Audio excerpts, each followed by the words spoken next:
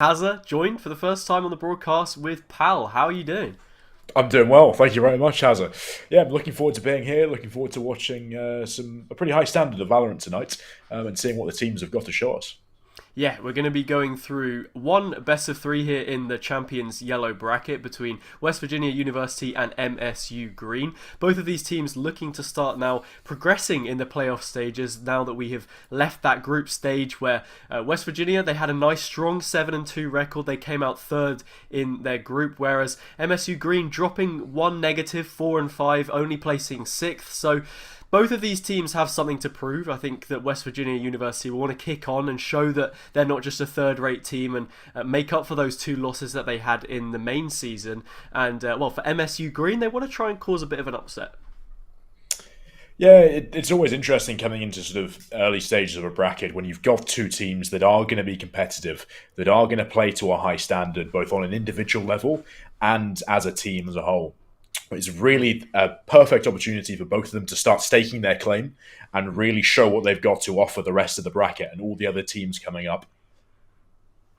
Yeah, certainly. So let's first of all get a look at some of these players that we're going to be seeing in the game. Starting off, I believe, with the West Virginia University bracket, and the lineup that they're going to be fielding tonight will be Eagle Elo, also known as Finn. I think we'll be referring to them as that for this broadcast. J-Ronic, Agility, Sora, and Black Coffee. So we have a mix of different like degrees here, I suppose. We've got a history student like myself, a couple liberal arts, and even a student in STEM there at the bottom in the form of Black Coffee. So I mean, nothing really sticks out to you straight away here, pal. I think we don't have any interesting facts for the West Virginia University roster, but if we move on then to MSU Green, we'll see who they've got in store for us. We've got Puffy, Angel, Ricky James Bond, which is a very nice long name, and they're doing nursing as well, very interesting, Juice, and Eskrals. So we actually do have some interesting facts here, pal. I don't know if you've had a chance to look at any of them, the first of which being that Angel has actually gone top 2 at every LAN they've been to so far. That's crazy. It depends on the sample size you've got, Yeah. as I'm sure Angel himself would appreciate being a data science major. But yeah, having that sort of level of experience of being able to play under pressure, often in front of a crowd or in front of at least the people that you're competing against, provides a huge amount of value when you're playing in a team scenario. When you've got competitions that you know that you can be successful in, and you've got that level of experience that you can deliver and hand out to the team, that means that I'd be expecting that this team, even if they start going down, given they've got a slightly weaker record in the main season, I would expect them to be fighting all the way to the end. They've got that experience that will carry them through, and I'm been looking to Angel to do that for them. Yeah, especially, and not only that, I'll double up on the point that you've made. Puffy as well, apparently used to play competitive League of Legends before switching to Valorant. So if there is a certain bit of caliber on these players, that could be the little extra edge that they need to carry them through now that we've reached the knockout stages. But without any further ado, and speaking about both of these teams that we've seen here, I think we'll now be going into the map ban phase so we can have a little look at what maps exactly we will be heading to. And well, it's no real surprise what we see cropping up. It's going to be that standard breeze ban for both of these teams. It was the last one to come through, but that is just sort of the way that they've played this veto. Haven, Ascent, and Icebox, though, all very common picks at this level, having high percentages of pick rate across the board. Starting off with Haven on attack, West Virginia University being the stronger seeded team coming into this. How do you think that that's going to affect their game plan here, pal? I think actually they've got an exceptionally good balance in this map veto. They're starting out on attack on Haven, and it gives them a great opportunity to really set the pace and put their foot forward and dominate how these maps are going to be played. Not only on Haven, where they're really going to be able to abuse the defenders' rotations, but also then into the further maps. If they can show that they've got a good tactical understanding of how to shift about the opposition, then Ascent could be a real pain for MSU as well. Yeah, and the way that Haven plays as well, you're able to do so much manipulation. If you have that tactical edge and control the rotates really effectively, make good use of the space that is available to you with there being 3 spike sites, I think it does then pose problems going into Ascent, like you mentioned, with it being such a puggy open map. You're in that situation where it doesn't really necessarily favour you too much having it as your pick because everyone is so well trained on it. The reps that teams put in on this map are so vigorous. There is that lack of an advantage, I suppose, and Kyra and I talk about this a lot, that when you bring forward a map like that into the pool, you don't get the same kind of advantage. I suppose with all of the other ones getting banned out, it can be difficult to have that kind of drop on your opponent in these competitions, but yeah, for the most part, that will be a bit of a struggle for MSU, but if they can carry themselves through it and keep the scoreline nice and close, there is always the chance that they take it to that third map of Icebox, which also does sit very high in the pecking order in terms of picks that we've seen so far. No, I completely agree. I'm really looking forward to hopefully taking it to 3 maps. With Haven Ascent, they're often played in very similar ways. You're looking at teams primarily choosing some fairly map control heavy defaults. On Haven, you're going to be looking to take control of things like C long, take control of things like A long and sewers. Same on Ascent when you can default heavily towards mid or A main or B main. Whereas Icebox, that's going to change things up. That could be a real fresh map and fresh addition into the series. Yeah, it certainly could. I think Ascent, Haven, and Icebox are all very open maps as far as things go. When you look at Bind and Split, for example, you probably won't be getting the same value out of an operator, but Haven, Ascent, and Icebox do leave you those fairly long angles to try and contest, so that is always something to be aware of, that gap that we see between teams in terms of the agents they're bringing forward to use those kind of plays. I think Jet and Chamber as a duo are getting picked up so frequently now on different teams. They're not just running the Jet as they used to, with her being so omnipresent in the way that the meta sets itself up, but stacking up Chamber as well and having that double threat with the get out of jail free card there on the Rendezvous as well as the Tailwind. So these will be things to look out for on both of the teams, as well as maybe being quite heavy in terms of the initiators. I think with the amount that they're available now, and with KO finding their way into getting some real usage as they have sort of developed in the meta, we are seeing teams want to bring in more than one to try and probe for as much information as they possibly can before going for these executes. And yeah, we are seeing this exact same thing happening on Haven as well, one where you need so much information. But I believe now we should be getting into this first map of Haven and seeing what agent comps these guys are going to be bringing forward in the first place. And yeah, well, West Virginia starting on attack. What were you going to say, pal? I was going to say, you've spoken about these initiators. You've spoken about this sort of Jet Chamber combos that we can bring out. That's all good and tactical. As it on Haven, I want to see a Neon. I want to see someone crack out the Neon, start to go aggressive, and we'll see what both teams are choosing for now. No Neon being hovered for me so far, unfortunately, but we are seeing a fairly standard comp coming out here from the attacking side. We've got Finn locking in on the Killjoy, Black Coffee on the Omen already, and Jay Chronic looking to lock in potentially on that Sova as well. Not something that would surprise us whatsoever. Potentially a Breach, a Sky coming out on Agility. Yeah, potentially if they do want to try and play into that double duelist. It's looking like it's going to be potentially a KO, so that double initiator setup is still a possibility. A fairly balanced comp across the board. There are a good amount of flashes in there.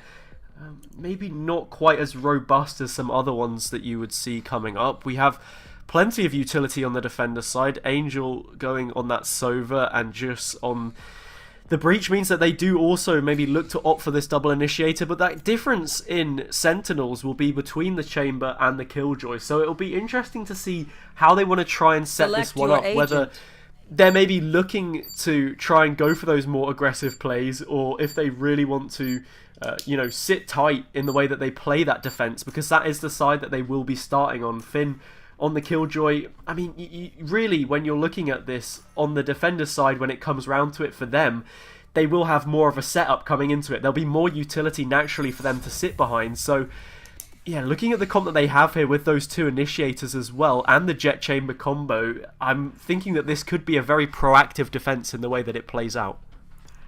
Yeah, absolutely. They're definitely going to have to be making the most of the double flashes. It's not a comp you pick without having some idea of how to use it. So I'm really looking forward to how specifically they default, if they choose to do so. Or whether or not they actually, as you say, on this defense, choose to just go aggressive off the bat. Are they going to try and take space, especially towards a lobby, C-long, potentially out through into mid with some nice trap plays or some pop flash set plays? That's what I'm going to be looking for in these early rounds, especially coming up on this pistol round.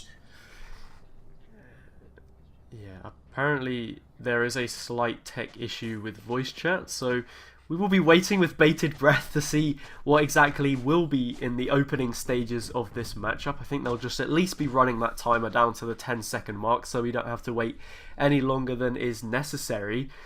Like you said though, pal, it will be interesting to see the way that they try and set this up, because the pistol round, as we know, it can set the pace for how these games are going to really play out. You get those sort of 2-3 rounds on the board straight away, and then the difference between a team having so much momentum and so much success is whether they then carry on to, convert the bonus round and keep on pushing, especially on a map like Haven where you can have a lot of momentum on the attacker side.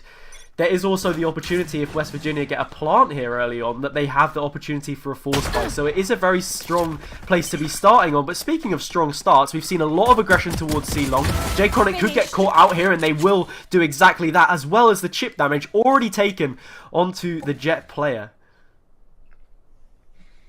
Yeah, we've seen a nice aggressive take from Finn into Garage here to try and seek out any of the Sentinel utility they can just clear and get out of the way early. But West Virginia know that they're a man down already, and they're just going to stack up for this C hit. Not a bad start. Stick to your guns. You've got that KO knife. You know that you're able to actually execute quite heavily off the back of that if you can eliminate the opposition's utility, and that's exactly what they're going to go for. They're just looking to push straight back in after losing the initial pick towards C. They expect maybe that rotators come through, and well, there are players here to defend it, but they're just dropping where they stand. Multiple players combining on the side of West Virginia to secure that one for them, and as the spike goes down, it's looking like they'll be playing all the way towards the front of the site here. Both players coming from Garage and Long, which means that it's a very interesting post plant. Spike not really on the side of the box where they're able to defend it so successfully, but Agility posted up on wood will do a bit of damage. Puffy does send them to an early grave, but Finn is well positioned for the trade as they wrap around from Garage, and just like that, West Virginia, they will get that first pistol round on the board. You can already see the prominence of West Virginia's leadership coming in there. You could see how they waited, they paused, they used the 0 point expertly to get rid of that Omen utility, to get rid of the C-Site's anchor utility, and then execute whilst they've got that 8-second period. But once they actually did that, they knew that they could be getting flanked, and actually made the most of that, grouped up together, and then took CT really quickly. A great bit of proactive post-plant movement there, something I'm really hoping to see in some of the later rounds. It was really, really nicely played, and well, right now we're going to see an early clamour to try and get that orb, so the Blade Storm is available sooner rather than later. Ricky eventually makes it difficult, but hits a very nice flick to make up for it on the Sheriff there towards mid.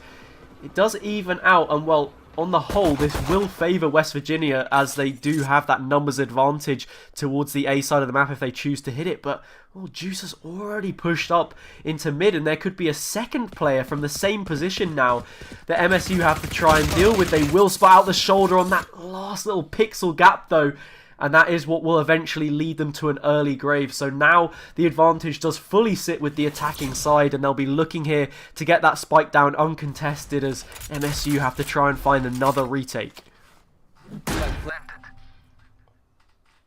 It's interesting that West Virginia, they're always somebody on the lurk. And here Sora's seems to be making the most of it. Does he get the second? He's good for 2, absolutely. And Eskrals is taken out as the last man left alive. But yeah, West Virginia, they've always got someone on the lurk. In that round, to begin with, it was Black Coffee working their way up C-Long, just finding that info. And that shows the prominence of, and at least their understanding of how to play Haven as a map. They're getting their feelers out across the map, trying to work out early in the half how the opposition are defending. Where are they putting their sentinels? Where are they putting the utility that's covering the spaces rather than a player? And how then can they adapt their attacking strategies to find those gaps and exploit them as we go into this bonus round? Something also to note, pal, that I find really interesting is the fact that we don't just have a double initiator setup from both teams as they're going straight on in here. Recon dart onto Puffy backside, also going to be in a situation where they can't use utility. Puffy does take down Agility, but that core will be stabilized, and things do revert to a 5 versus 2 in the end as there's a huge spray down towards CT. It is just Juice left alive, and now we're looking at potentially a flawless round carried through on this bonus. It will just be the Caster's Curse coming through there as Finn will take them out eventually. But going back to what I was saying, that difference in initiators we're seeing between the two teams mean that while you have more flashes on the side of MSU, you have that lack of identity about the initiators you're bringing forward. Sova gives those recon darts, but you can tell who you're facing up against. You'll see it ping up on the map.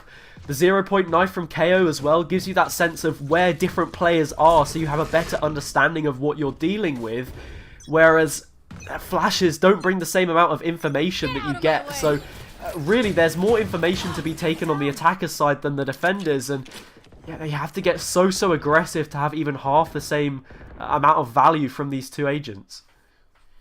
Absolutely. At least in terms of the information, as you described. You've got one team comp, West Virginia's, that is very strong in terms of specific information. As you described, with the 0 point, with the Sova Recon, you can land with the drones, with the Owl drone as well. You know exactly who's in what situation. However, you've then got the strength of the double flashes, the Sky Breach comp, which is for those aggressive space-taking players. You can combine that with a chamber to potentially get some deep trademarks to help you control the space and counter the sort of slower info-gathering playstyle of the opposition, perhaps. Ooh. That's something I'd expect to see, but Angel managing to get the pick on the Sora through the smoke and the Marshal, picking up the Vandal for his efforts. It was a really nice shot through the smoke, but it will just be that shot in the dark that will be visualized between the two teams here, as it's the only pick that West Virginia have had go against them. That jet-on-jet action, which we haven't really seen too much of thus far. There will be a weapon saved here for Angel if they want to hold on to it, and they could soon find Agility, who isn't on a great amount of HP themselves. They do. Tailwind does get burned, and, well, they have to re-challenge that angle against Black Coffee, and it's not one they're going to be able to win out. West Virginia just gaining in that momentum early on. Like we said, they were able to convert the bonus round, and that put them in a really great position now to just keep kicking on and shutting down MSU at this point in time. Like you were saying, that bonus round, you mentioned it, they're smart. Agility, specifically, is playing smart. It looked like there wasn't too much point to go and chase down Angel there. The round was won. Okay, you can do a bit of economy damage. It's not going to make too much of a difference. But by Agility dying there, he gets an extra point towards his ultimate. And as we saw in that bonus round, that can make a huge difference when they want to change up the pace, just as they are doing now. Huge, heavy 5-man exec coming in towards A site here. But Ricky James Bond, despite being blind, does get one before being traded out himself. Sora is taking a lot of space with a tailwind onto the site and gets one for himself too. Down into a 4 versus 2 and a great paranoia to shut out the defenders on a fast retake. And MSU are going to have a very difficult job of retaking this spike site here. Yeah, I mean, twice as many players stationed is already an inherent advantage, and they can manipulate these post-plant positions to their advantage. There'll be someone to try and take contact early on. I think it's Angel for underneath, and then Black Coffee is ready for a swing, but Agility, they leave a little bit too much open, and that's given Puffy an opportunity to find that first pick. With the Operator, though, I don't think there's any chance they're going to want to try and play for this retake. S-Crawls does snap that one off. Black Coffee will lose their head as the Omen fights the Omen. And, well, actually, we're coming out of this round with MSU having more players left standing. They won't have anything else to show for it other than the weapons they're able to hold on to. But decent damage done on the board. Not sure if it'll have too much of an effect looking at how many credits have already been stacked up by this attacking side. But there are still signs of life here. I think they just need to be in position for that retake a little bit sooner and have players to play off of one another, because right now it seems like there's aggression, but it's a little bit sporadic, not coordinated in a way where they're able to actually come out on top, and losing out on those early picks means that those retakes are that little bit harder. Even if you can get those kills in the late game, it doesn't amount to much because you have no time and you're not in a situation where you can actually win the round. No, I completely agree. I think the point you make there about being there and actually able to retake either quickly or altogether is crucial. We're starting to see the weakness here of that double flashes, that slightly less info-heavy comp coming out. They can't make those rotations just quickly enough, and as a result, they're only having 3 people fighting for the site, and the last 2 rotating in are too late. It's too little too late for them. But Agility's going in hard, trying to get past those Alpha Wolves. Yeah, Angel does swing back with a couple of knives there. The Rolling Thunder does come through on this defensive side. Well, they've poured so much into this attack, but they are getting cut down where they stand. Juice does try and reply, but they're giving away so many steps. J Chronic has to know about this. Juice certainly doesn't. That position not yet given away. Will be able to hide behind the box slightly and gets that spike all the way to half. A triple for them off the back of the swing means it is going to be that first round secured for MSU. And what? They threw the kitchen sink at it, so if you're them, you've got to be at least relieved that they get that one on the board. Yeah, absolutely. Off the back of those 3 kills that they get on the A-bomb site, on the exit frags there, that's a huge round to win. Juice, getting a quick 3, ego swinging, no utility, no concussion, no nothing, wide swings, takes out his opposition and wins that 1v1. That's a big, big confidence boost. And now that's what you want to see. We want to see Michigan State playing with confidence here, going for fast, aggressive plays, or getting some of these trademarks into further and more advanced positions on the map so they can actually hold some space and they don't need to rely on the info that, frankly, they're lacking on their team comp. I really like this early probe towards Garage, though. A position already secured. Ricky slipped in the back line, and they could find one here. Finn drops, and well, that reload nearly sets up Sora to be in a vulnerable position, but they are able to trade it out, and now that balance starts to shift a little bit further. The execute starting to group up towards the B site here. Angel in a position to try and defend it, but can't do anything. Powerless to stop that spike from going down. The aftershock just a little bit too late to deny. And now we're in a 4 versus 4 where there are ults on the board to defend it. Hunter's Fury, even agility on the close angle, just will shut them down. MSU have the numbers, and they're going to try and tease that defuse. We do see the Hunter's Fury come through as a result. The Omen on Omen action gets traded out. And just as that last ping comes through, this is going to be problematic actually, because it's just given the position away. That tag was exactly what they needed, and Sora capitalizes off the back of it. A huge quad from them to give that 6th round finally to West Virginia. Yeah, that's a huge 4K there from Sora. Just again, when you feel, when you're as an MSU player, that you're starting to get some sort of foot back into the door of this round, of this map, Sora's just shut you out. Kicked your foot out the door, slammed the door shut in your face, and frankly, combined with that Hunter's Fury, there's very little ways that they're really going to actually contest that, that defuse there.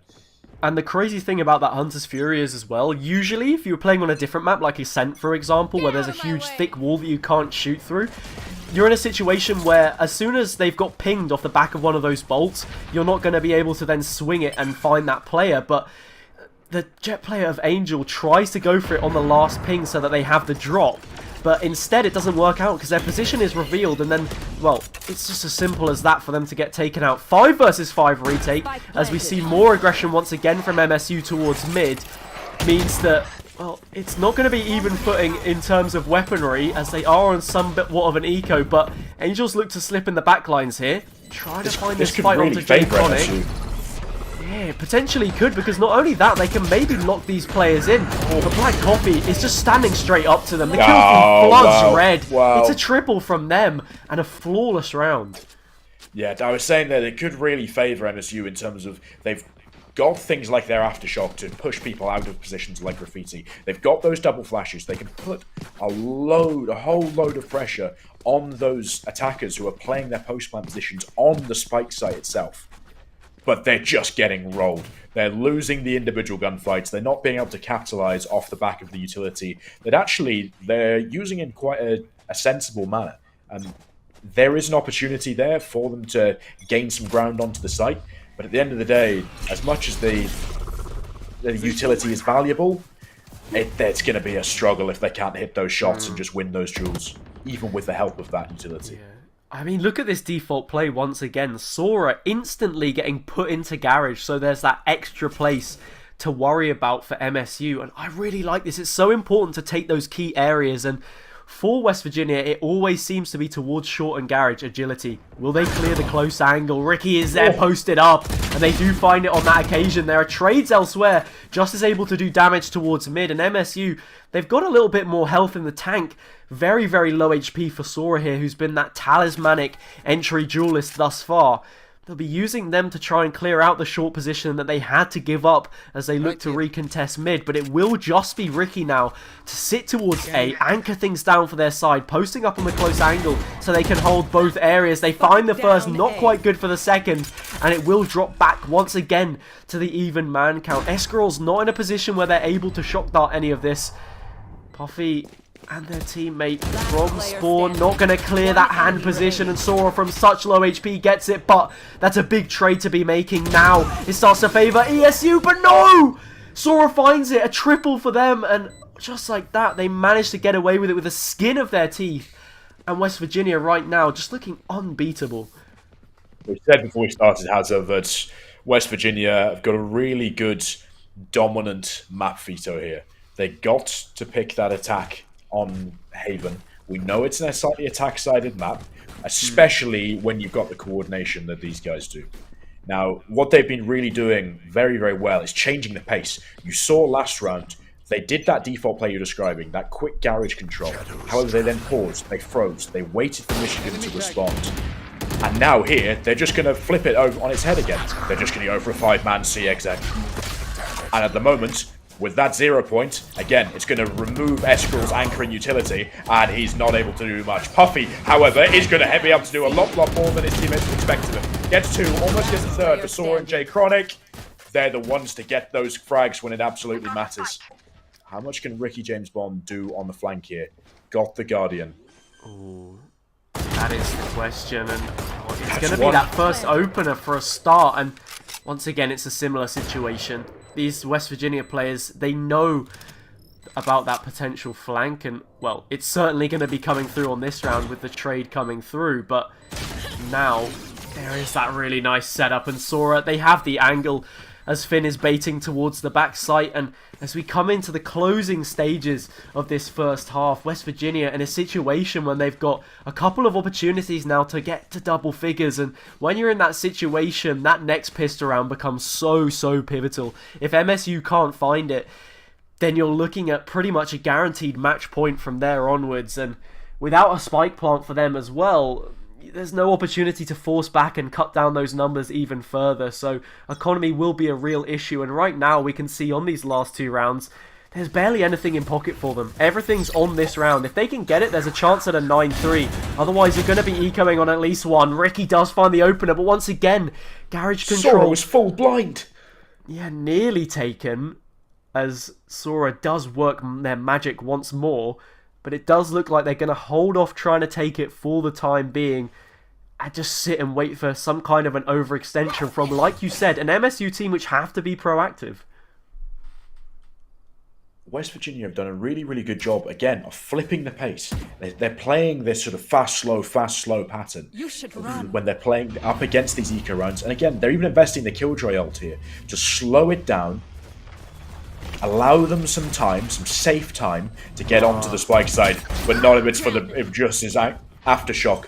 And Sora, again, working some absolute magic, as you said, to give themselves a lot of space here. So as he pushed into a lane, catching Puffy off guard, and there's only 2 left.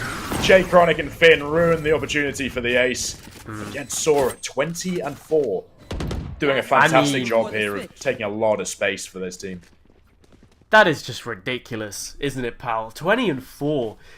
Putting up at least a 4KD here and having not only double figures, but twice as many kills as the second player on their team in the form of Black Coffee, who's been doing great work on their own. I mean, this entire West Virginia roster has been doing an insane amount of work so far. And once again, it looks like they're going to be going for, I was going to say a fast C push, but it will just be that garage control once again. Ricky tries to challenge it, and well, I thought it may be ill-advised, but they've come out on top. A really nice flash isolates Agility, who stepped just that little further than the wooden box and away from the rest of their team. There was nothing they could do. Just is there to try and support, and just like that, twice as many players now stand for MSU. That's a really nice adjustment there from MSU. Look, you can see the chamber trademarks. There's one on A, they've just left A. There's one front B, and they've left it. And they've stacked up towards the area that's being contested by West Virginia constantly, no matter whether they're going for their slower default plays, which, as you say, have often been focused towards garage or sewers, or they've been going for these faster C splits and CXX. Look at the timing here. I think they're going to get Coffee has spotted no out. idea, Angel does no eventually idea. find them. And it will just be the 10-2, as it's actually that more ropey buy that we see coming out from MSU that will get them a point on the board. Only the second one that they have, but doubling up nonetheless. Yeah, I think something else interesting to note is when you have Sova Recon Bolt 0-point knives flying in, this is a lot of information that Sora is playing off of. We saw on that previous round, when the dart went towards back B, there was a situation where Angel felt like they had to break it to still hold that aggressive angle, and it means that Sora knows where they are posted up. They can then try and play off of it. There's so many situations where it looks like the trades are even in the site, but West Virginia, they posture themselves in a position where they're then able to find that flood of late kills in these situations. So right now, I think it might just be ships in the night, though, passing, as we're seeing a lot of mid-aggression early on from West Virginia, who look to just run it down with a defaulty play. On the flip side, MSU, they're going straight into C, as we had seen the attacking side do previous, and it will be a 5 versus 5 retake as that spike goes down. I think one of the big points you mentioned there is agility supportive play. Look at the number of assists. You've got 10 on agility. You've got 8 and 6 on their Sober and Omen players respectively. They're getting a lot of value out of that supportive utility and the supportive agent. And that's what's been allowing Sora to do a lot of damage. But just, he's the man for this round. He's not done just yet, that's for sure. Again, seeing some of the Michigan State players here starting to contest the experience of the West Virginia team. They're not done. They're not out. They want to get back into this game. It was a really big retake for them to try and make there. They had huge numbers flanking in towards long. When that trademark is signaled away, there's always going to be an idea that someone will be coming through late, but I don't think they were expecting 3 or 4 players to pile in. Justin is able to take them down, and now West Virginia on the back foot, seeing MSU sandwich 2 rounds either side of the half.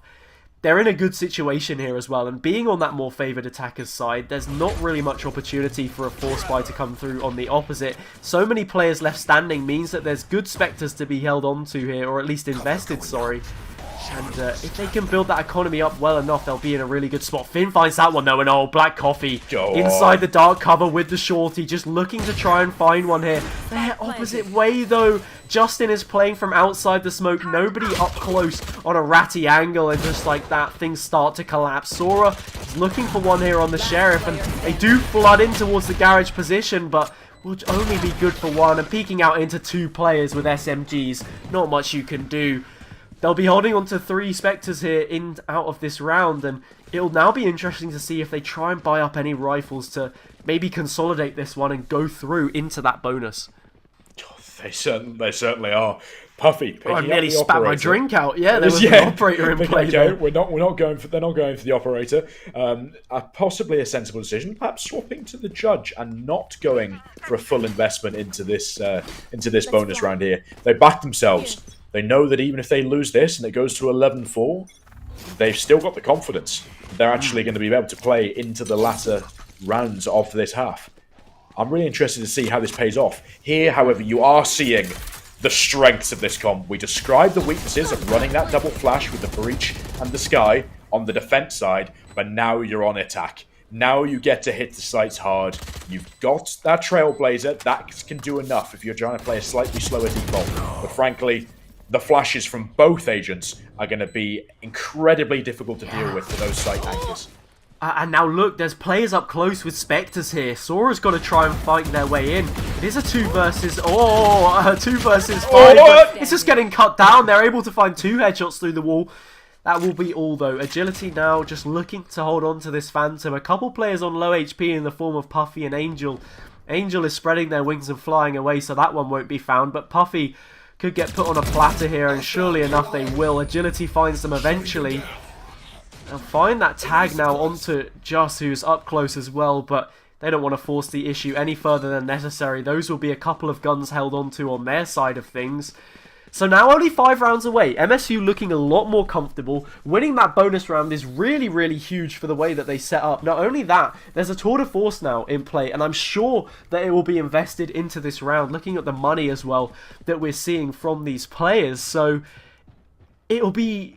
There's a couple questions raised, pal, as how they try and invest this one into the setup, and whether they do just group up as 5 here, or if they are holding and waiting for them to get peeked into, as Sora has already cleared out the whole of C-Long, and that's a lot of information for West Virginia early on.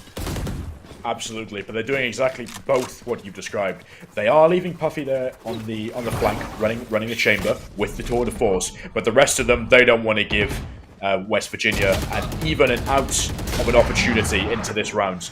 They're stacking up together. They know they've got the weapon advantage, and they're going to make the most of that. It was a great decision from the leadership of MSU last round to go and stick to that low investment bonus round buy. And they could hit B, because unlike on some of the other maps where you don't have a spike site that's as small and as compact as the B bomb site, as the B spike site on Haven is, that you can actually exploit with weapons like Spectres and the Judges and the slightly closer range weaponry that you can buy. It gives them an opportunity to now use that tour de force, make sure they've got rifles this round, and really, as we can see, start to put a stamp on this attacking half. That's 4 rounds now. They've got their attacking comp working well. They're taking a lot of space aggressively, and now this is the round. This is the round that's going to determine for me, I think, how the rest of this map is going to play. If MSU can come away with this one, they can put Puffy in aggressive positions to take some of those op shots. They can get Angel taking a lot of space off the back of the double flash comp. This could really turn around this map and make it a lot more competitive. But Sora and Agility, they're not having any of this. They're not letting them have C whatsoever, and Just is going to have a lot of problems here. Oh, but Just knows exactly how to deal with them. They have Sora's number, and just like that, it's an early advantage thrown into the hands of a rampant MSU, and not only that, it will be doubled and tripled upon. And now it's only those 2 players left standing in the form of Agility and J Chronic. So it's both of those initiators we were talking about. Angel will go hunting for them. It's just a shoulder peeked out though. And when you don't know where that play is coming from, it can be so hard to deal with. Now in the 1v5, the 1vx for West Virginia, and it falling on the shoulders of J Chronic.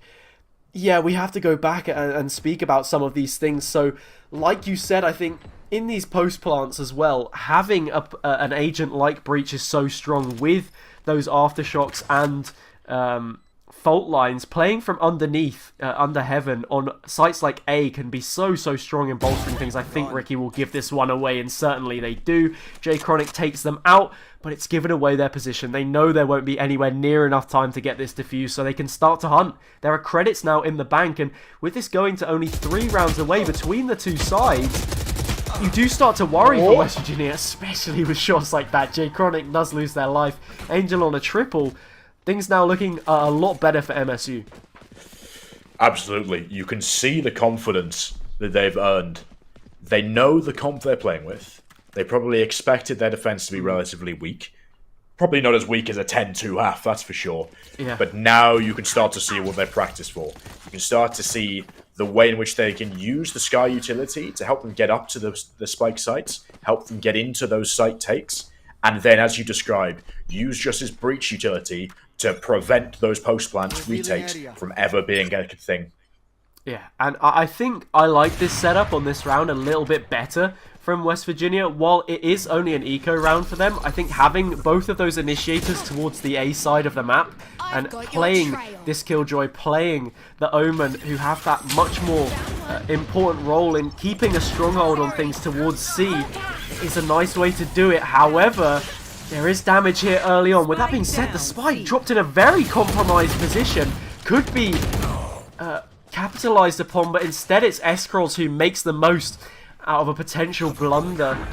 Now we see twice as many players standing for MSU once again in the post plant, but yeah, the worry is that Sora maybe doesn't have as much support as they want here on the defender side. Very top heavy in the way that it's set up, as J Chronic catches all 3 bursts of that aftershock and loses their life. Really nicely played utility there from Just into the Aldrone that they knew all about. So yeah, just look how top heavy the scoreboard is for them, right? I mean, Agility and J Chronic shopping in with about 20 assists between them, you know, only 1 shy of the number itself, but I think picking up an operator here is very big though, because it means that Sora can be a little more self-sufficient than they are maybe on a rifle, and they don't require that kind of setup that we saw from them on the attackers side when they were playing around the rest of their team.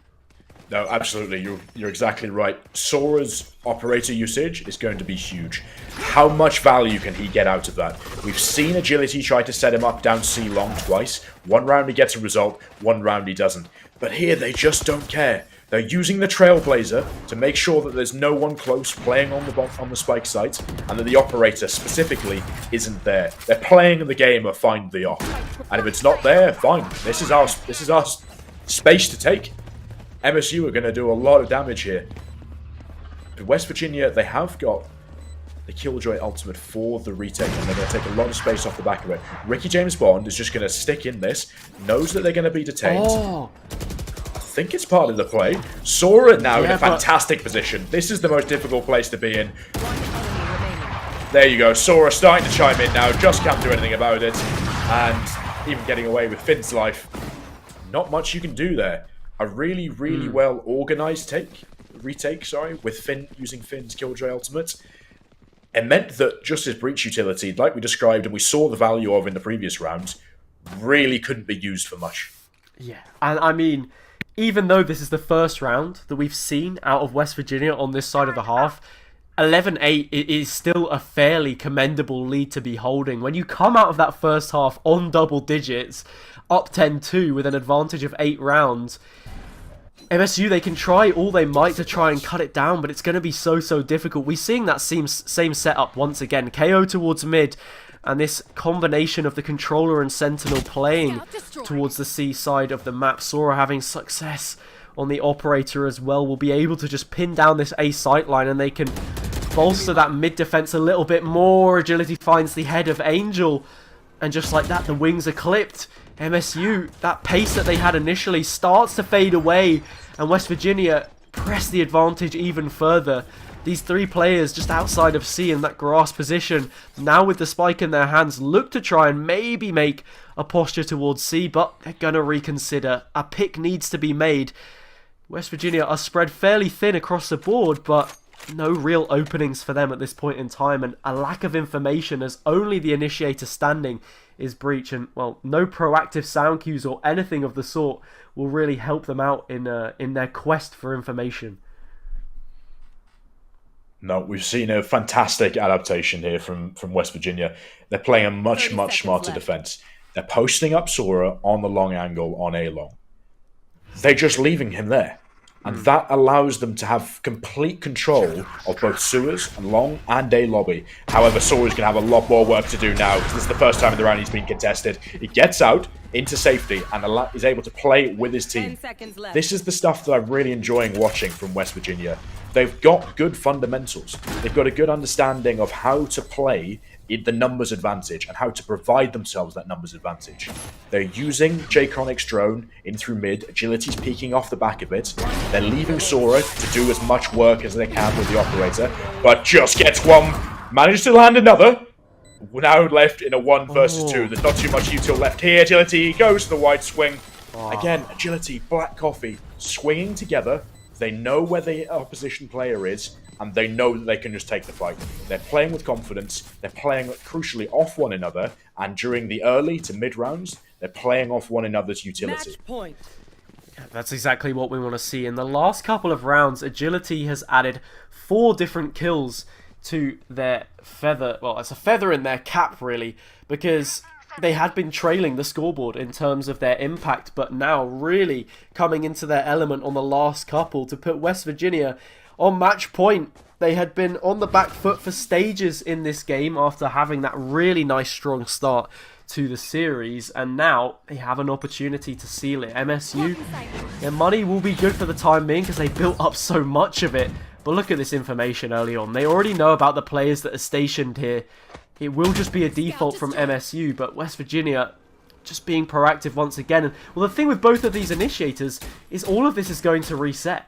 So they're going to have the same information back soon, and well, the flash comes through, but Puffy is on hand to trade it out, and that is huge now for MSU finding an early advantage. Not only that, Angel will return the favour and find J-Chronic. It leaves the A side wide open. Well, MSU, they're not out of this one just yet. Both teams having really good understanding. Oh, what is that, Sora? That's disgusting. That's just sheer confidence. He doesn't care about the fact that we don't do it again. Oh, no. That's fantastic positioning. He knows how he's using this operator. Puffy Habit is able to trade one back in return. Yeah, they eventually take that one out. But I mean, you were worrying for a moment there for Escrow's life. They were on the boost, they'd given away a couple shots, and Sora was well aware of their position. We're going to see a quick dip out, and once again, Black Coffee fails to clear that close angle, and Angel will punish them. That hand position being a bit pesky for both of these teams, I think, and actually paying dividends in that situation. The gap starts to close now, only 3 rounds between the two teams, but yeah, Sora is still a player unhinged, finding many, many kills, regardless of whether the round swings their way or not. My question is, how much more can they do? If you look at their economy now, they're probably going to be playing with knives here so that they could buy up and invest into that operator, because they weren't really getting much value out of him on the previous rounds. And they're resorting back to agility, launching a flash down long, plus the paranoia coming out from Black Coffee, and Sora taking a lot of space here down C long. I mean, you say how much more can they do? How much more are they required of? We will have to see. West Virginia will get that opener through Finn. Will be traded out, and we're going into the post plant. Fragment grenade won't do anything to deter these players, and they start to make the setup. Escrolls towards Gong is positioned nicely. The Seekers come through to just slow those defenders a little bit more on the retake, but there's a null command now to shut the utility down. It's all about Ricky though. There's a huge flank here on those last remaining players, and while J-Chronic will find 1 or 2, their teammate is down on the other sides of things. There's only 10 seconds for them to come back up, but this defuse is actually coming through. What? They're just going to stick it the whole way. The peak eventually is found, and Puffy will take them out. Agility drops as well, but that did get very, very close in the late stages. So I was seeing that happening, right? That was incredibly close. I just felt like Jay Chronic, 1 map round away from taking the first map of the series. A good way to start with confidence, but he doesn't stick it in the end. Perhaps I think he even if he had stuck it there, even if he had stuck it, I Puffy think probably should have been Puffy there. was on hand, but Absolutely. The real issue now for West Virginia is that this is going to be a half buy for them. There is a Vandal sat in the hands of Sora to maybe try and be that dynamic edge as they take a lot of space early on. Puffy caught off guard, but the shot does eventually come through on some kind of a flick. That weapon will be lost though, and this certainly favours MSU as they now look towards the C site. Black Coffee dropped so low. Point being is though, if they don't manage to find anything on this round, which is looking hard for them to do so, and MSU aren't using up too many ults as the Rolling Thunder will soon be coming through, they only have that one last swing to try and find it. I don't think they know just how many players are stacked up towards this C side of the map here. But frankly, I don't think they care. This is the point of this comp. They're running the breach ult, they're launching their jet in with the sky and the breach flashes as well. There could have been any number of opposition players on that spike site, and they would still have been hitting C there on the execute. It's clean, they managed to get a good timing on it, and now we get to see them set up this post plan. It's been strong. Agility, taking a lot of space down here towards mid, but Ricky, he's going to hear it all. He knows exactly what's happening. It's going to be a great flank. Black Coffee, what a shot. Ricky does get one, does get a second, and this is going to make the West Virginia's remaining players. Oh, it's so hard for them. Ricky gets 3. Nice and clean to wrap it up. They don't lose anybody in the post plan, and that's crucial going into this last round. Yeah, it is just the Rolling Thunder there invested, and that's all they need to secure the round, because it buys all of that space. Black Coffee doesn't want a chance getting caught in it whatsoever, so it is just a free site for them to go and plonk that spike down on. This is a game which looked very one-sided, but now is flipping all the way along, and we could soon be in overtime. West Virginia have already secured that at the very least, but they're going to want to try and see it out in regulation. Sora posted up on that operator, but looking at the ultimates brought through, West Virginia knew this was going to be their best opportunity at a round and a full buy, so they've held on to the Hunter's Fury and the lockdown, but we're already seeing a tour de force, only 1 away from a Seekers. This could be real trouble here for West Virginia, and not only that, they've now lost Finn. Sora does bite back, lending them that slight advantage, but it is an ultimate gone, and a very, very costly one, potentially in a retake, especially if J Chronic loses out on this gunfight in long, because it means with no A to really control, and lockdown being so strong to take A back, this is a retake which is very difficult, especially looking at the position of the players, because it's a very long rotate to make their way over. that before that pick from Sora came in there, I thought they were going to be struggling a lot because they'd lost Finn as you described, but Draconic somehow managed to get away with one. Looking to take a second with him, he certainly does! And Agility wraps up the last. They get it at the death, Hazza. West Virginia come through with their map pick.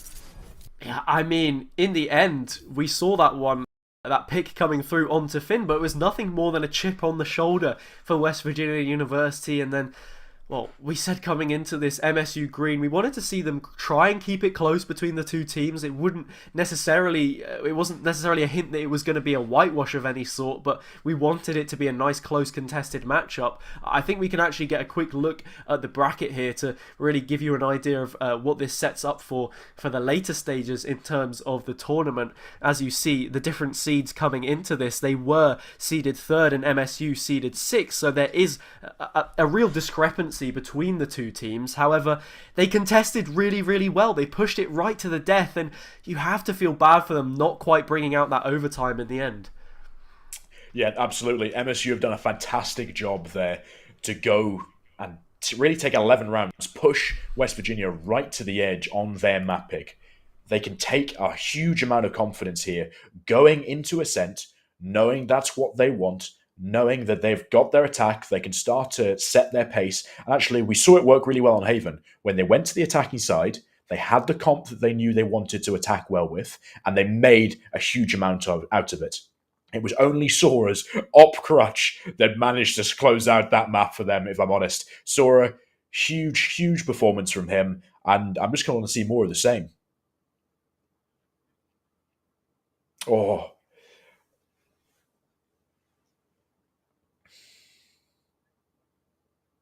yeah. I mean, sorry. Basically, all of these players had a standout round. Jay Chronic on that last one to seal things out. Agility as well, even when they struggled a little bit on that KO, perhaps chipping in only for assists, had a couple patch of rounds, which were the first rounds, actually, that West Virginia were able to pick up in the entirety of their defenders' half after losing about 5 in a row, I think it was, to just give them that bit of extra momentum. Really, really huge. Big picks to be made all across the board from those players. And, well, unfortunately for them, they will be losing that one out, MSU, but now they will be going to their map pick of Ascent, but not before we go to a very short break. So we will see you in a moment. Don't go anywhere. This one promises to be a banger.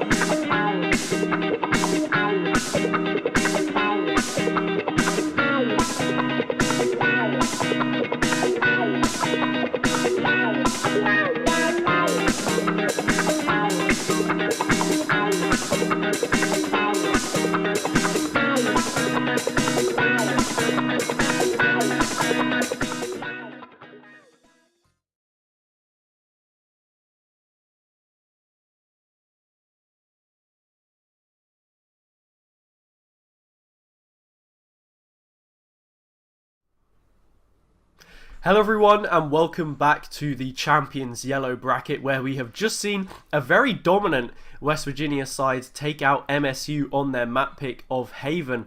Dominant was the word to use, I suppose, coming out of that first half, but, well, MSU, they fought back very valiantly to narrowly miss out on an overtime in the end. So both teams showing real promise. It was that initial push that we saw come out from West Virginia, and Pal quite rightly said that with them having that strong advantage of an attacker's side pick on Haven, there was always an opportunity for them to create a significant lead. But, well, MSU showing that they have a real sense of caliber of their own, and unfortunately now they have to go to Ascent to bring it to that third map.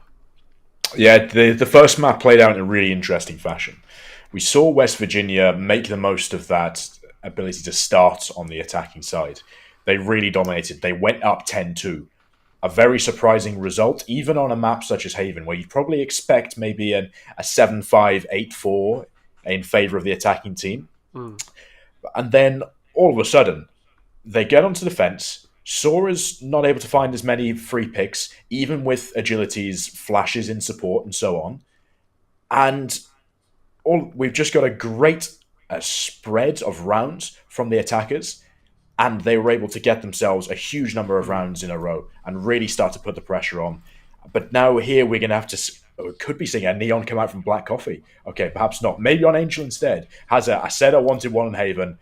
I didn't get it, but it... Ooh. Angel's just trolling me now. Angel's trolling me. Eskrils is hovering over the Phoenix. Sora's got their... four of them have been hovering over Neon. I'm just going to keep my mouth shut until I see what happens at the end. Yeah, I mean, welcome to the caster lifestyle, pal. Yeah. The players sometimes can be quite tricky in the way that they tease certain things. Certainly, it would be nice to see a Neon come out from either side. We're yet to know as to whether we'll be graced with her presence or not in the server, but quite rightly, as you said, I think Sora did struggle just a little bit on that defender's side in the end. Maybe that's a slight overstatement, really, because... while they were able to create some moments of brilliance, it was mostly on that operator in the end. They weren't able to have the same kind of success when they were getting those set plays and executes as we saw from them and their teammates. So once these comps are locked in, it is looking like on the attacker's side we might actually see that Neon pick come through in the hands of Angel. But no, they flip it over at the last second. It's a real bait and switch. But now that we finally have these team comps locked in, something really interesting to note straight away for me personally is that MSU haven't opted for a Sova in any capacity on this map. No, they are going to go again for the double flashes. It worked for them in the previous round. KO, obviously a very meta pick, but normally you'd expect the KO to be the one that you'd swap out if you bring a Breach into your comp. Teams like London United in Europe have been running this Breach chamber combination, and it's been working really, really well, especially in this post 4.04 change to the meta. However, coming out from West Virginia, we're seeing a very, very meta comp. So again, it's going to be two clashes of style. I'm hoping that actually we're going to get to see the double flashes from Ricky and Jus have a lot of impact again on this attacking half. Only time's going to tell, Hazza. I'm really looking forward to seeing whether they can put as much pressure on their opposition as they did in that second half of Haven.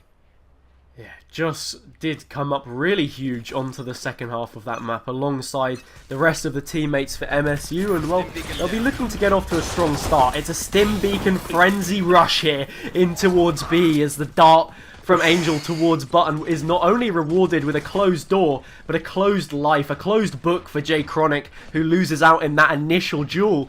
And now, MSU, they're able to carry an advantage into this post-plant situation. That door will eventually be clattered apart as the Classics chomp away at it, but it's Finn who's cutting away at that advantage even further. Can't quite make it out of the fragment, but maintains that early advantage for the attacker's side. This is exactly what I wanted to see from Michigan. They've got the comp for it. They're going hard. They're going aggressive. I'm really looking forward to seeing how both teams trade out this KO utility, and if they can use the 0 point at different times, or one waits for one to throw it and the other to throw it. But it's going to come down to agility on the KO versus their opposite player. Ricky's got it. He knows he's done the job. And Agility does end up getting that pick towards the end. But there you go. MSU with the first round. They're going in hard and fast, Hazza. Yeah, they certainly were. It was just incisive, really, the way that they went for the jugular there. And it's a situation where Jay Chronic is completely isolated towards that position on stairs. There was no one else in sight to try and refrag them, because it's not the same as when you've got an Omen like what we're seeing from Black Coffee. While there have been changes to the speed of the dark cover, it's not going to be anywhere near as pragmatic as those Sky Smokes. All three of them can be dropped at once if you need to, and well, right now the gamble from West Virginia is not going to pay off whatsoever. It's another free site, but this time one left entirely uncontested, and we will be going into that fun 5 versus 5 post-plant scenario. Hazza, if it ain't broke, don't fix it. Yeah. They've just gone straight in with exactly the same strat as the previous round. But this time, they've got some slightly more advanced post-plant positions. They're backing their weaponry, and Puffy and Eskrals are taking the first 2 kills. Just gets one. Black Coffee finally able to get one for his own side. Probably not going to get too much more. Does, actually, with the classic. Ricky gets the trade in the end, and it's left up to Sora to find a little bit more damage with this shorty. Oh, surely he doesn't bait Just in. Just should be a smarter man than this. It looks like exactly that as well. Those players getting out of there early on, and well, Angel's trying to poke around on these close angles. Sora gets pinged out right on the very valence of the 0 point, but their position given away nonetheless. Ricky will take them out. It will be a second round on the board for MSU, and well, like you said, when it isn't broken, there's no point trying to fix it. But do you maybe feel that MSU going for that same execute and having such great success on both occasions in the early stages maybe puts them in a situation where they've shown their hand a little too early against West Virginia? No, I wouldn't say so. I think it's probably the opposite. They've shown how threatening they can be. If you're West Virginia, for the rest of this defending half, you have to know that this is a possibility. You have to respect the fact that a heavy B exec is a threat to you. But Sora doesn't care. Sora's trying to find out whether they're just trying to run the same thing again. Oh, this is really interesting. Yeah, there are players pushed in towards mid. They've hung that spike over towards A as plenty of space has been taken by Puffy, and I wouldn't be surprised if we go into another 5 versus 5 here. Agility doesn't quite catch the tail end of Ricky, but there are players in place now. Puffy capitalizes off of that one. Agility finds another onto Angel as both of the jets fall out of the server. The flankers are being flanked in their own respect, and finally West Virginia have an advantage. I like the idea from MSU to try and play into that early dominance they had towards B, but now they've set themselves in a really weird situation as we see the 2 remaining in the post plant defending this one from Tree, and Agility is just on an absolute tear. It's a quad from them so far, facing up into the judge. Finn just about steals it. Quite an unsavory sight, it must be said, but in the end, it's a round on the board for West Virginia, and a very convincing one at that. Absolutely. I mean, Agility, you're mentioning his ability to get those kills in throughout a lot of that Haven map.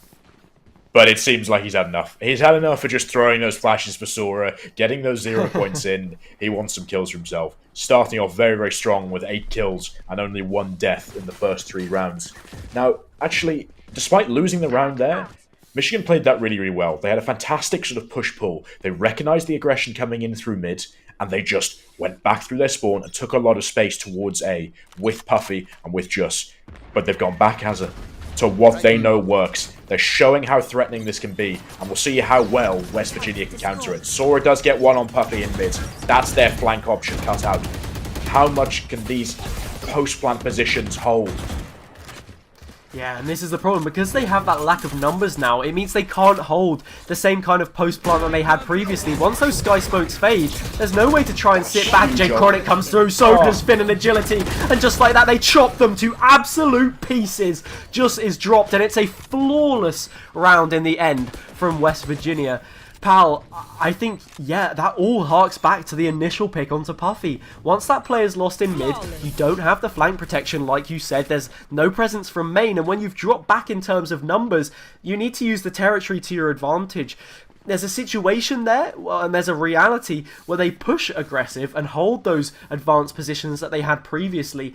but it's not one that they feel comfortable contesting, so they sit back in the site, and then the numbers really start to shift. West Virginia make the absolute most of it, and it is a solid retake from them in the end.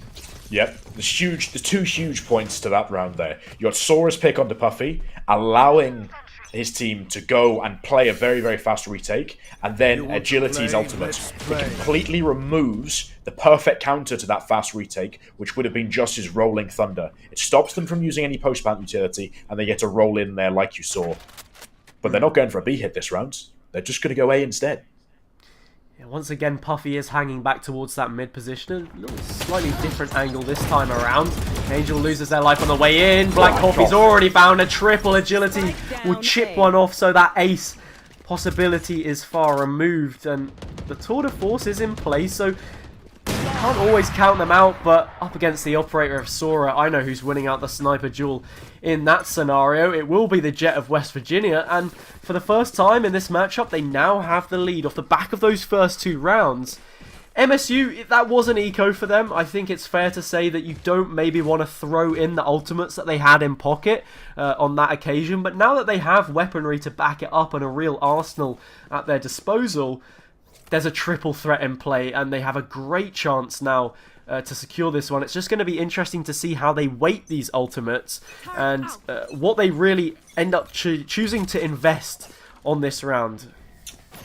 Yeah, we're seeing them playing a distinctly slower paced round here.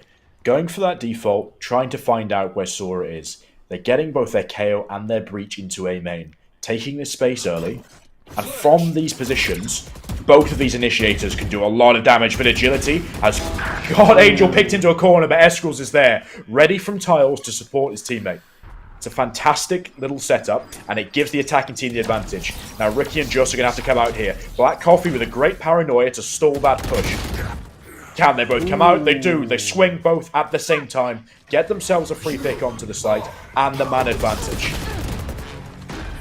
A really interesting duel so far on this round, but the first of many as Ricky finds yet another pick here, and once again, West Virginia now in a situation which they've been unfamiliar with the past 3 rounds, but one which is fairly similar to what we saw early on. Now that MSU have an advantage, they can sit that little bit more aggressive. They don't have to play so passive. There are good post-plant positions taken up, and this will be a surefire round for them to try and find as West Virginia simply look for exits on this occasion. And well, like you said, pal, I think it's interesting there. We only see the null command come through, so that's a very nice spacing of ults, which was one of the questions coming into this round.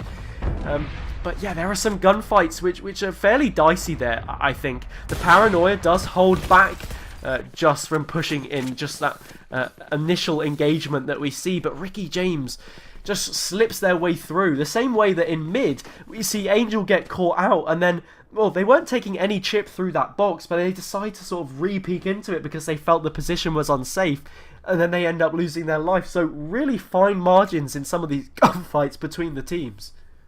Absolutely. Eskrals did a fantastic job of trading out Angel there. I'm sure those comms came in. Angel in calling out, knowing that he was in danger. And this time we see the pings coming in through on the minimap. Sora takes out his opposite man and gets away. A fantastic little adjustment here. Ooh.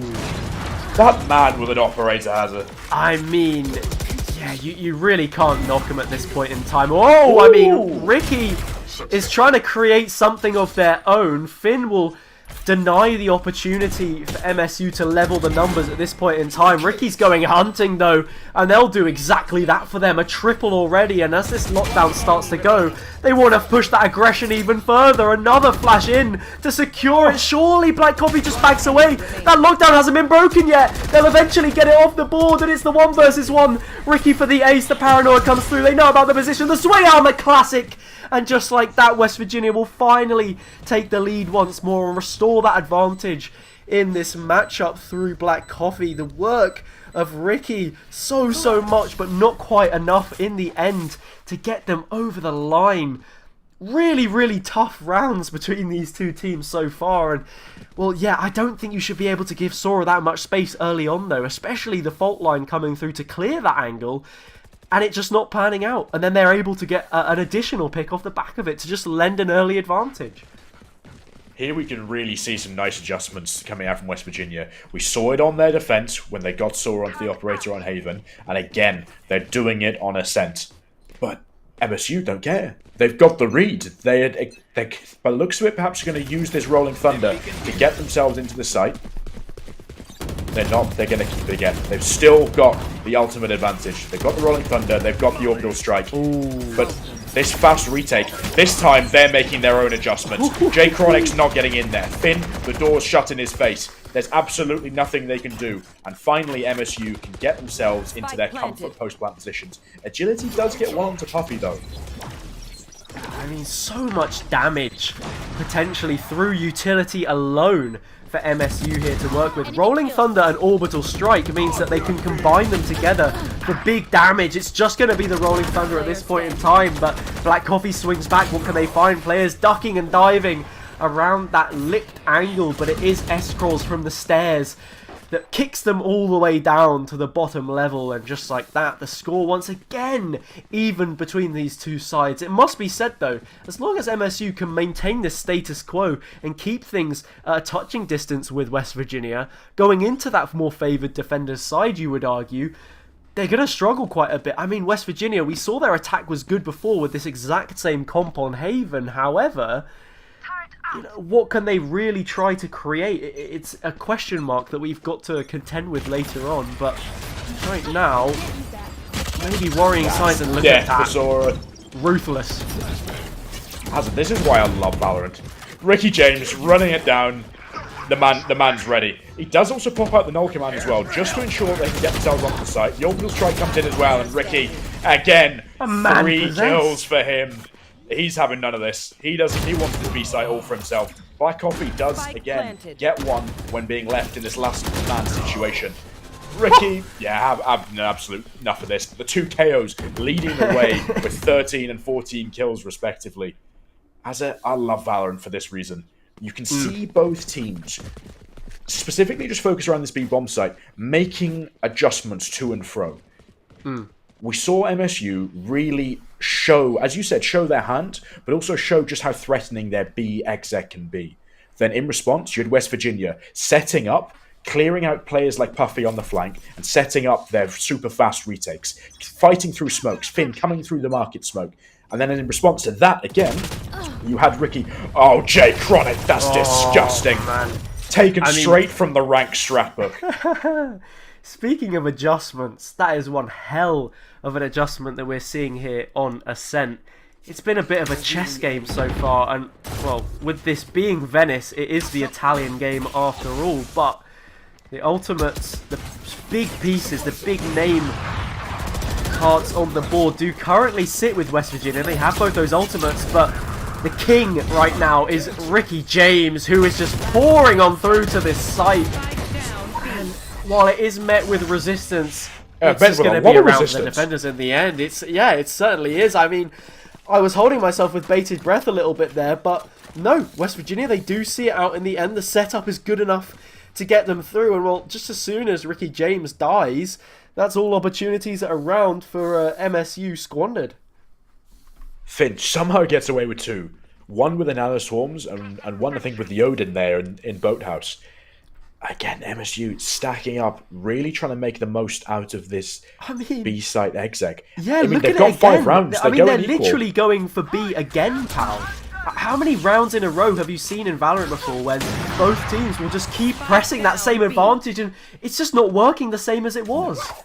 No, they West Virginia have made sufficient adjustments now. They've got Sora with that op posted up towards market. That's going to do a lot of stalling and forces MSU to use at least some amount of utility to clear him out. They haven't got the Sova's Owl Drone or the Recon Bolt to actually do that, so they're having to invest flashes to do it instead. That's not really being sufficient. They've also moved the entirety of Killjoy's setup towards B, plus their own Sova, and leaving just very small anchors towards other spaces of the map. Just taking his head off by agility. However, Eskrals fights back. That's a risky fight to take, Hazard. It certainly is. Like you said, so many adjustments being you know, an army man yourself, you could say it's almost as if when they do the little march thing and then someone comes along and straightens out your arms and makes sure that your chin is up as it should be. And right now it is that sort of militaristic precision that we're seeing from West Virginia, as they're so good at finding these ways to manipulate their opponents. And well, MSU now, they almost conditioned into this B hit every single time. We haven't seen anything from them in A in so long. The shock darts come through, it's a lot of damage, and as that time ticks down, you're left so far removed with that spike dropped, and West Virginia, they restore their lead once again. I really hope these players don't feel like they're on parade, being expected by a sergeant major or a drill sergeant, because that's not what you want to be doing at this time of an afternoon, early evening. So, I mean, again, I see your point. They've got these counterplays, these adjustments, specifically focused on the utility. What? Yeah, 4 players now towards A. We were speaking of these adjustments and then conditioning MSU to go towards B. In this final round, this is a real gambit for them to swap things up. There is a fault line to stop Sora from being potent early on, and I think this is information that just must have rallied to the rest of the team, because they are funneling towards B once again. MSU are either 10 steps ahead or 10 steps behind, and I'm not quite sure what it is. We're seeing the same sort of style as we saw in Haven in their attack. They know what works. They know what they're good at. They've rehearsed it. And goodness me, is it working well. They're sticking to their guns. Oh, and it's another 5 versus 5. Finn finds the opener as that null command probes in. It's a second from them as well. And while that spike may be down, so is the rest of the MSU squad.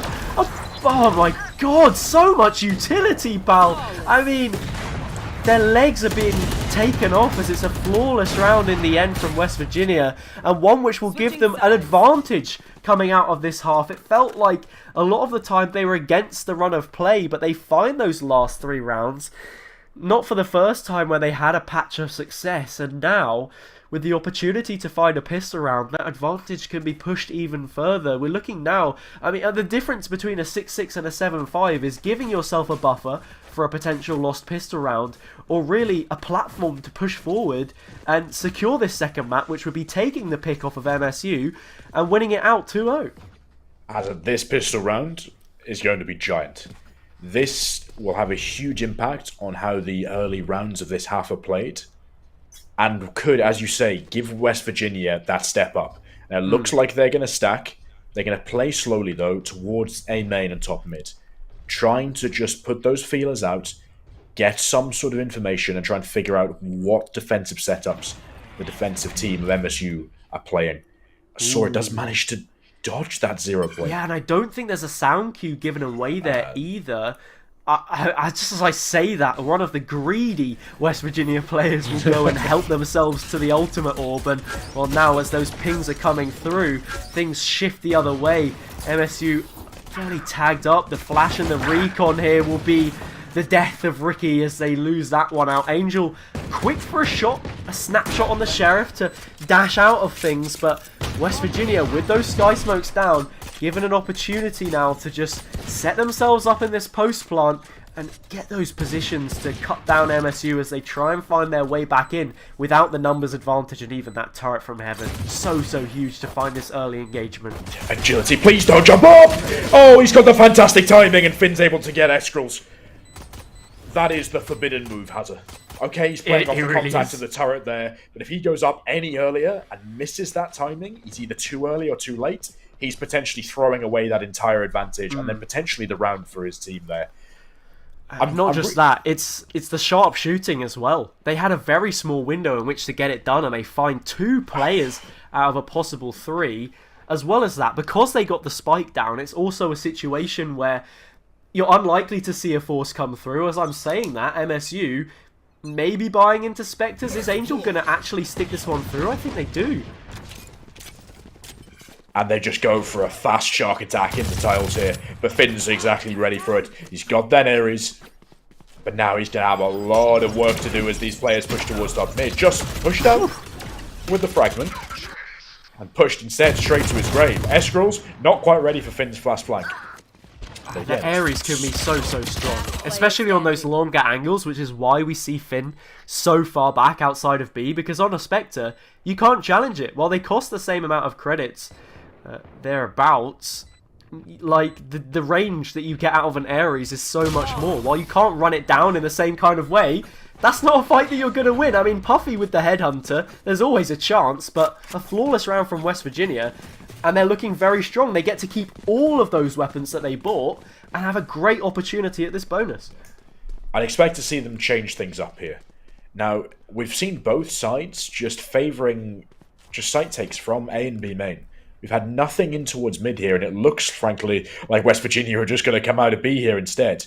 I'd be interested to see whether after this probably slightly faster hit, because they're on their bonus round, they start to take a bit more space towards Arch and Pizza and Market. Puffy, that's gonna... But you're out of there. Agility straight in there with a null command. Puffy does get one, though, for his troubles. He is going to drop down Sora, which is going to be an absolutely huge pick to try when they try and actually retake this space. West Virginia, they're in relatively safe. They are one man down. Eskrill's setting up the Sky Smokes, getting ready for this retake. It should be relatively organised. They do have a lot of time to work with here. This is a great load of stalling utility coming out there, especially that fragment towards Market has it. It allows players to get pushed up towards stairs, towards Speedway now to try and do something, but they've got to play those close angles on the Spectres. Black Coffee's good for 2, but that is all. A fairly clean round on the whole from MSU, but a plant from West Virginia, a couple of additional picks. This one will be very good for them. Look at the economy that they already have.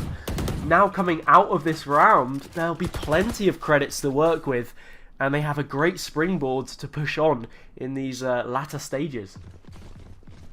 Really interesting seeing just how even the trades were going into the latter stages of that retake.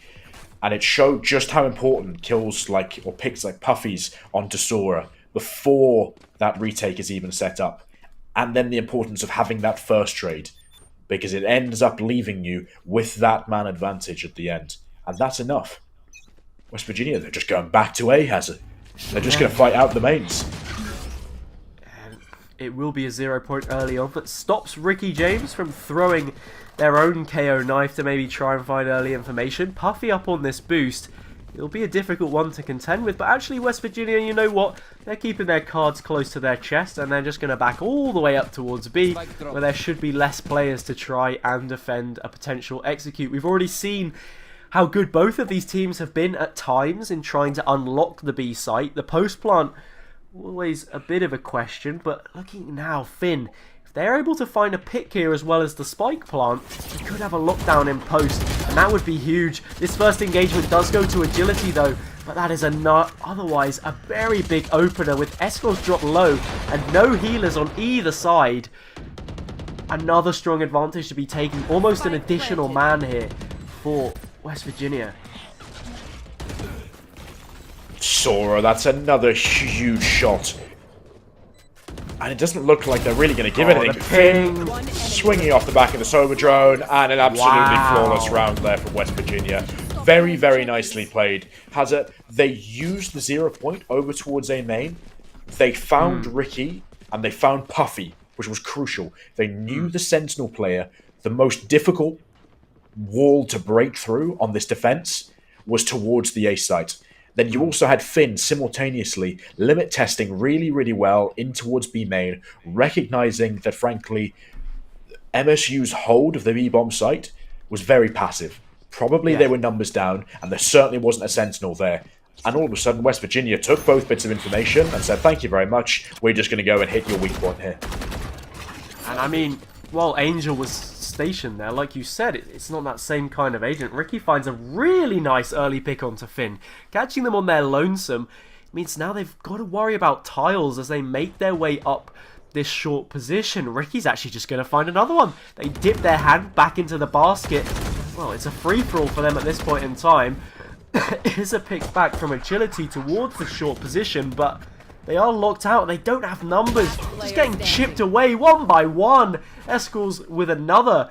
And now it's just Black Coffee alone in the 1 versus 3. No command is expended, but Puffy is there to sort things out. How many that was a times really is that interesting poor man round. left in a 1vx? Yeah, Ricky causing so many problems here as they had done on the previous half. This is a very, very top-heavy MSU Greens tide, as, well, it was previously when Sora was doing big work on Haven, so, yeah, really, really interesting. Again, it was a nice little adjustment from Ricky there of preventing Finn from doing any limit testing. As I said in the previous round, they took info on either sides of the map towards A main and B main. There, they were forced to only have information towards one side of the map. They got shut out of that A main take, they had no info from B, and now they don't really care. They're not letting themselves get shut out. Instead, they're going to do exactly the opposite. It's a full execute here, with a fantastic tag from that Owl drone. It's going to make Justice's life absolute hell. Now, Sora, how much space is Sora going to take here? I think they're just sitting in under. Angel and Puffy work exceptionally well to get that pick onto agility. Sora goes for the forbidden move and frankly does get one for himself, but it's going to be Black Coffee again to be the man that's required to make the impact. The Rolling Thunder comes in, the Nano Swarm burning away, and eventually, despite all the chaos, West Virginia come out with only 2 people dead. Yeah, as the dust settles, they are the ones that are the kings of chaos in that situation. Not only that, they hold on to some ults there. The Orbital Strike and Rolling Thunder both getting burnt through. Such a great opportunity for you to cut back in that retake and really find some space, but MSU felt somewhat short on numbers in that situation. Something else I wanted to mention on previous round, which completely slipped my mind, is a real duel between the two sides is that Chamber and the Killjoy in the hands of Finn. They have the lockdown, which is so huge, and so much better utility, to be completely honest, to try and lock things down. Chamber is a real pseudo-sentinel in the way that they set up. They don't have that same kind of defensive capability, and we see that coming through. They're not so well to try and stop this one, and the lockdown there, so much more space taken just from the corner. Not good for much. The trades come through, and once again, more space here. Angel pushed up so far into heaven, but the shots don't connect. They leave themselves open. And West Virginia push ahead. It's just the tour de force to shut things down. And, well, that harks back to what I was saying. Chamber, an agent who has decent utility overall, but you just got to hit your shots. That is how it works. And right now, Puffy, try as they might, a 4 versus 1 is a very tall order. Absolutely, but they are starting well. They have eliminated half of the competition already. And it'd be interesting, as they don't have that rifle, now they do, whether they actually go for the save. It doesn't like it. Puppy's using the tour de force to maximum effect, but Black Coffee, this time he's not on the receiving end of the 1vx, and he's actually able to close out the round. You're talking about the Chamber utility. I would have really loved to have seen them here actually get some of those advanced trademarks out, take a bit more space, prevent West Virginia from actually taking space for free without MSU knowing. But even if they do start to implement something like that, it's going to be a little bit too late, I feel. West Virginia looking really strong going into this potentially final round.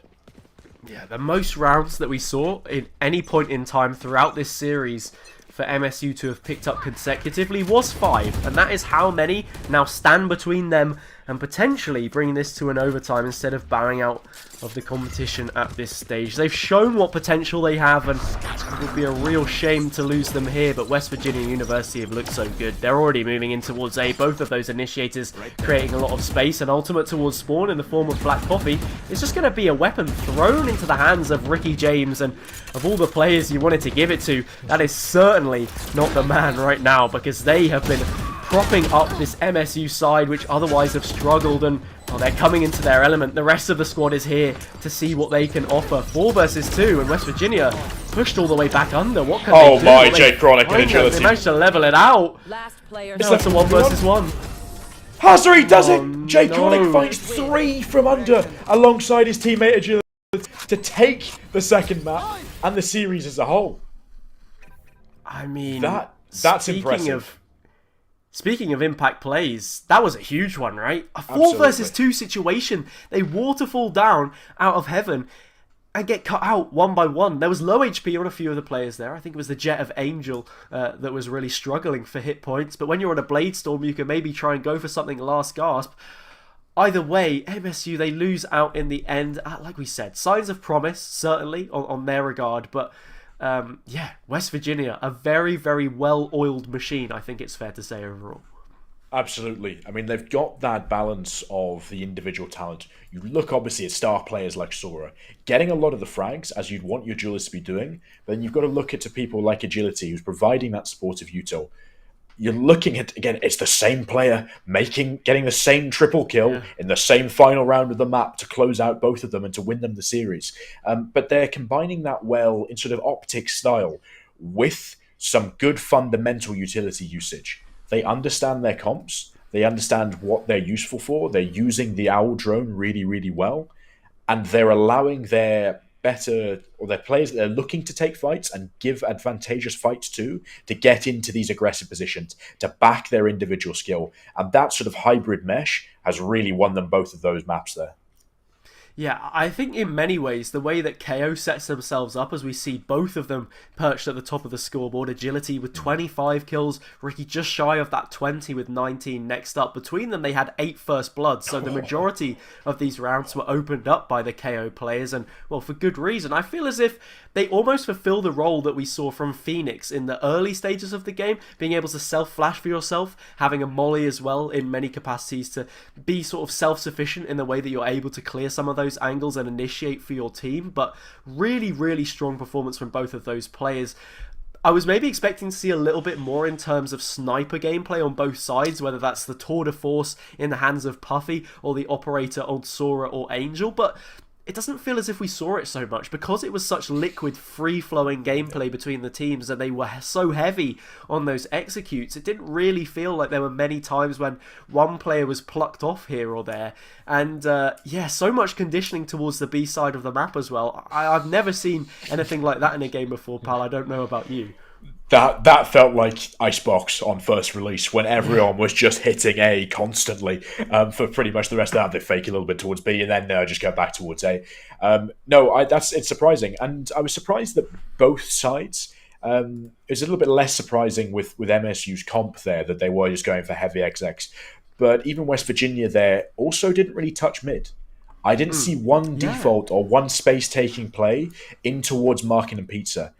It sort of seemed like both had agreed to a gentleman's agreement that they weren't really going to touch it, but it meant that there was very little utility or players invested into that area of the map. And frankly, on Ascent, I think that's a really good way of, or a good space to take to really put a lot of pressure on the defense. It's a good way of breaking down that defensive aggression that you can get if you're able to just take space for free without much threat of any retaliation. So no, two interesting conflicting playstyles. You've mentioned the operators. They didn't really come out. It was because of the chaos on those executes, and then the fast retakes coming in with fragments flying around the place. You've got breach flashes, the flashpoints coming out. There was often very few people left alive, and that's why neither team could really build the economy, really build that bank to get those operators out. Yeah, that is true. I mean, we saw a tour de force here and there, but for the most part, against the run of play. And I mean, when Puffy starts out on the attacker side as well, that sniper's not going to have the same kind of value that it would if they were playing from a more steadfast defender's position. So yeah, really interesting game overall. I mean, the midsection as well, not getting too much action. West Virginia used it when they had to, and I thought that they did a very good job of doing exactly that. But yeah, they manipulated the game well, and they ended up being deserved victors of this one. So I believe that will be all from myself and Pal for this evening. We do have more games coming up, and I believe it is Vincent and Orbital that will be taking you through that. But for now, we'll be going to a short break, and once again, happy Easter to all those who celebrate it from myself and Pal, and we will see you very soon.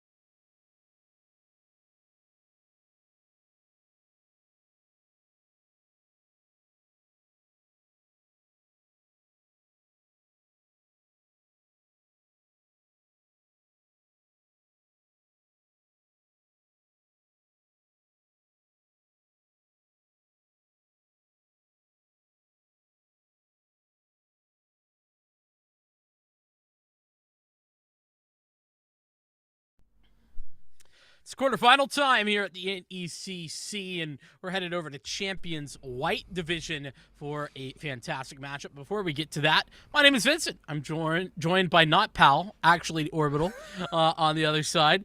But you're trying to come in and fake who you are, but you can't trick me, Orbital. It's fine.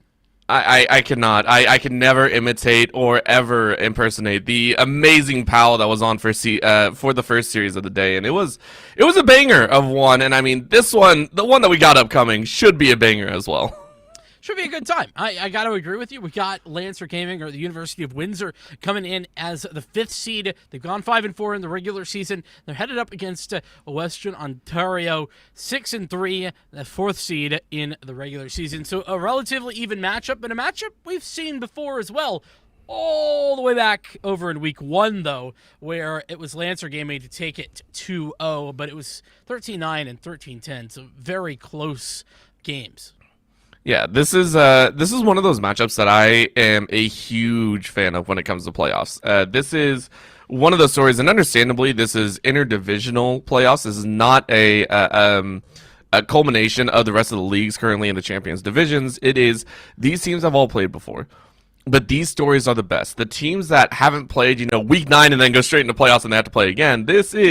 We have not seen each other. I want to show you how much I've improved. I love these stories, and this is the opportunity. As you were saying, right, it is Lancer Gaming. They're going to be looking to kind of be like, hey, look, you beat us once. It ain't going to happen again, or at least we're taking you to game 3. That's what I'm hoping to see here. Yeah, Western Ontario definitely looking to take the W where they didn't necessarily or where they had before. And let's take a look at who's going to be taking the field though for these two teams. Let's start on the side of Western, and it's going to be Zamnation, Bouncy Bear, High, Fallen, and Quixotic. On the other side though, Orbital, we got some legends stepping up. We do have quite a few in their own right. It is going to be Bebog coming in here. Mousy, Shy, Zabu, and Lucan. And these are players that I'm sure a lot of people are familiar with. Same with Western Esports, but both sides are going to have a fantastic time and hopefully a really good time, especially with the map picks. Yeah, speaking of which, let's take a look at where we are headed. It's going to be Haven for our first map, and we're there courtesy of Western. Then Lancer Gaming picking out Bind, and we end over on Ascent, the El Clasico of the map pool in all 3 of these maps. I think probably, the most popular, I guess I'd argue, as we get down to it. And, well, let's also take a look at how the bracket is looking. What is this division looking like? We have some heavy hitters. Premier, for example, in Northwood. I watched those guys in a different series go head to head. That could be interesting up at the top, but I really do think that both of these teams here have a chance to kind of go the distance. Obviously, wanting to take on more than likely that Premier roster in the semifinals. Of course, and it's one they understand is a huge mountain, but for this setup, there are 2 things that you're hoping to do. If you're either Western Esports or Lancer Gaming, one is to not give away too many of your strategies. With how close the series was before, whoever's hoping to come out with the win is hoping not to show too many of the interesting strats that they're running. And of course, if you are running the meta, it's fairly okay. But if you're going up against Premier, you don't want to give away too much. And then you're also hoping for the 8th seed, UTM Black, I believe, to take Premier to the distance and be able to see what the #1 rank has to bring to the table. Yeah, this Champions White division was so much fun to watch. I mean, Carlton Northwood and Premier all tied up at the top at a 7-2 record. It's these 2 teams, though, that are looking to take them on potentially in that semifinal. And, well, we're going to get underway, see how things are rolling. Already the full lock-in there on the Lancer Gaming side of things. So Windsor sticking with what I would call pretty standard. And actually, I say Windsor, I believe that's actually Western Ontario on the right-hand side. It's been a good time. I don't think I've cast Windsor in quite a long time, but it's a name that sounds familiar to me for sure. So I can see where you pulled that from. Absolutely, yeah. And looking at the picks here, looking pretty standard fare, I think on the attack side here. We'll have to see what the final lock-ins are. I mean, I don't really think we're going to see that neon from Quixotic, but hey, listen, Collegiate's one of those places where crazy things can happen, and you never know. Of course, and that's what we're hoping for. Remember, this is Lancer Gaming, the one that lost 0-2 previously, so they're the team that has the most to prove right now. For Western, this should be a, I don't want to say cakewalk. It's not going to be a cakewalk, but it should be kind of just a refresher for themselves. Yes, it was very, very close. It was a 13-9, 13-10, but either way, they still came away with the victory. And one of the things that you don't want to be able, you don't want is that instead of moving forward and improving the season, that you took a step back, right? That is not something that you want to have to say, and that's what they're hoping to kind of fix here. And as we did land on it, it is going to be, I believe, that breach coming out for Quixotic, who was floating over 2 or 3 different agents there, but it is going to be Quixotic coming in here with that. And then, of course, the Omen mirrors. We do have the Jet mirrors, Chamber mirrors.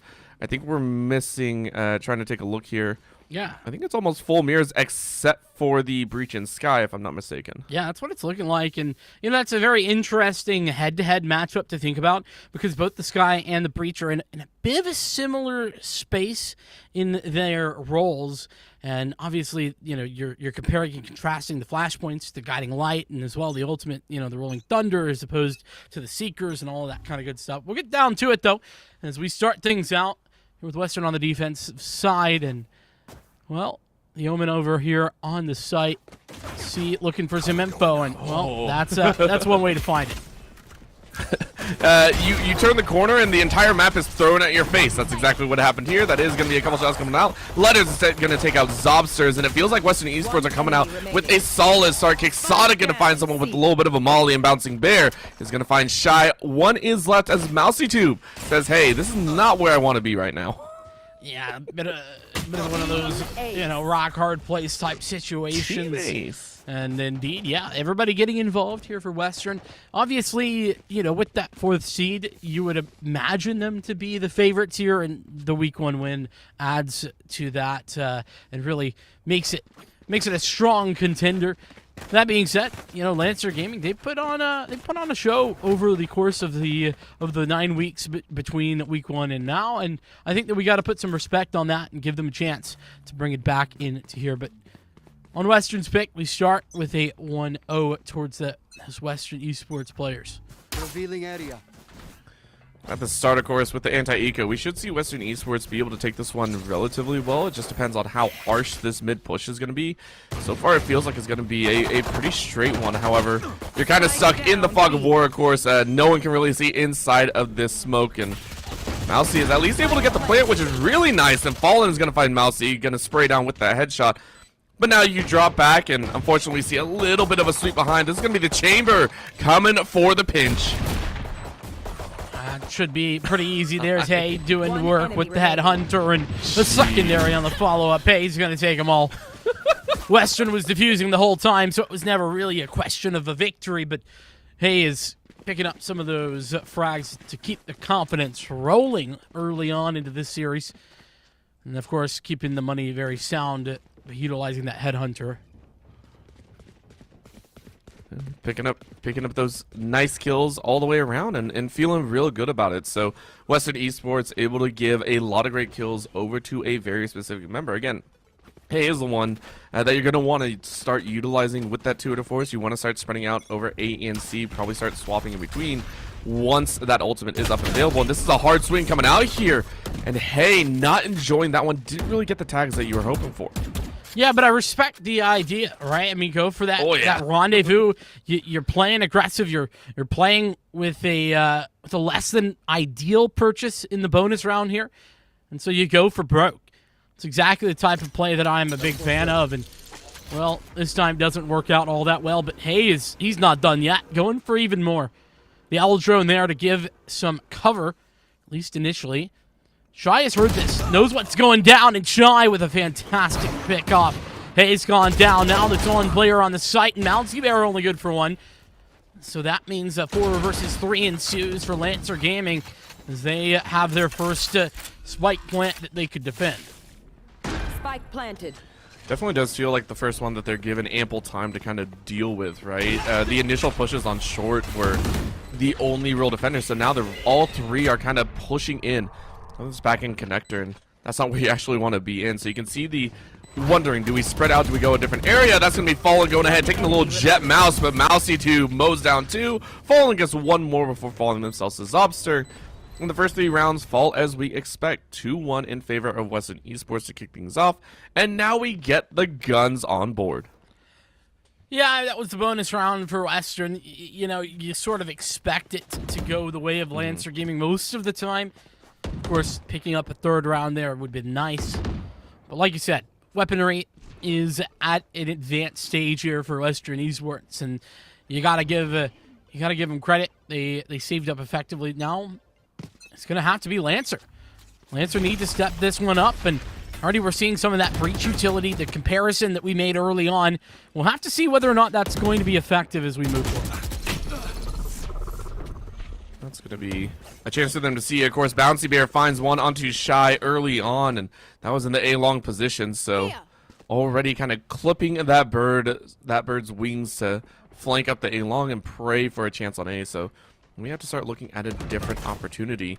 You can already see the fade back pretty heavily, so Lancer Gaming, I think this is a good time. Try and chance for C. You still have a little bit of time on the clock.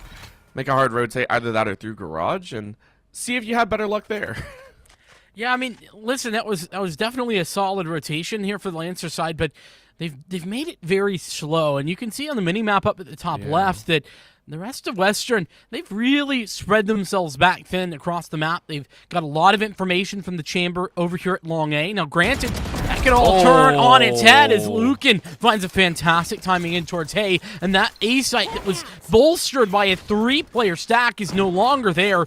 There's no one on the site to deny. Bouncy Bear are going to try and put some shock darts down in order to deny the plant, but I don't think that's going to be effective enough. It certainly is not. The shotgun gets involved in the double up draft to keep them moving. B-Bog is doing absolutely fantastic work with this judge. That's 2. The judge has sent 2 to court. Make it 3. Lucan finishes it off. And it was Hay. Hay got a little jumpy on that orb. Wanted to go grab it, but you didn't have any information. Keep that in mind. Lancer Gaming, they flanked back, they fell back appropriately, but then they decided to double down on A, and that's what caught Hay off guard. And that gave enough time for B-Bog to prep appropriately with that judge, drop 3. And in that gun round, Lancer Gaming come out on top. Western Esports probably kicking themselves just a little bit about how that round went down. Yeah, I mean, you know, it's a big... It is a really big, guess that you're taking by swinging out over at the A side of things. And, you know, as we get down to it, going to see a push in towards the B side. This plant going to go down from B-Bog, regardless of the utility on that site. Yeah, I mean, you know that you're working up into a pretty rough round here, and B-Bog immediately gets Quixotic, and Bouncy Bear finishes one off.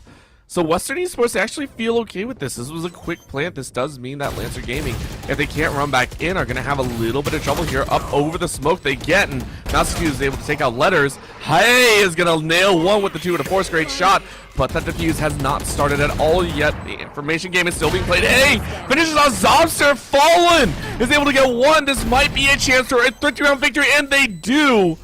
And they're able to clutch it out, but I'm not sure if that's going to be enough time. It should be. Just a few seconds left. 3.24.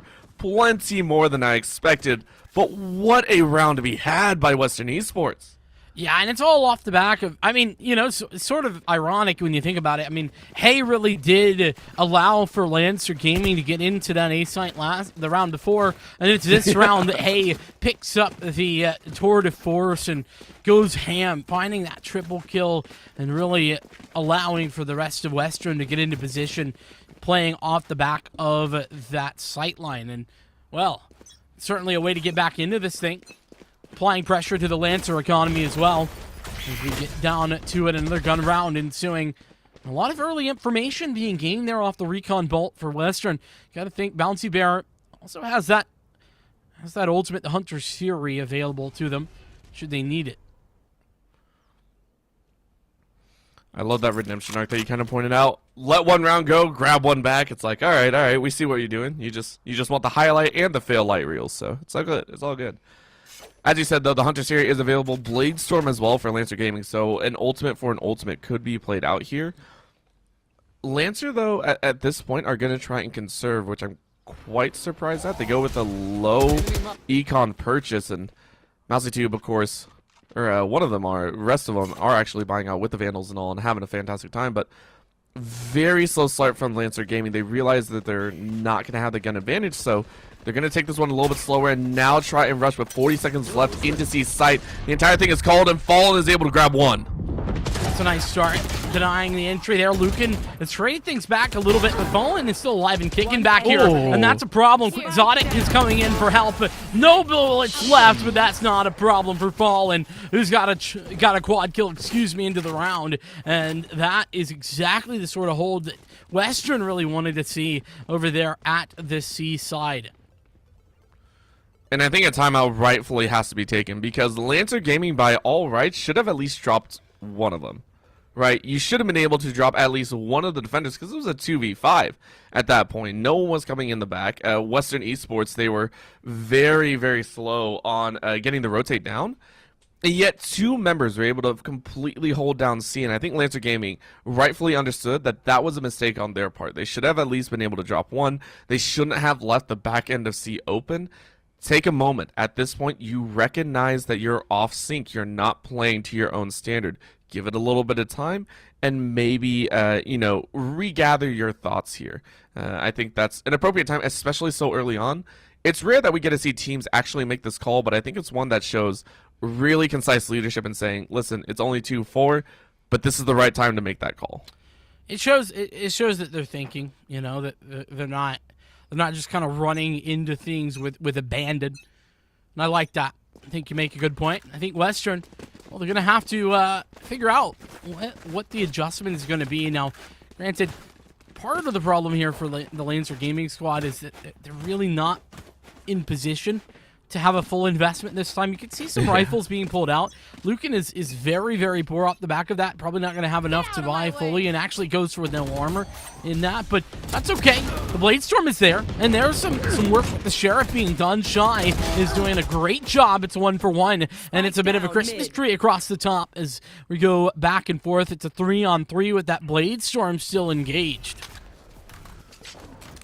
I think the Bladestorm is good, but I don't know how many knives. It actually only looks like 2 knives are left, so really need 3. Okay, so miscounted there, but you really do want to see a reset come out here. That's gonna be your big play.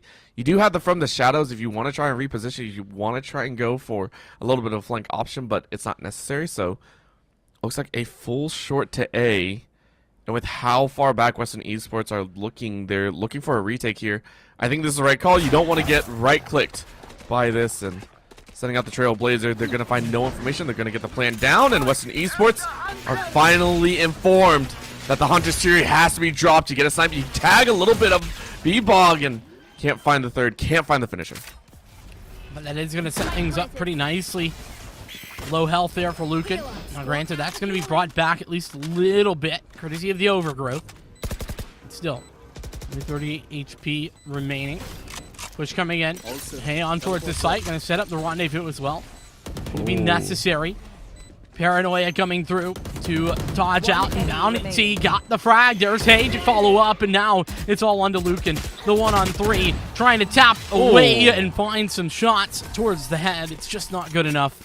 And Hay, once again, coming up big in the round to put Western in the winning spot. And despite the fact that I really, really loved what we were seeing from Windsor there on the 3v3, right?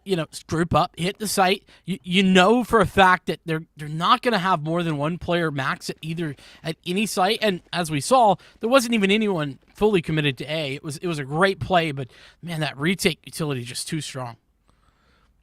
And I have to give props to Letters on that one. The whole reason that Hay was able to lay down and get into position was because of those smokes coming out of the Omen. So really, really well played. You can see where they're placing the utility, and as you were saying, it's a really well thought out game so far from them. Currently 3 rounds up, looking for a few more, right? You're now into another gun round. Lancer Gaming do have the weapons hot, and so if Western Esports are able to take this one, they should have a fair handle in this first half. They should be able to run up a fairly large scoreline. Well, should and will are two different things, and Of course, we'll have to see how that goes. It's a pretty important round, though, like you're saying, for I think Lancer in particular, because they really do need to pick this one up. And look at this. Look at their rotation. They've left Bebop kind of sitting here on a bit of an island on his own, but everyone else for Lancer Gaming have snuck their way in towards A short, have not made any noise, and there's nobody actually committed to the site either, which is going to be fantastic, at least initially. Now, granted, you got to think about the fact that the Rolling Thunder does exist, so the retake utility I was talking about last time could be even better this time, but right now, Lancer Gaming have a free and open site to plant that spike. Oh, they do, but remember, keep in mind where that jet is. This could be the rotation catch that you're waiting for, but Letters reads it like a book. That was one of the key plays Lancer Gaming were hoping for, and now they're getting bared down in a 4v5. This is going to be so dangerous. Rolling Thunder goes in, and everyone sprints, but no one checks! Oh, the mowdown is good! Lancer Gaming pierced through Western Esports, absolutely wrecked them to take a third round. All right, so I have to mention this though, Orbital. A fantastic couple shots there from Zobster, but you gotta understand that play is not possible without Shy. Shy, the Omen, hitting the paranoia perfectly. It catches literally everyone there, and sure, Zobster hits the shots, but Shy set it up. And I think that deserves so much credit as well for what is a fantastic play from the two. I'm still in awe that happened, right? Like, that came out of nowhere. We saw Western Esports pull it off, and then Lancer turned it right back and around, and now you have pissed off Hay. That is what that opening shot said. They said, we have given up A one too many times. We allowed you to almost get the plan down and get the plan down multiple times. We are now going to take our own firm stance. And with that opening pick, it is Lancer Gaming going, well, we might have poked the sleeping bear a little bit. Yeah, I mean, and you got to understand as well, remember that the Rolling Thunder was used there ineffectively as well. Just barely misses out on Zobster, but yeah, that opening pick to come back the other way from Western is exactly what they wanted to do, right? They've been playing passively, and now they get aggressive. They swap up that pace just a little bit from a defensive side, and it's perfect. Now, there's 3 players sitting here for the defensive A, and Western are ready and waiting, but look at the mini-map here. Orbital, they don't know. They're not aware. Not everyone's actually in this position to push A, but maybe that's going to be changing. 30 seconds Everybody left. walking their way in, and with 30 seconds, there's really not a lot of time to change your mind. This is something that I always have reservations about, but it is going to be a hard spin. Exotic and Hay finish off one apiece. Bebop is going to look for 1. That's 2. That's 3. Whoa. The jet is popping off here in the dead sprint, but you are 1 of 2 alive. You have to get that plan down. Rest of the members coming in. Western Esports are going to look for it. The Omens spot each other out. Oh, Shy clips it in, and Fallen is the last one alive. It's a 4 of a kind for Bebop, as that is Bebop stripping a round away solely on their own.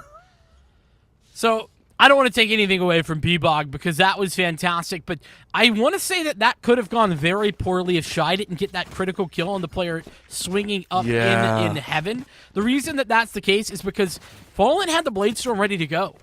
That's something that could have been utilized if Letters was still alive. I think that's who was up there, and was able to use the Paranoia to get them into position. It doesn't happen that way, though, and it's critical that Shy find that kill. It really sets up Bebop fantastically for the quad as we get back down to it. You know, you were talking about how the potential for Western to start running up the score was there. You're absolutely right, but Lancer Gaming have really done a great job of bringing it back and keeping this in a more reasonable stead.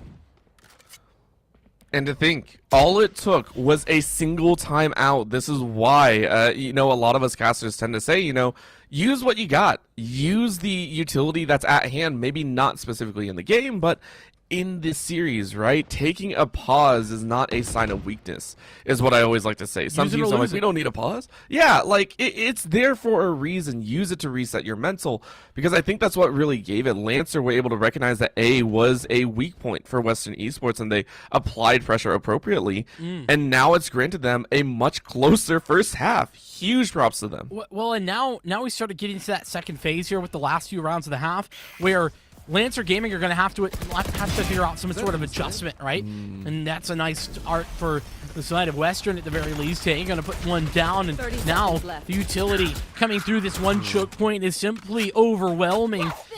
Lancer have to fall back. They pushed in towards C. They have the blades, but B-Bog has no life. Fallen, the opposing Jet coming away victorious. Leaves just Zobster in the 1-on-4, and there wasn't much time, but Fallen's going to make it an easy 3K.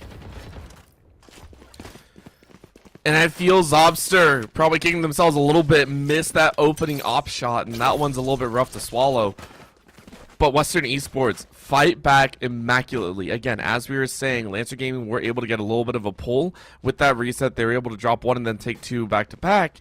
And now it was Western Esports' time to regroup and reorganize themselves. They did it appropriately, and as you said, it's back into Lancer Gaming's pocket. Again, these games are consistently a game of back and forth, right? It is the tossing the ball back and forth. You know, who has to counter who has to make adjustments for who. It's always a game of passing, and who can catch the next adjustment appropriately. So we can see the teleport going out. Hey should have some knowledge. You can hear the noise of the teleport, so you assume that there's someone in your right side flank.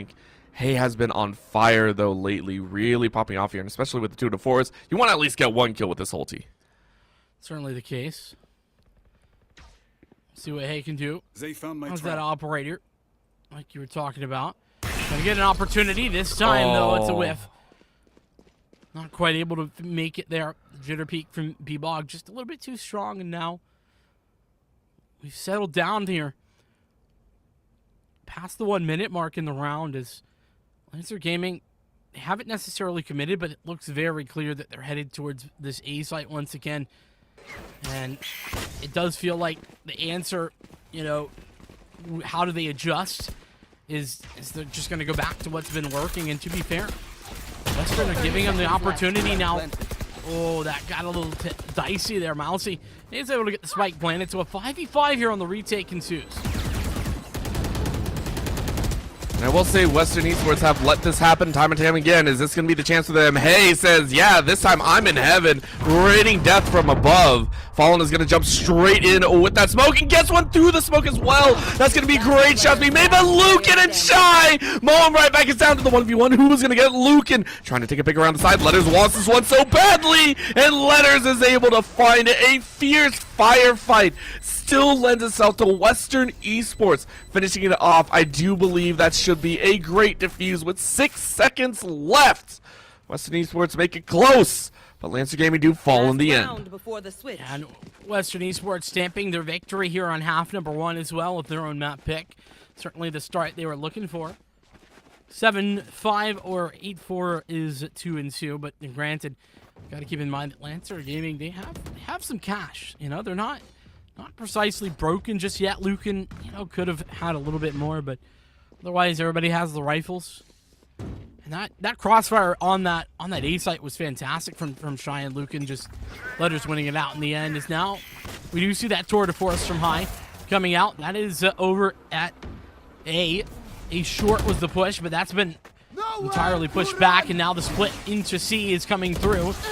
Hunter's Fury from the offense, but it's nothing on the site. The paranoia coming through from Shy, but stuck in a weird spot. Gonna fake out the plant or to try and bait Quixotic out of this position. But it's a question of, can they get out? Can they get away?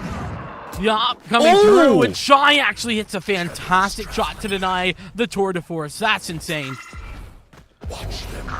That was with Shy running away. That's why we were so amazed at that shot. And Quixotic now finding at least one attacker on the back end of the site, or back end of attacker spawn. That's gonna be the chase again. A was the play. Shy being able to use that from the shadows very, very effectively. But Hay falling down there while trying to chase a kill was one of the more surprising factors. This is gonna be so dangerous. A little bit of a shock bolt goes out. Shy now hears an attempt at a defuse. Fake defuse. Can you fake the kill? Maybe, maybe not. Shy is going to feel the pain as that corridor is locked off. Quixotic in a swing. Gets one and gets two. That's a 4K for Quixotic to be able to save that round. It's an 8-4 half for Western Esports. Yeah, and another key Switching bit of sides. utility usage as well from the breach, using the ability to get the stun on both of those players. I mean, it's very, very strong to see that fault line being used effectively. And, you could see that fault line being put into a position to have effect in every single round by getting thrown down the corridor of A short. So much to think about regarding the utility usage from Western. I love what they've been doing, and they have a 4-round advantage partially and in no small part to that. I think this is also one of the more clear-cut games of utility usage, right? A lot of teams, I feel like, are just using utility in tandem with taking shots, and it's more, okay, we'll take the shot and all that fun stuff, but it feels like Western have really got that handle down of how to use utility to better your shots, right? To really allow themselves that opportunity. Now coming into the C site, it's a hard rush. Hay is able to find Zobster, and Lucan and the Omen are going to try and take a chase straight through Garage. However, the plant already goes down, and Western Esports are hoping to lock down these early pistol rounds. The Shock Bolt's dropping Quixotic to quite a low HP amount. For a side. So here comes the retake for Lancer Gaming. That paranoia is perfect, and B-Bog gonna take one out for the trouble. There's already one player down, but Letters on the follow is good for it. Still even, 3v3, but Bouncy Bear, there we go. The Shock Ball getting involved, the secondary coming through, but B-Bog has found their way through the smoke, and High is good for one. B-Bog has to come back and clutch up. Time, it's been ticking, it's so far gone, and with Hay doing so much work, there's not enough of it left. B-Bog does fall to the spike implosion as Western comes away with another victory. And huge props to Western Esports for that. Those jitters, those consistent peaks sent Lancer Gaming for a spin. You can see it there. It was looking okay. It was looking okay for a while.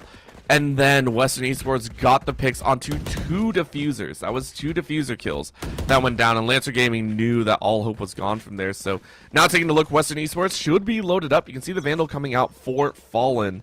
We're going to see a shorty from B-Bog who was able to take up 4 kills, so definitely can drop a few crits to try and make this work. This looks like it's going to be a C attempt once again, though. Second time here in the second half. Yeah, this is a pretty common strategy considering the fact that those long angles are not going to be favoring the likes of pistols, and, well, you can see Fallen doesn't really need the longer angles, can do it at short range as well. So 5v3.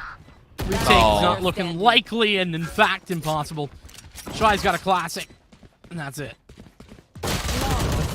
A classic for a classic. You do deke out the head of Quixotic, but unfortunately Quixotic has a bit better gunfire right there, so well played. Again, now into double digits. Western Esports has solidified their start here on their own map pick. And as we said, Lancer Gaming were the ones that were hoping to get a little bit of revenge, but Western Esports say, hey, we want to make the regular season be very impactful. We want to say that we are still here to play. The upper seed coming in here, 4th seed for their division, is going to be hammering home what they hopefully see as the first map win. That'll let them, and they want to do it in showy fashion, right? Not a 13-9. They want to do it 13-7 or 8. No doubt. No doubt whatsoever. We get down to it, though. Here we go.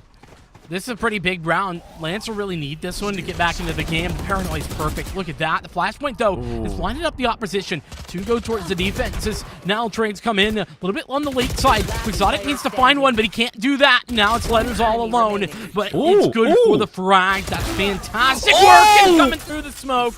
Oh, my goodness. Sobs are falling. That's 11-4. Western Esports are looking to put this one to bed quickly. And that was a bit of overconfidence from Lancer Gaming there. Yes, I understand you have the weapons, but you have to realize Western Esports have had better gunplay the entire time. Their aim has been more on point. And Lancer Gaming felt that because they had the Vandals, because they had the Phantoms, that gave them enough energy and enough of a buffer zone to be able to take them in a straight-up gunfight. And it didn't work. It came close, don't get me wrong, but you can't have that type of overconfidence now, as Lancer Gaming are on the cusp of getting wiped here in game number 1. It could be looking like only 4 rounds won for them. Yeah, but look at this. This is great. Bebog's clearing all of those angles. Not quite sure what the shot was for there. That's given Hay a pretty good opportunity, but it's not going to be taken. Bebog hits the shot, but meanwhile on the side, everyone's falling to pieces. It's going to be a bit of a swap up. The defense becomes the attack in the 3v3. Lancer healing up just a little bit as well. This is very, very dangerous. Again, Lancer Gaming know how dangerous this A site can be, and it's a perfect split. Heaven, corner, 1 for 1 so far, and Quixotic in Heaven. Once again, rains death down. That puts it at a monstrous 12-4 scoreline. Lancer Gaming have one shot and one shot only to make their comeback run. It's once again a fault line to come through with a huge clutch moment as well from Quixotic. I mean, you got to give credit where it's due. Hits the stun on literally all 3 players, and then takes the frags for the other 2, for 2 out of 3 as well. So, I mean, that breach doing a lot of work, and that's really not to say that the sky isn't being effective here for Lancer, but I do think that we're seeing a lot better play coming through from Quixotic on this breach. This has been very, very good. I love the fact that Breach has been being seen more in the meta over time, right? And I love the fact because I also love Brimstone, right? I like seeing all these changes come out here. It makes me very, very happy, especially with the new teaser, with the new drop of the new agent coming out, right? I feel like we're gonna get a little bit of a shakeup overall, which I'm very, very excited for. But I have to agree, Quixotic has been very, very interesting throughout the entire game here. I'm curious to see if this is just agent specific, right? This incredible intuition of where to place these ultis or even the basic utility. And now with 3 ultimates alive, Western Esports could very easily take away this game and finish this game out at a 13-4 scoreline. That possibility does certainly exist. Now, Bebog has an operator, though. Deploying drone. So there's at least a chance for that to be denied. Bouncy pair. A little bit of information gained, even taking that shot towards Bebog, and so Bebog gonna have to fall back. Rolling Thunder clearing the site. It's an effective usage of utility once again from the breach. Now, granted, that utility not over. As I say that though, Hay puts down 1, pushes too aggressively. Lupin gonna win that duel and gives Lancer the advantage. It's going to be a single advantage, but the Seekers weren't able to find out much, so this is still going to be a blind fire in. Nice little stun there to catch multiples, and Letters is going to find 1, and that's just going to be the mowdown. Just as easy as that. Western Esports slaughter the final round. Get home in game 1, 13-4. Another 3-man fault line right there as well. I mean, ridiculous situation. Western continues to find some success, and Quixotic in particular as well, I think was critical to this game 1 victory, especially considering how dominant that it looked. I don't know that it's going to be the case as we look towards Bind, but what I do know is that Western showed me that they are firing on all cylinders, and like I was talking about, I mean, the individuals firing, yeah, Fallen, Hay, they were doing well, but it felt like that the rest of the team, you know, those supporting elements, like Exotic, for example, 7 assists, Letters had 12 assists, and Bounty Bear had 7. When your supporting elements are farming assists like that, I think that shows that you're really enabling your star players effectively. Of course, it's one of those moments where you're actually very, very proud, right? There are a lot of teams that have a single star coming out. That's one person that's going to be, you know, up there 20 to 25 frags in a single game, and you're like, yeah, let's go for them. And the supporters on the back end, you don't tend to think about them unless you're on the team, and then, you know, that star player is like, yeah, these 4 guys, that's the only reason I'm doing any good. This is one of those clear-cut moments. This is the clear-cut where it's quite literally we are forcing one person almost into the spotlight, right? We are putting one person forward to get those kills, or maybe 2 players to do so. So I like the fact that you pointed out that those assists are so high.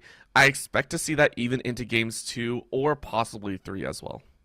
Certainly do. Yeah, it's going to be interesting to see how that unfolds as we move forward. Bind will be next, but first, we'll be headed to a short break. We'll see you on the flip side.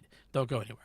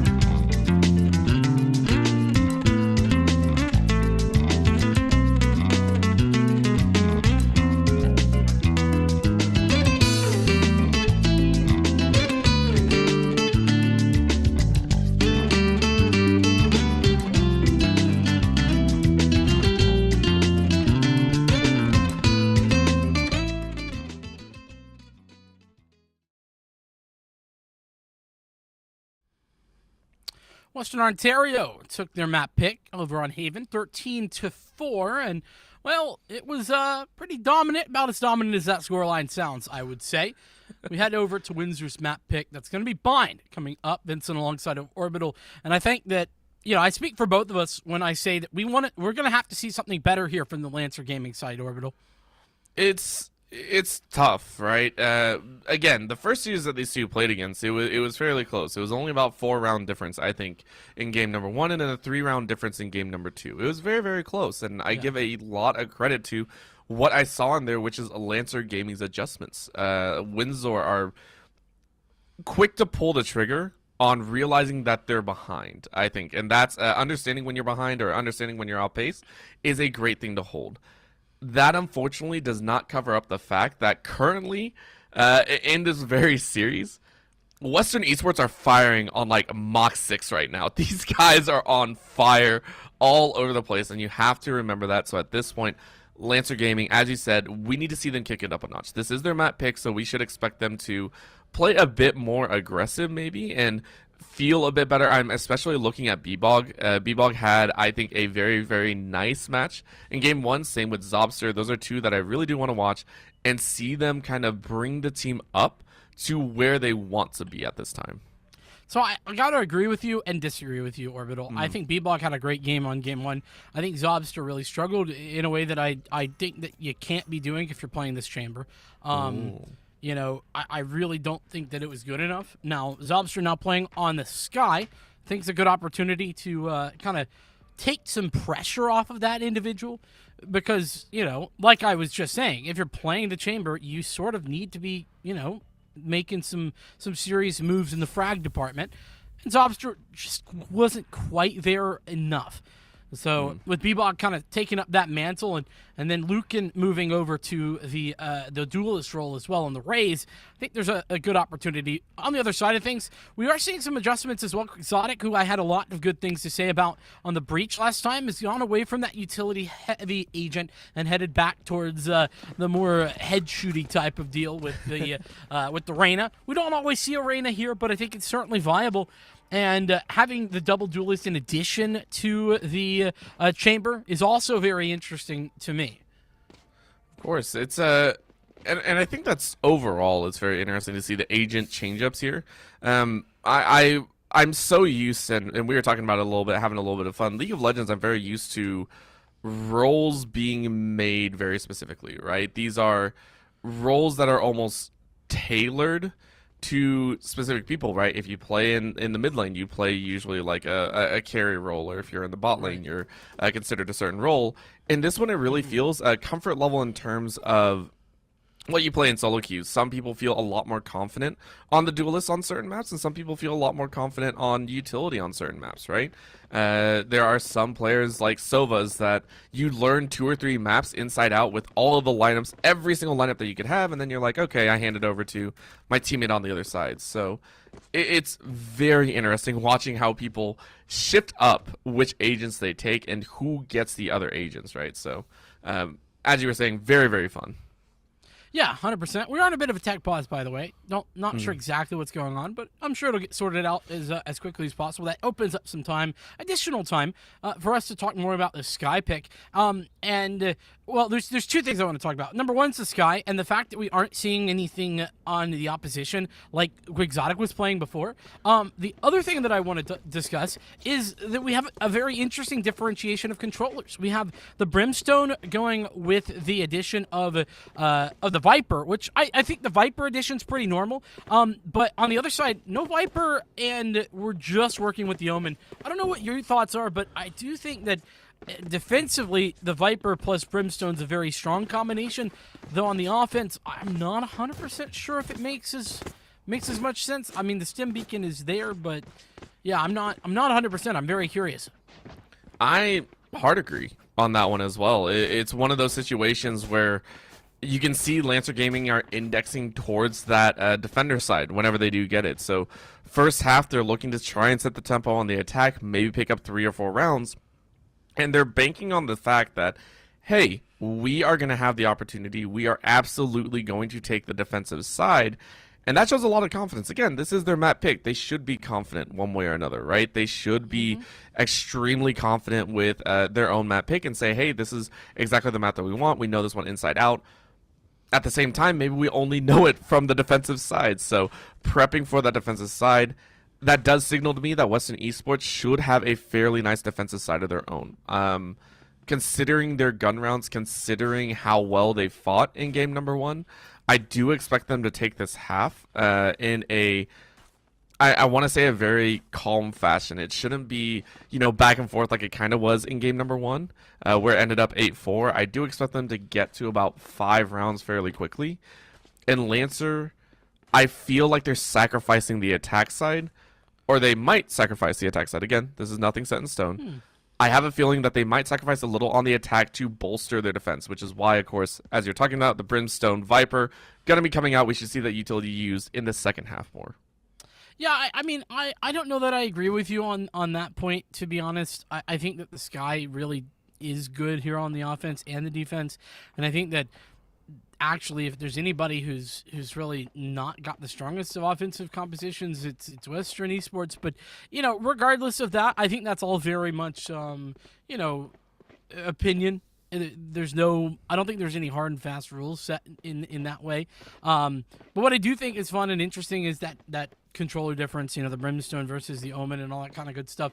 Because I genuinely don't know that there is a significant advantage to either side. You kind of get, and I think that's part of what they were going for with these Brimstone changes, actually, right? To make sure that, number one, we weren't just seeing Astra all the time, which we were for practically 8 months there, or maybe I'm getting the timeline wrong, 6 to 8 months, whatever it was. And then, the secondary to that is that, you could realistically see a Brimstone or an Omen over on a map like Bind, and it's definitely a strong idea regardless. It's a nice shakeup. It's the shakeups coming in here, and as we were talking about before, all the way in game 1 as well, the shakeup of agents is going to continue, I think. And that comes just with balancing in general, adding new agents in, having a larger plethora of agents to work with. I think we're going to see that more and more, tailoring these agents to specific maps in specific areas of attack as well. And we're going to see compositional specifics come out. This is going to be more or less, what are you aiming for? How are you aiming for these specific sides? And how do you run it? Are you on the attack first, or are you on the defense first? That will probably start having a little bit of sway, I would say, in the agents that you do select in which side wants to be your primary side to play with. Yeah, and, well, unfortunately, I think we have a player who is not feeling too well, so we're going to cut to a short break, hopefully get all that sorted, hope everybody's doing okay for that matter, and then we'll come back to you as soon as we can get this matchup rolling once again. Apologies for the delay. We'll be right back.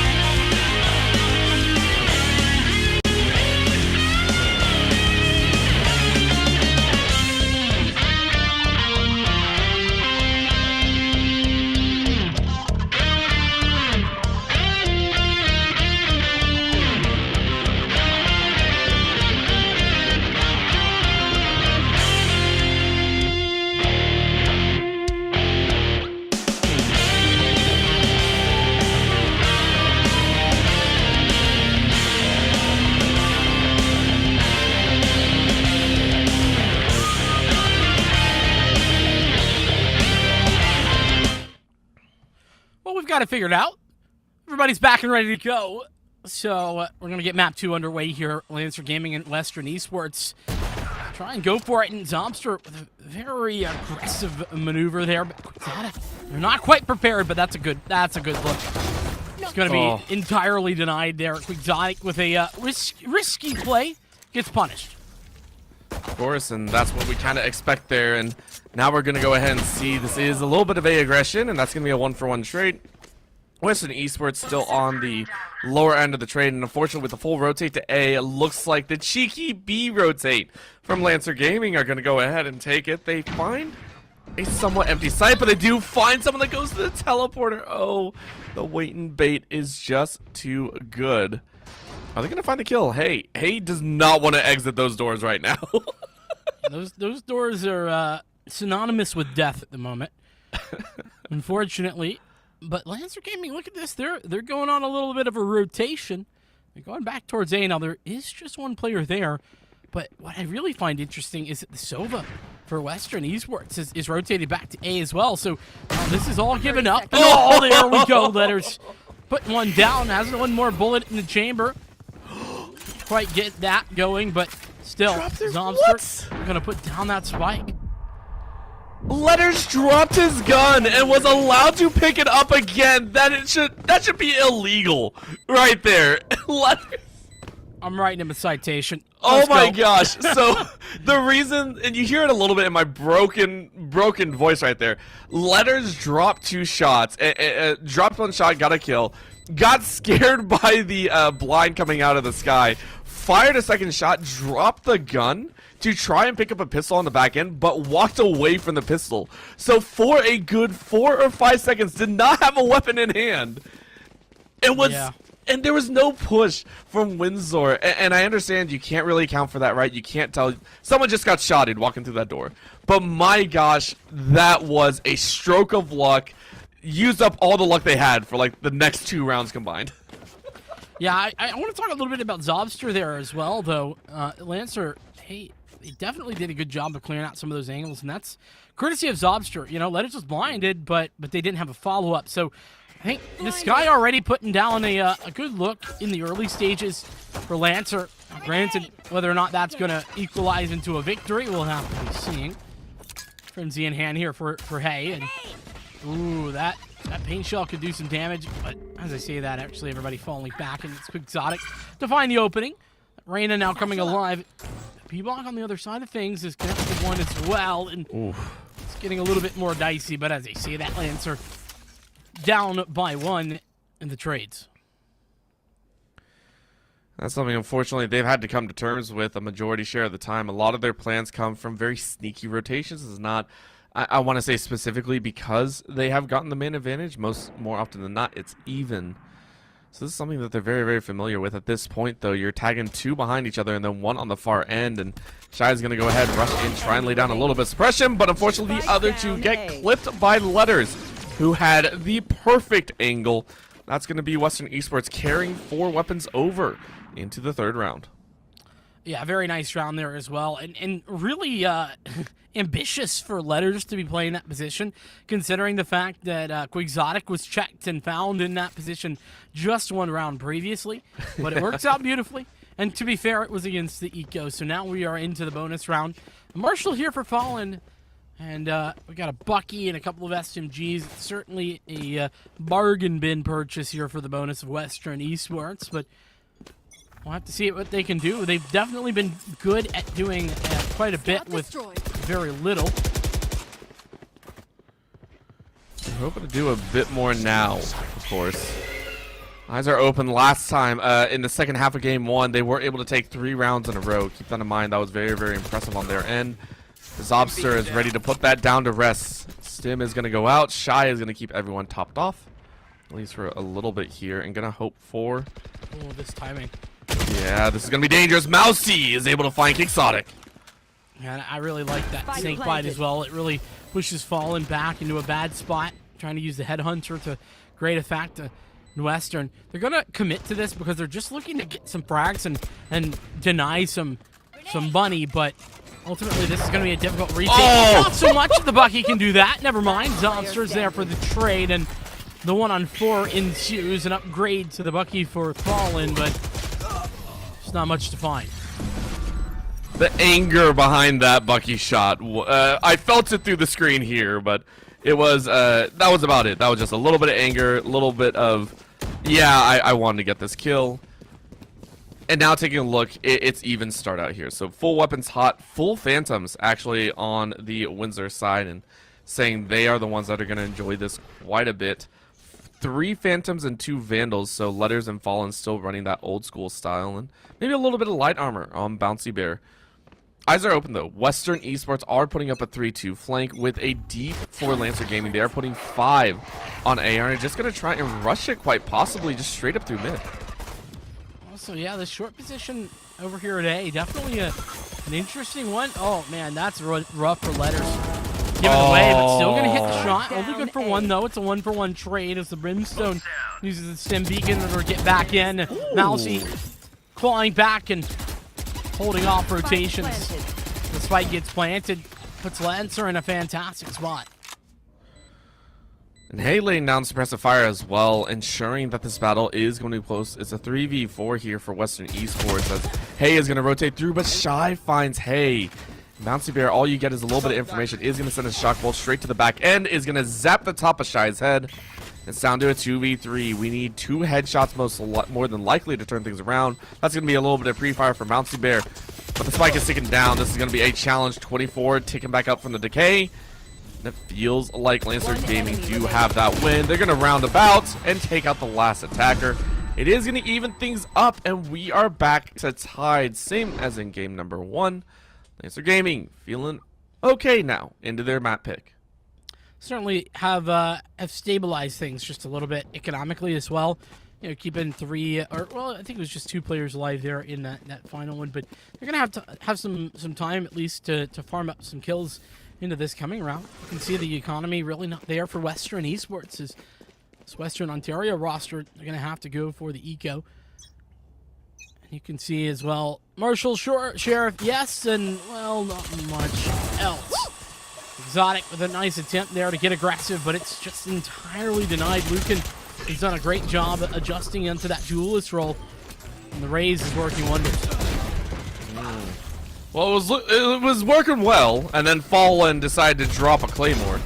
B-Bog is going to find one before falling themselves, as Zobster even things up, so it is a 2v3 as Western Esports feeling a bit rough here into their eco round. As we were saying, it's a little bit close, so maybe you get 1 more kill and tune things in, so his carry a bit more econ over.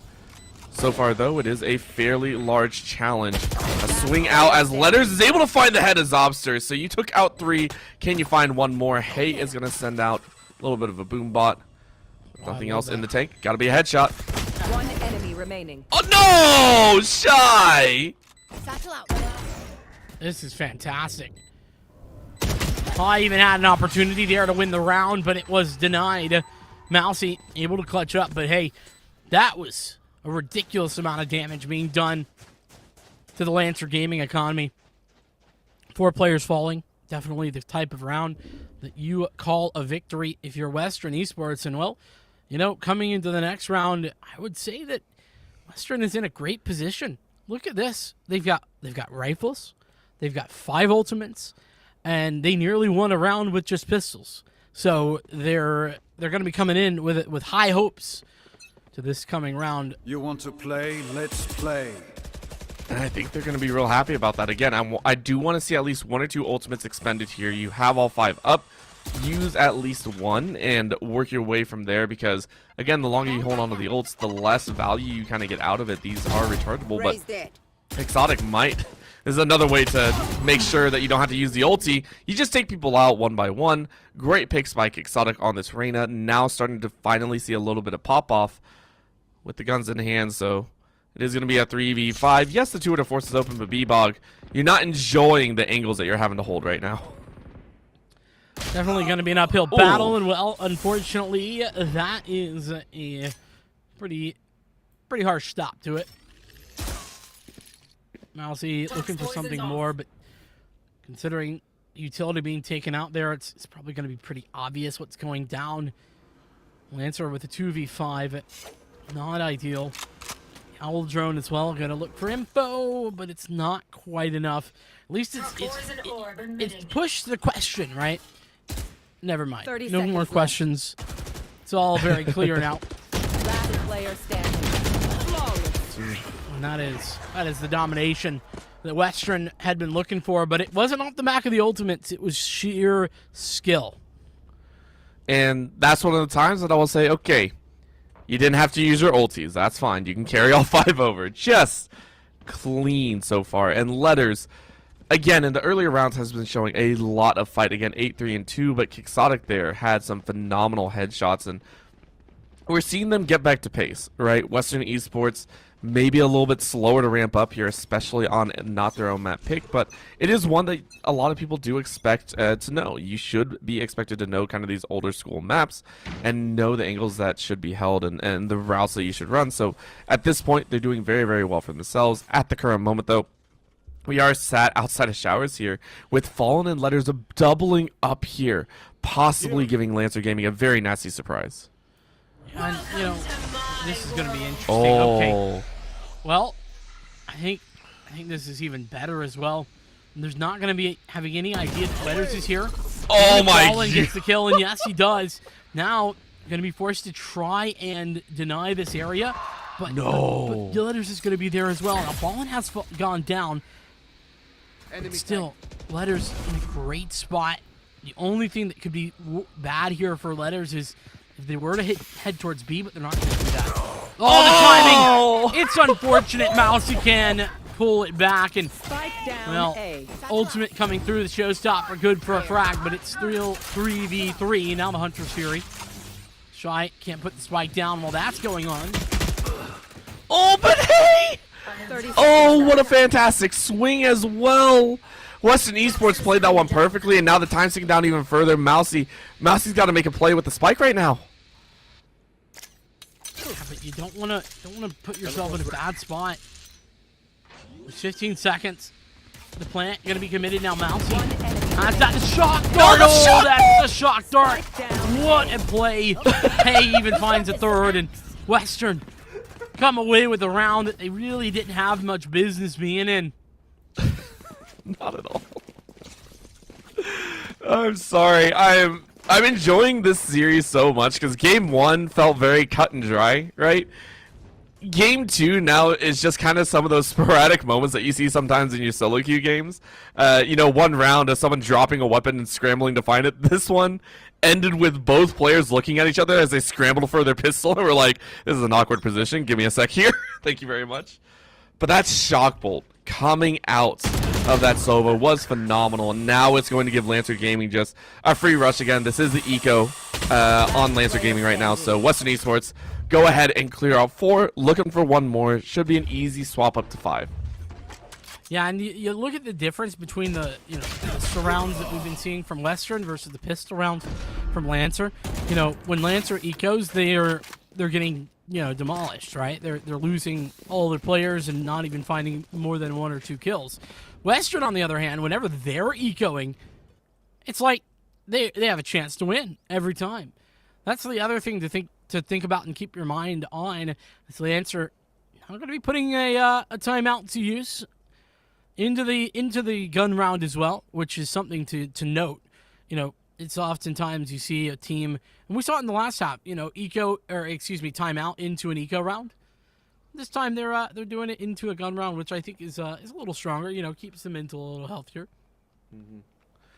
Makes it feel like it's definitely more winnable, whatever you're talking about, right? You can put it into effect without waiting for an extra round. So definitely agree with that. It's just, again, it feels like Western Esports, even without utility, their hits are on point. These players are currently really finding their mark, right? These innovative kind of roosts and setups that they have granted them a little bit of poison into Windsor's minds, right? Whenever you have someone drop in from behind like that, even though Letters wasn't actually able to find a kill in that round, it's still the thought of, these players know the map. These players know how to kind of skirt around our points of vision.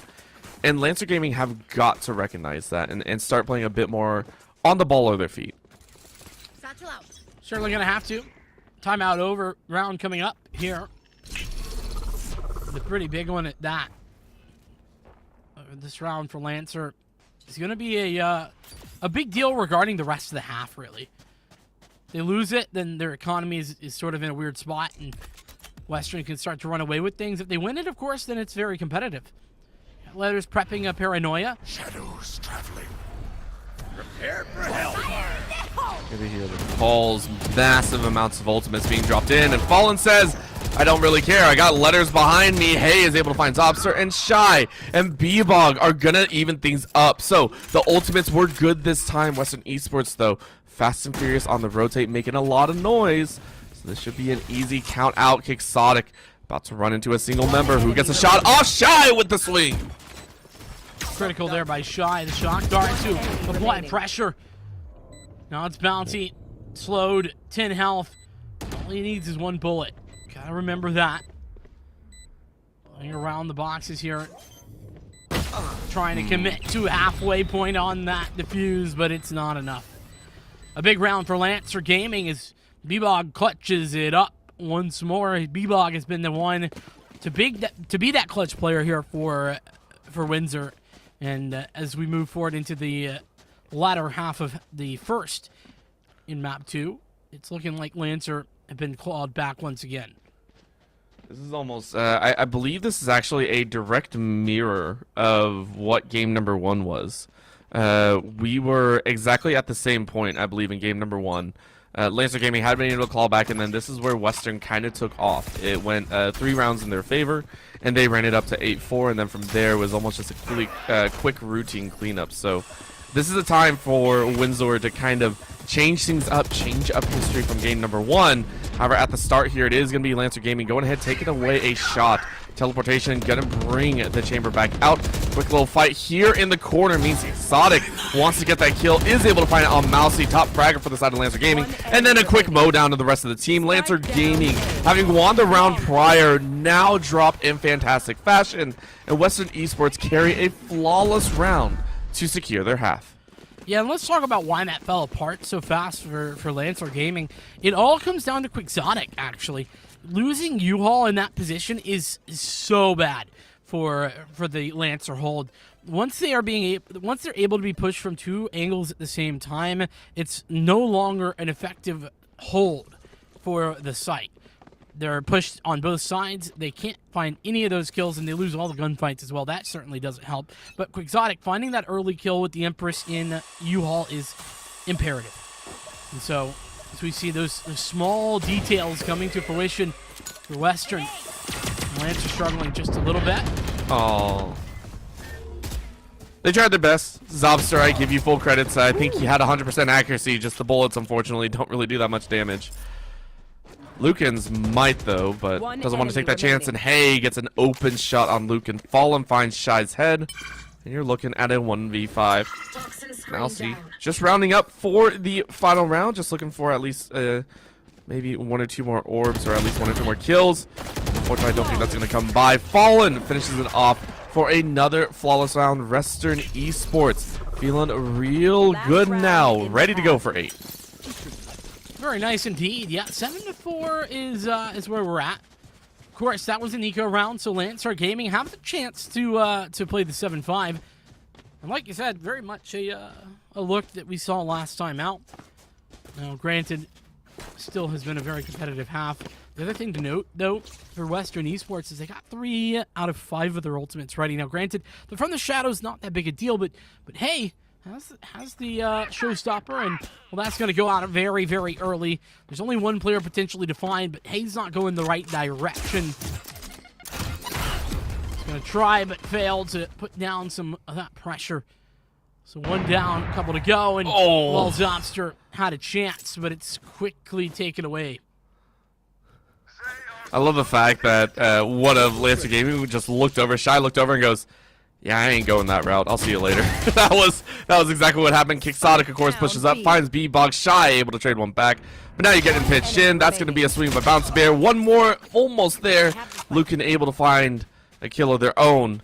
But now you're taking a look at a 3v1. It's the hard pinch coming in from 2. 1 running long, but Luken able to find the 1v1 against Letters. Is not going to take the teleport all the way back to A. This might be a chance to get a little bit of a plant. Can you clutch it out? Can Lucan complete this round and give a 5th to Lancer Gaming? Good question. We'll have to see the answer. Now, Lucan knows where one's playing. There's that 1v1 created. 30 seconds to work with the fake on the spike plant once 30 again. seconds left. And now, Fallen, so much sound cues being made. Lucan knows what's going on. Takes the fight, but can't find the frag. Fallen coming away victorious. The 8-4 engaged for Western Esports as Lancer Gaming try their best, but it ain't good enough.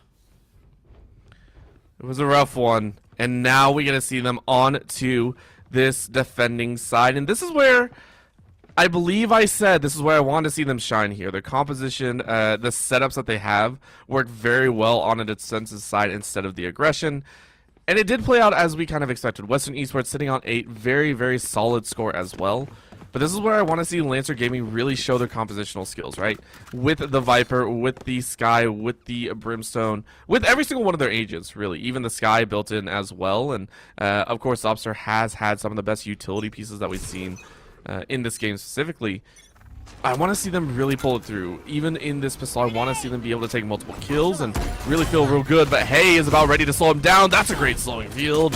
He's going to keep him low, and B-Bog finds Hay. Yeah, there's a nice start. The shorty not very effective at that range. And the ghost a little bit better though. It's even got 2. Shock dart to the face, but the overkill is good for it. Doesn't matter. Fallen has 2. Fish in a barrel is what it looks like. And Quick Sonic and Fallen coming away with so much. The double kill there from Quick Sonic on the U-Haul position and a 3rd to follow up. Western's pistol is good. That was a swing and a half right there. You saw a couple shots coming out Fallen, and Kicksonic's like, what are you doing? Just swing them, and ran it in. So very, very nicely done. Pistol goes to Western Esports. Looking at Lancer Gaming to try it. Did they really? They sold it. Okay. I heard the shots go out, and I was like, did we fully get it? They thought about it. That's for darn sure. Lots of control utility being put forth into this position. And Lancer, let's see if they can get away with it. The push on the B, meanwhile, though, is an empty sight. There we go. Coming to fruition. Mousy gets 1. Meanwhile, though, it's not looking good. Everything else is falling apart. Lancer Gaming. It's looking like Western's going to take number 10. Find the double digits here in game 2. It's going to be that hard chase, but even the spray down, swinging one and getting the other. Letters finishes it off with a 4K. And as you said, double digits now. This is pretty much a repeat of game number 1. Whether it was forecasted before or not, whether or not it was predicted, Western Esports are on par to kick things off here in the playoffs with a resounding series win. At this point, Lancer Gaming taking a timeout. Better late than never, right? This is your opportunity to get some information. It is a full buy round as well for you, so this is a good time as any. But what do you even say at this point, right? How do you bring it back when it's the 6-round disparity? Well, I mean, okay, to be fair, they did take their time out in the first half. They get another one here in the second. They're taking it now. So it's not like they're too late in this either. What I will say, what do you say being the question? You know, you talk about some sort of microplay, right? That's the key. That's actually a big part of winning on Bind is, you know, these small microplays, setting up something like a paranoia going down into showers and a swing off the back of that, or, you know, maybe utilizing an operator down, you know, a short, be long, all that kind of good stuff. You know, trying to set up some sort of opening pick play like that. That's what I would hope they're discussing. But we'll have to see. This is that bonus round. Western Esports have been effective at getting pistols, but their bonuses have not been very effective in general. We'll have to see if they can pick one up here. They'll definitely try their best. Running now forward, gonna try and put themselves in the right position. Paint Shell goes out to clear the left, and right is where they're gonna string Hay. Meets a face full of lead as Zobster picks up first blood. So Nice start. No falling through the smoke. It's going to equalize things pretty easily. Lancer going through the smoke. That's aggressive. A very interesting decision. B-Bog connecting frag after frag though on the site and coming alive at the right time. 1 and 2 though. Quixotic able to find some success using the dismiss in order to give it away. Quixotic is playing games and B-Bog gonna win the fight anyway. Quixotic, play stupid games and win stupid prizes, my friend. Oh, B-Bog. We gonna see B-Bog pop off again.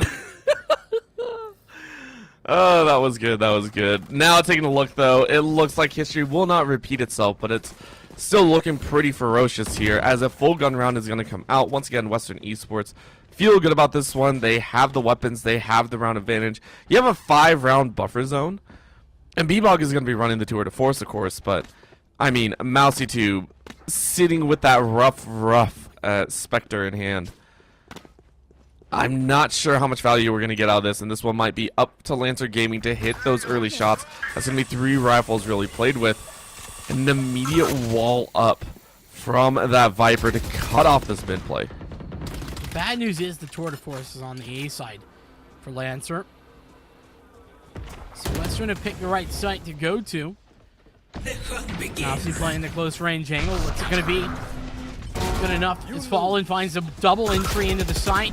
Unfortunately for Mousy, Hey has his number, and Hey is dialing up the victories here for Western on the double kill. Once again, Lucan now on the old 1v4, or excuse me, 1v5.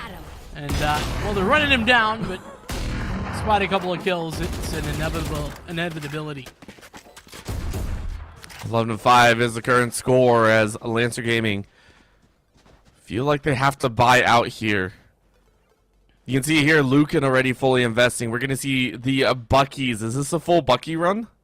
It's going to be the shorty added in. There it is. That's the Well, 4 shotguns. Come on, Mousy. Come on. Join the team. Join the team. One of us. One of... Oh. oh, man. That makes me sad. But yeah, it is going to be a tough round for them. Your cheering had a negative effect on the number. I of know. How does that work? That's not. I don't know. Uncle Exotic, he's making a short work of this round by the looks of it. Getting ultra aggressive and okay, B-Bog showing him the doors. And listen, we might have shotguns, but we can still shoot heads, and that's good for a couple. B-Bog even following up with another. Now it's a 2v4. Lancer Gaming ahead. Last player standing. And that's a powerful play. One more to go. Bouncy Bear, wanting a nice swing, is able to pick up one more, but Lancer Gaming were able to come out with a thrifty round win and played it extremely well. Now you have a chance to round it back up, and again, with an extra round to boot in between, Western Esports not too worried, but they still want to be on match point. They still want to make their way forward and be able to give themselves a better opportunity. It is going to be the hero rifles coming out. Fallen and Quixotic are going to run their own with the Phantom and Vandal. Full buyout for Lancer Gaming, though, on the defensive. Feeling real good. Yeah, Western Esports kind of messed around a little bit here and giving Lancer a way back into this game. Playing a little bit aggressive. And, well, there, speaking of aggressive, Zobster utilizing the utility there very effectively. Seekers are going to go out as well. It's going to confirm that there's even more players in this area. So the mid push not effective towards Hookah. Is now down to business. Push in for Western towards A is here, but well, okay. I was about to say they haven't found anybody yet, but B-Bog actually has gone down. Follow up for Quixotic. Is it going to be good enough? We'll have to see. They certainly have this site locked down. When the site's locked down, you got to find an opportunity to break in, and so far it seems like they've done that. Western Esports are going to go ahead, lose one. Shy is able to find Fallen, and that's going to bring in that ulti. Orbital strike, slamming down home, and Quixotic barely makes it out alive. 10 HP to their name. He's going on the flank. That's aggressive. That leaves the rest of the team player. exposed, though. Yeah. Oh! Fury's good for the kill on the diffuser, but now Quixotic has to pick up the pace. There's no way to get there. No time. Western Esports once again unable to find it, and it's Lancer Gaming to bring it back. They're starting to close the distance here, Orbital. And that time, sure, off the back of some very good utilization of some ultimates, but still, Lancer have started to hit some shots as well. Of course, and again, this is where we were saying we want to see the compositions shine. Granted, if you think about it, they've only won 3 rounds. Western Esports have, at least on this side, so we're starting to see Lancer come back a little bit. You can see their composition kind of rotating itself in. A great utility usage can lock down an entire site with almost no problems behind it. And Western Esports might be getting a bit jittery. Again, they are in the lead, but feels like it might be slipping away. So that's going to be a chase into Hookah. Hay is going to try and spray through as best as possible, but doesn't really find any connections with the shots. Fallen looking for a place with that teleporter. That's a 4-stack over here on the B. Rest of the team going to start rotating for Lancer Gaming as Bouncy Bear finds Obster. Oh, and now comes the showstopper coming in. He's not really going to have much success, though. Mousy is good for a singular frag. Push back. Oh, that showstopper not good. The opposition from Lucan, no good either. The letters putting him down for the round. 2 left alive. One is the operator, and B-Bog no longer interested, running away and trying to get out. But, well, let's see if he does. Jeez, can't quite hit it. This hard chase is one of the most frustrating to deal with. It's a terrifying thought, right? You're the last one alive and you hear 4 gunmen coming at you. You're like, this is horrible. Get me out. Yeah. This turned into a horror game real quick. Yeah, no thank you. I'll take it. I'll take that for later. Let's talk a little bit though about that setup from Western on the very beginning of the round. They took hookah control so very early, and it was a very nice setup. So Hay puts down the boom bot, and that is what starts to bait out the shot. And then as soon as the shot is taken, there's a paranoia there for letters, and that really does a good job of pushing all of Lancer back and denying them space. It was so well done. It was extremely well done, and unfortunately you don't have the ultimates now, but what you do have is a Reina Empress ultimate, which means that this Quixotic is going to have fantastic kill potential, but the spray down is just too good. Mousy and Zobster say, hey, listen, that last round felt more like a fluke than anything, so Western Esports gets shelled down. Bouncy Bear is going to get 1. Can you get a bit more? No, you can't, so Lancer Gaming feel very confident that when the ultimates are down and it's a straight-up gunfight, that they have the advantage. Well, you know, the problem is Western, they can afford to just have a couple of, shot in the pan type of rounds, right? Because they have such a fantastic lead. They've already, had a bit of a frustrating situation here. Lancer Gaming with a comeback already. But out of the next 4 rounds, all they need is 1. So they'll be okay to just have one or 2 of those rounds. All they need is 1. For it to come their way. Viper's Fit is going to come out. That's the really only ultimate available here. And that's going to be entirely denied there early on. Zonic with a nice frag and the overheal as well to make matters worse. Ooh, a little bit of a rough satchel there. Lucan doesn't really get any air, but it was just a little bit of a bait.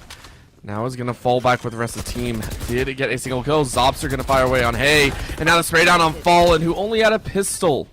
Is going to catch it out. Cleanup duty is in full force for Lancer Gaming, as again on the eco. They do carry over too. However, that is a decently devastating round. Again, Western Esports able to pull 3 kills. That's going to give it enough time to section things up here. Lancer Gaming hoping to go on another bit of a tear. Yeah, but it doesn't matter. The eco damage is sort of irrelevant considering that Western are on the back side of this. At 12-9, they're on match point. So as long as Lancer can get a buyout, which they will, then that economic damage is not super relevant for the rest of this game. Let's see if B-Bog's going to go for an operator, if it's just going to be the rifle and the Tour de Force, or maybe, we have seen those that dual wield before, Tour de Force plus operator, have a bit of a quick fire. That's always fun. But it looks like it's going to be the rifle to back up the Tour de Force into this one. I love the fact that we see the Odin coming out as well. Yeah, Shy just kind of laying into that long range. Not really finding anything else. Molly is going to be sent out, and a quick pick of that Omen saying, nope, you're not allowed to be able to teleport in. Shy is going to get a spray of 1. Huge clip is going to be used, able to grab 2. Bouncy Bear is going to finish that one off, but the damage has already been done. Lancer Gaming sending everything that they got. Seekers, tour de force, and more. B-Bug going to find Ace Chest. Last moment. player standing. Oh, man, nice shot as well from Mousy. It's Bouncy Bear versus 4. Closing in all around him. He has the Hunter's Fury. One shock dart and the recon's coming up. So there's certainly some tools to work with, but this is going to be a tough task. He needs to find one initially. He's going to deny the diffuser, but it's a little bit on the slow side. Couldn't get back around the corner in time, and it's Western Esports to fall once again. Double digits for Lancer Gaming. They are on the comeback trail. Just 2 rounds to go before we head to overtime. This is getting a little bit worrisome. You're letting Lancer Gaming get into their element. I'm not sure if that's a spot you want to give to them. I wouldn't be surprised if Western Esports lose this next round to see just that timeout, try and put them on ice a little bit, try and get a little bit of momentum back. But at this point, Lancer Gaming drastically in their own element. However, again, you do have that tour de force of your own, like you were talking about. Bouncy Bear with that Hunter's Fury, you can lock down a single side and try and find those early picks. The tour de force is the one that I'm really watching for. This is going to be another A side flick, maybe with the teleporter play, but so far you get all the information, and the fact that the entire side of U-Haul is open is precedence that we're going to see a lot more. Smoke goes down straight in that side, and Zobster finds Letter. It's a great start, that's for sure. Guiding Light going to go through. It's not going to find anything either. Western with whatever they can afford in this round, plus that ultimate tour de force we already talked about. Look at the lean here. There's 3 towards A, and there's 1 player kind of leaning towards A as well. So there's just a singular player defending the B site, and well, Fallen has tried to convince the Lancer Gaming side that is where the hit's going to be happening, but I don't think that they've really done a good job of convincing them. You can see that 1 player coming back, and here comes the hit. D-Bog on the site, gonna have to stand tall, but can't do it. Exotic there with a nice opener, upgrading as well to the 30 Phantom. seconds left. Now the Orbital strike comes through to deny the plant once again. Actually, it's not gonna deny the plant at all. It goes through anyway. This might be the opportunity Western Esports have found the chance, but it's still rough, of course. A Quixotic with gun control finds 2. Can you get the other? No, you can't. But you gave an opportunity, and it's down to 1. My gosh, Western Esports almost ended it there. But thankfully, Lancer Gaming had the larger opportunity. They had more people alive. That gave them the better odds. We are down to the final round of regulation. This Western Esports, they've been caught up with. They've lost 4 in a row, and it's all down to this final gun round. Either Western Esports take this series, or we are into overtime. Yeah, and great patience there from Quixotic. That's true. But, I can't help but think back to that round that Quixotic was getting a little bit overzealous, playing a little bit of games, thinking that it was all done and dusted, and B-Bog showed him the door. Could have been.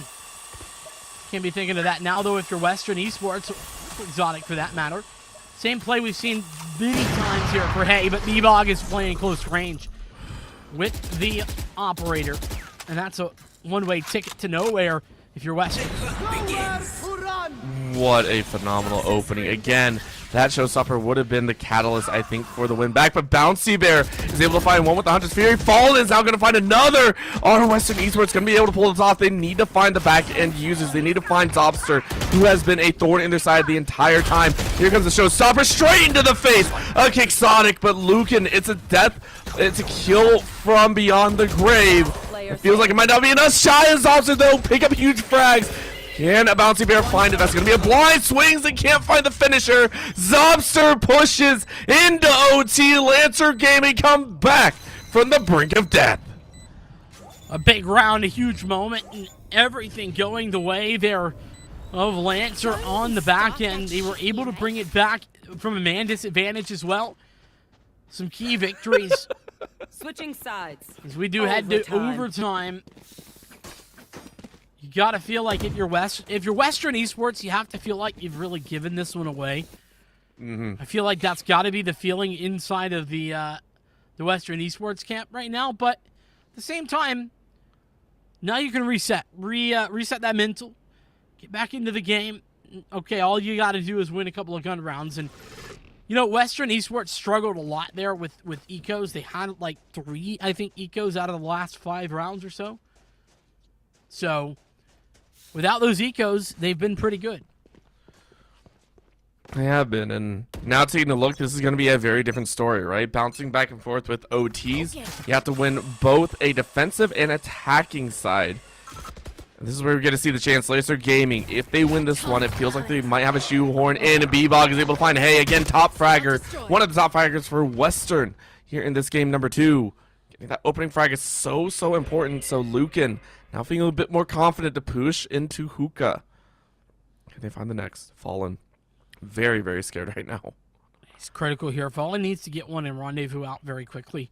That would be the best case scenario for Western, but we'll have to see. Oh, that's not the swing he was looking for. Fallen, they have the advantage. Now would be the time to Rendezvous, but he's going to stick around. Shy not going to be aggressive either. That might open them up to opportunities here. Fallen going for more, and he's got the Rendezvous this time. So it was just a one-man advantage is now to Lancer Gaming, falling to pieces here in round 1 of OT. This is the hard part. This is the one that they do have to kind of come back for. Both teams have played the defensive sides extremely well. That lends itself to some of these possibly more elongated OTs, right? These are both teams that know how to hold their own, but B-Bog has other words, says, listen, we fought our way from the brink of a loss, and we're not going to end it here now. 2v3. Need a couple more headshots. Fallen gets some good damage down, but can't follow through. Fallen now finally gets B-Bog, and using that ulti. Needs just one shot to finish it off. Takes a snap. Mousy Tube able to dance back in a round, but that's going to be the Insomnia going out. Going to blind out some shots, but Mousy able to find one and find 2. No way. Mousy wants it, but that's going to be the defender's win. Time out. That's a rough one to have.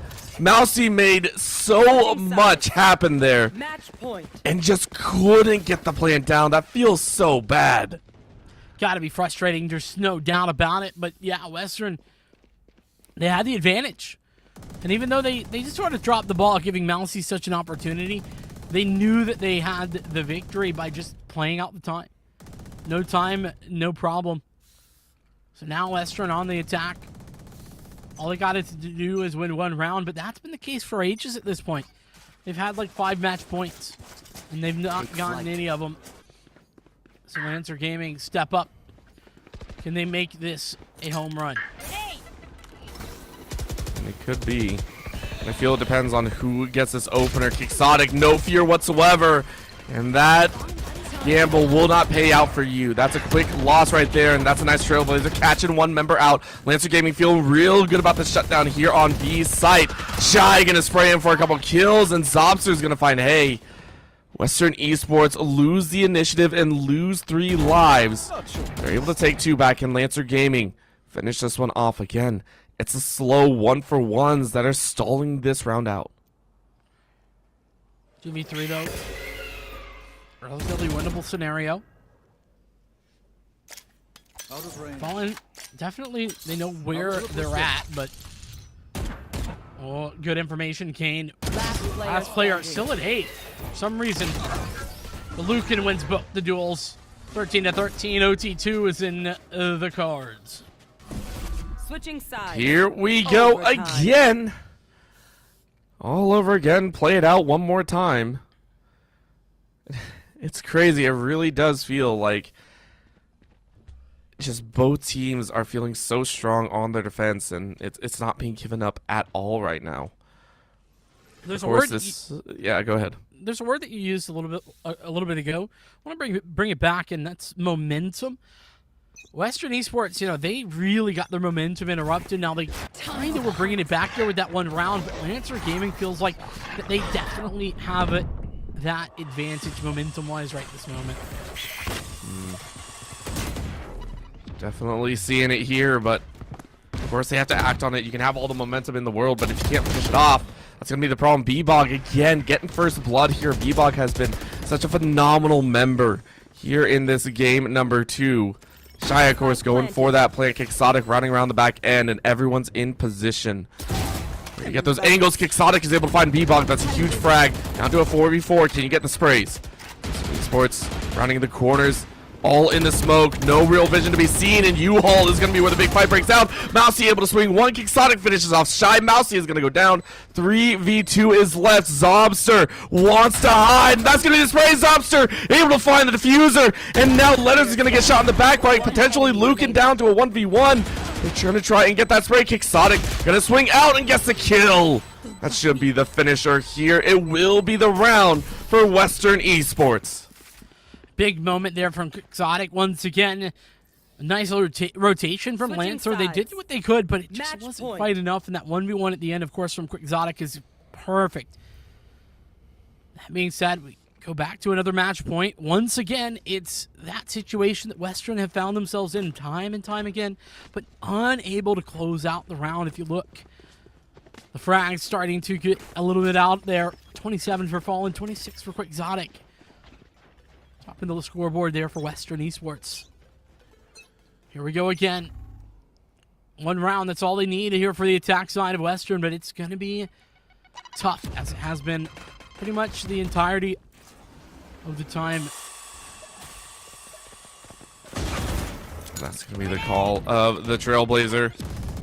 Hey, now getting a little bit of information. It's going to be a challenge. This is going to be a chance. Quixotic again. One of the top fraggers is going to run in and pull out some lead. Fallen finds another, but Quixotic is down. They need to kill Shy. Shy with this Odin is going to make short work of people. That's going to be two. Can't get a third, though. Letters is going to finish that one off. 3v2. This is one of the better moments that Western Esports have had, but they're looking the wrong way. There's going to be Poison out. Mousy realizing where everyone is. And Letters hoping a little bit teleport glitch will work. B-Bog going to pick up the Phantom. What can you do? His first kill is critical. Playing it passively, his Letters doing a good job. Now Mousy has gotten the information. There ain't nobody home. Shot line up. Now the recon to give information, but Mousy wins the fight. player Going for standing. more. Mousy gonna fall. B-Bog needs to 1v2, but can't do it. 15 to 13. Western have brought it home, but it was a very long road for them to do that. Cannot believe that it went so far. After game number one, I will be very honest. I was expecting Western Esports to sweep, and especially after the first half here in game two, it felt like we were just getting a do-over. It felt like we were gonna be all over the same thing, and yet I'm so happy that I said, it's one of those things that I get lucky with my predictions every so often. You know, that 1% of the time that I am right. I'm so happy to see that Lancer Gaming's composition brought out such a stellar show for us in that second half, running it back on the brink of losing and pulling 5-6 rounds in a row. What a phenomenal show from them. Unfortunately, they do fall here, but huge props to the squad. They fought valiantly, and deserve all the credit for making it here into the playoffs. Yeah, I think the Lancer Gaming, they showed themselves well, especially there in Bind. I think that they definitely weren't quite up to snuff on Haven, to be honest. But Western Ontario just kind of had the individuals that kind of were playing out of their mind in a couple of these moments. I think B-Bog was consistently good, but in general, Fallen and Quixotic were the two that just were a little bit better. And Fallen, of course, I mean, 2 maps had 50 kills total. I mean, that's a very impressive showing. There's just no way around it. So, for me, Fallen MVP of this matchup, this quarterfinal, headed to Western Ontario, and now they have to strap in, get themselves ready for a potential number 1 seed matchup in the semifinals. That's going to be a tough one. But based on their performance here, Orbital, I could see them doing it. I could see him as well. You can't be giving away those rounds at the end, though. Against the number 1 seed, they will rip that away from you. You got to shore down, you got to buckle down and be ready, because you got to be playing on 110%, 115% even throughout the entirety of the match. Even if you're up 5-6 rounds, you can't let a single round get away from you. Certainly cannot. With that being said, we're just about done here for this matchup, but we got way more coming up here the NECC. More quarterfinals are coming. We're going to have Morningside going up against Springfield. Orbital and I will be back, but we're going to take a short break to get that set up. So we'll be right back.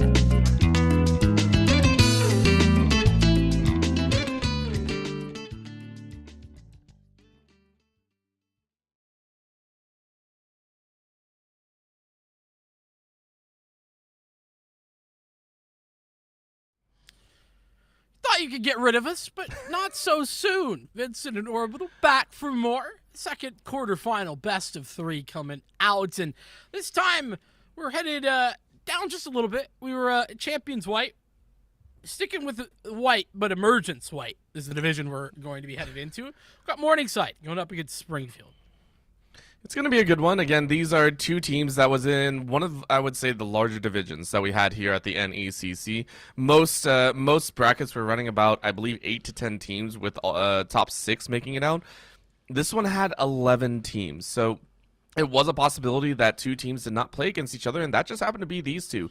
Both sides, SC Pride Esports and Morningside, both have a record of 5-3, and yet they have never played against each other. That is very important to note. This will be the first time the 2 teams have faced off against each other, and considering how close they are in record standing, I expect this one to go the full distance. Yeah, I just double-checked, and actually this is definitely tied for the most teams in a division here at the NECC, and actually other divisions that had 11 teams, at least most of them, at least 1 or 2 of those teams had dropped out.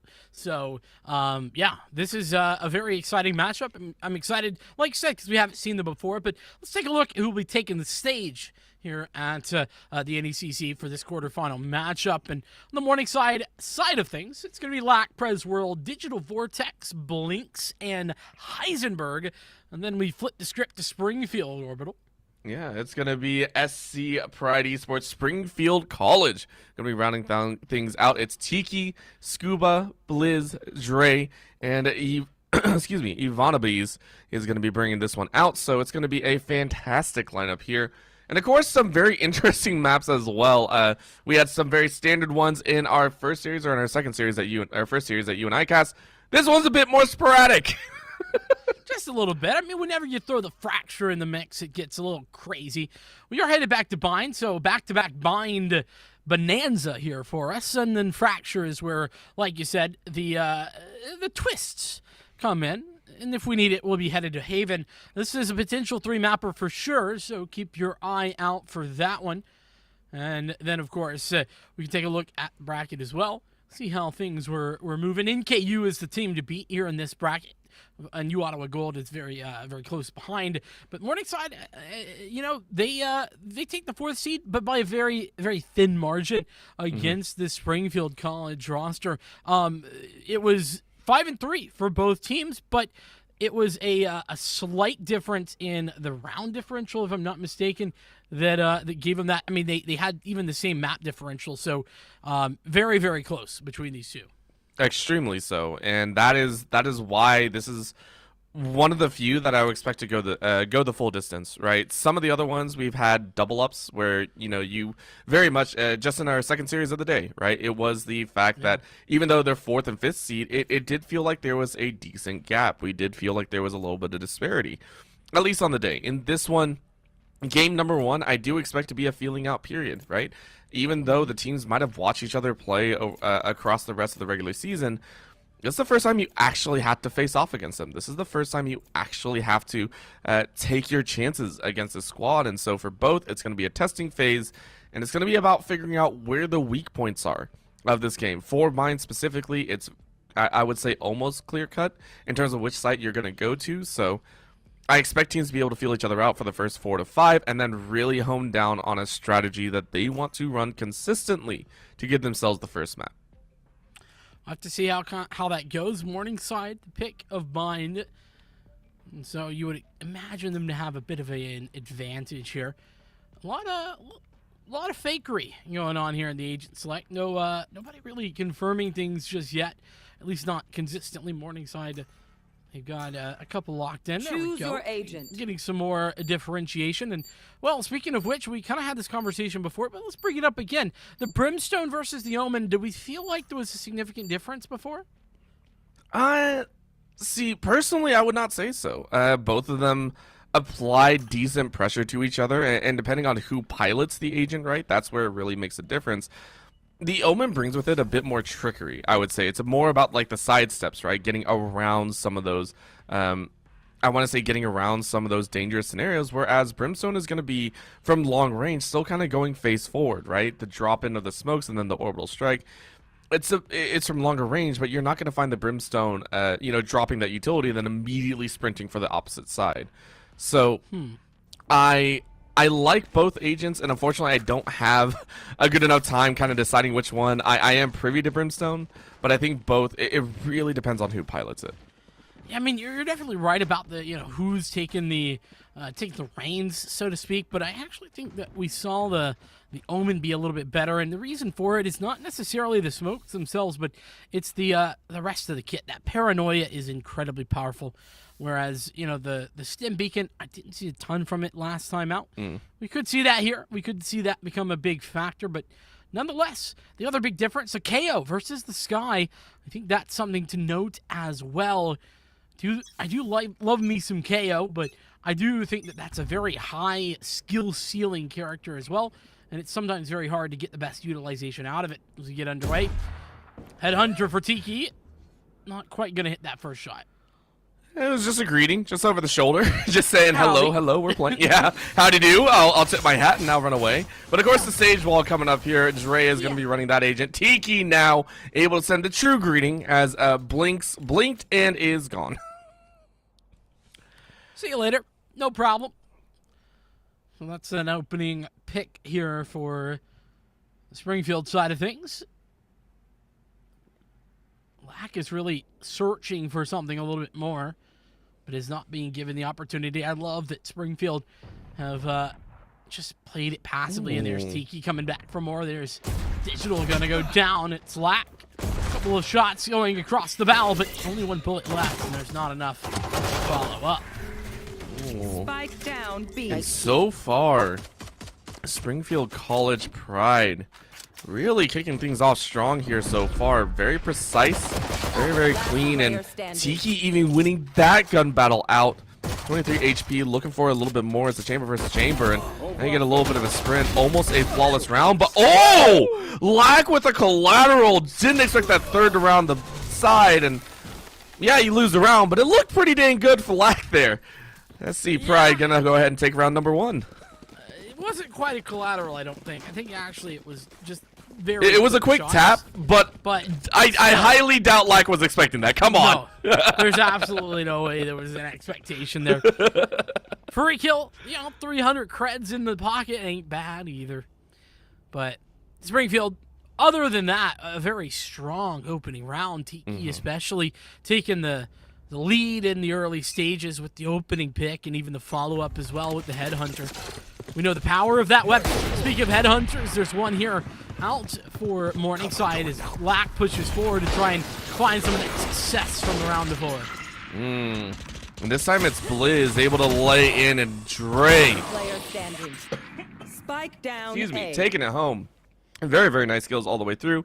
And now Heisenberg, almost in like the last season of Breaking Bad, gonna have a rough time here on the run from 5 members, and is unfortunately gonna have to take the rough way out. Tiki gonna take a snap, misses the first shot, down to low HP, waiting for Blizz around the corner as a teammate finish it off. That's gonna be a flawless round. All weapons hot for SC Pride, moving into round 3. I got bad news for you, Orbital. Uh-oh. I have not seen Breaking Bad. Honestly, neither have I. I've seen the memes, and that's how I got that one out. Okay then. I've just exposed you. I apologize. Yeah, it's okay. It's okay. My bad. What made you not want to watch Breaking Bad? Let's hear it. No, nothing actually. I'm sure it's great, and I just never did. That's all right. So you heard it here first. Vincent don't not put words in my mouth. I would not appreciate that. I'm just gonna stop that before it can start. But you know what else is getting started? The gun round, and that's important. It's a bonus up, and Tiki's got the frag, but not ready for the second. Lack's gonna put him down. Teleport's ready. Oh, Lack caught Tiki lacking right there. That's what happened here. And then Yvonne Bees is also caught lacking. Lack gonna swing with that Phantom and take 2. What a phenomenal catch there. That will make Morningside very happy, as they now get the plant here on the B side. A couple sprays straight through the smoke, but you really don't find much else. It's in the SC Pride. What can they find as Blizz is looking for an opportunity? Oh! A double spray down. Now making this a little bit more easy for the Springfield side on the retake. Push coming through, 0 point, not really committing or finding much of anything.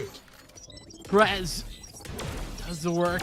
Blizz now needs all of them, and he can't find it. No Blizz, it's Blinks to shut it down. Morningside take their first. It's one that was looking a bit dicey there, actually. I had to give huge props over to Blizz, who had a very nice collapse on the back end. I believe that was Elbow there that really gave an opportunity over. And that's something that we're starting to see a bit more. Again, going from Champions to Emergence, we start seeing some of these key mistakes being made, right? Morningside did not clear that back end, did not expect someone to come around from Elbow and be able to take that fight, and that's what ended with them dropping 2 members very, very quickly. And so for Morningside, it's going to be shoring up that mistake. If you attack B again, you got to check those corners and ensure that SC Pride are not allowed to make that flank. There's 2 tour de forces out on the field, one of which is looking down Tiki. Nice rendezvous. They're going to get away. And Ivanovic doing a very good job of finding that frag on the Prez World. A key miss from Ivanovic on that last round, and really doing a good job of finding some success in this one and stepping up big time. Blinks has found a little bit more information in the meanwhile. Ooh! And that hit, too. Leg shot. That was very, very lucky it was not higher. Fortunate, yes. Don't look a gift horse in the mouth. Remember, already finding that opening pick. Springfield is in a great position. They don't need to peek anymore. But will they? That's the question. They don't need 30 to. seconds left. But will they? With 30 seconds left, it could definitely happen. Let's be honest here. And Tiki does find a peeking Heisenberg. Tiki is now going to look for a little bit more. Lack is going to watch his couple shots go out, and Tiki says, my tour de force is just a wee bit better than yours. Now going to pick up the Vandal and get ready to run with the rest. 10 seconds left. Morningside Esports do not have a chance to plant, so they're going to save their weapons. Feels bad, man, to do that here, but it's a necessary cost. That'll be a third for SC Pride as they now move to a 2-round lead. Very nicely done, and utilizing Tiki's tour de force effectively as well. You do like to see that. And also, I got to give credit to Morningside. A lot of teams would have gotten into a really bad habit. They're just going for the kills, trying to play for a lost round. But you're in a 2v4. There's no reason to do that. And saving the rifles. Look at what it's done. It's really allowed a great purchase for Morningside into this next round. And so I got to give credit where it's due. Morningside making a good economic decision early. That means more gun rounds. That means more chances to bring it back. It does, and it might be the surprise that they need. Remember, SC Pride do believe that there's only 2 rifles, but here are about 4 spraying down that A short side, and that just means that it's all hands on deck. You can see a little bit of a cheat all the way from B, though. It's going to be the call from one of SC Pride members. It's going to be the Reyna. Ivanobus might be able to find the pinch, but you're taking a look. The KO is ready to go. Shots go out. It means you have one on the flank. It does mean Morningside are now pinch into this A site, whether they like it or not, unless they can reach the teleporter. Well, that guiding light, a little bit off. Oh, and Lack is, what a great anticipation here. Oh! But unfortunately, it's not good enough. Lack had the idea, but Ivanobus does a fantastic job finding the kills anyway. Springfield making the moves here, and Morningside just sort of caught with their pants down. They don't have any idea of how to get back into the round. A 3v5 is not the situation you'd like to be in. Fortunately, Prez World has brought that back to a little bit more even scenario. Well, that's one way to find an opportunity. Find someone sprinting their way to back into the site or back into the map. So you get one. Unfortunately, I think that's all you're going to get. Great paranoia to go down, though. Digital able to find Tiki, and Blizz able to even things up. Prez World cannot find another as Ivanobus makes it a 3K. So far, SC Pride saying, look, we might have the same record, but that does not mean we are on the same level here. And you got to keep in mind this early start for Springfield's fantastic on a Morningside bind pick as well. It's exactly the sort of thing that you'd like to see. And it's that top 3, Ivanobus, Tiki, and Blizz leading the way. I haven't seen too much from Dre and Scuba, but they haven't been asked. They've not been asked to step up either. That's the other thing. So So we see Morningside go for Nico. We're going to have to try and maybe see some economic damage. That would be nice at 0 point. You're going to suppress Tiki, but unfortunately, that only suppresses abilities, not shots fired. As I see that, the Rendezvous not available, and Heisenberg going to get on the board finally. The Jet coming alive in the round. This Morningside not only take the site, but take the man advantage. Open up the sky! Spike planted. With that, that is the call down of the Orbital Strike, just trying to push away from that spike, try and find something else to work with. Digital is now going to pick up a Vandal. It's going to be so dangerous. Blizz ready to drop a bit more down. It's now going to be a Molly to be thrown out in the back corner. Watch out that side. Scuba's going to take a swing. Can't find much, but Blizz is able to find one. Blizz finds two. Oh, that's a fantastic catch. And now that's going to be Scuba getting the flank. Heisenberg able to finish off Dre. Almost another reset, but you run out of knives, and Blizz finishes it off. It looked good for Morningside, but SC Pride had a much better retake. Man, Blizz coming alive. So strong there. And I'll be honest with you, Orbital, I was really not loving Blizz there for a moment. The Orbital Strike came down so late into the plant, and the audio cue came in, and it was like, you know, waiting, Orbital Strike. It was just so late. Didn't really do anything, but the shots were absolutely on point there. On each side, it feels like they've really struggled to get anywhere into this game. Even though that looked very good, now they have weapons in their hands, and they do have the null command. That can really put a damper on things. And that's going to be pulled instantaneously from Morningside towards the Z side. Oh, and that's a great way to deny that operator play right there. Really nice usage is going to allow Morningside to get a quick plan down. However, it's a 5v5. Spray goes down. Yononibus and Dre finish off 2. Lack and Heisenberg finish off 2 of their own.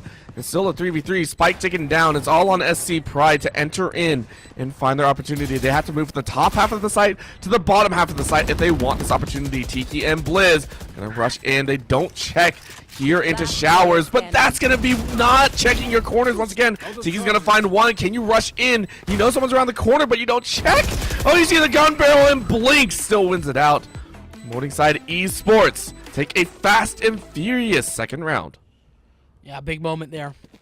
Could be a big turning point as well. Of course, the money's still great for Springfield, but let's talk about that no command. It was so effective at pushing back the rest of, or the entirety, I should say, of the defenses.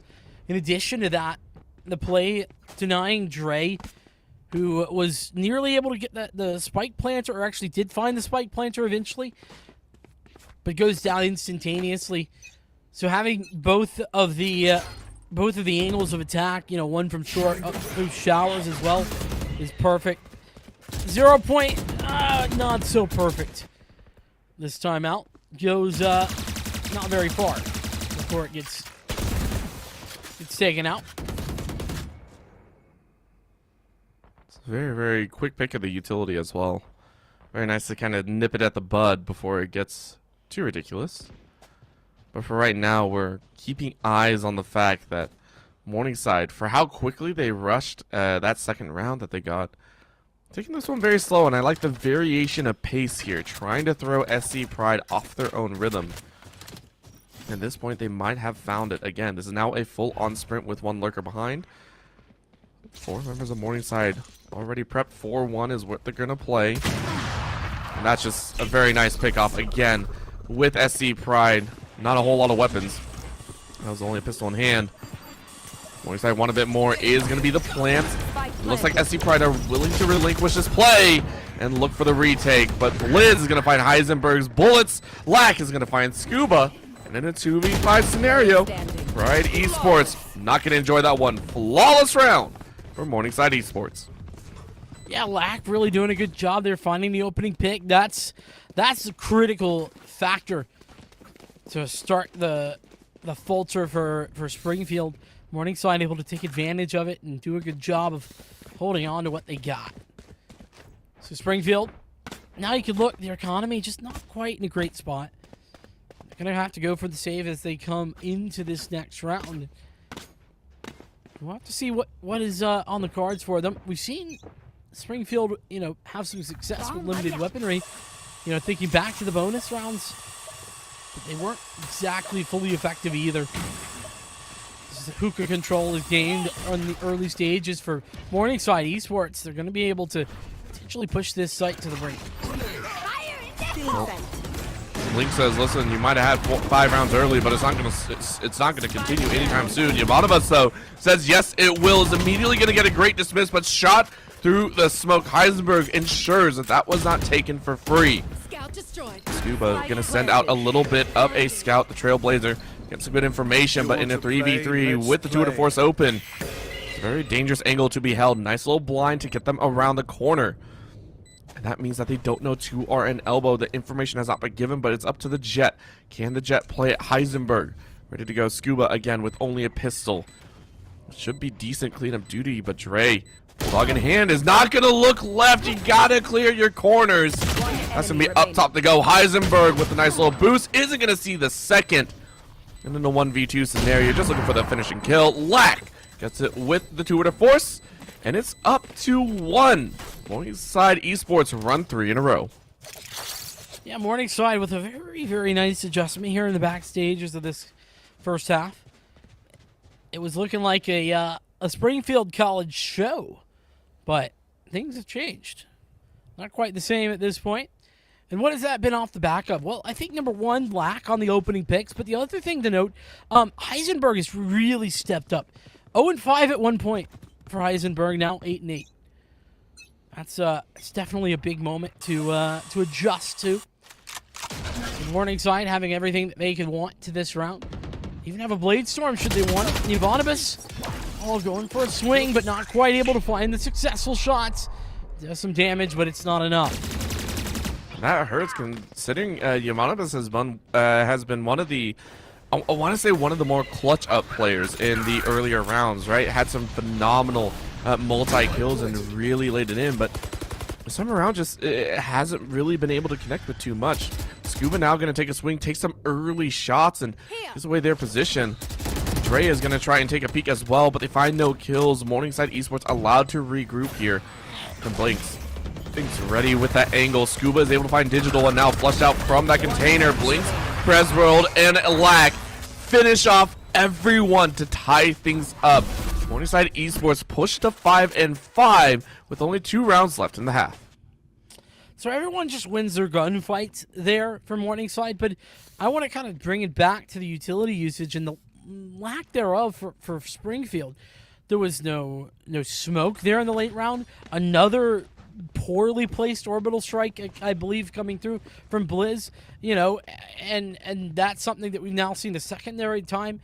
No chance as well for Dre to utilize the resurrection. I believe that was also available. So just, lacking a little bit where I would have liked to see a little bit more. Ivanovic's a nice shot, but it's quickly going to be equalized as Dre falls down. So there's no more potential for the resurrection once again. Blizz, good for 1, but not anymore.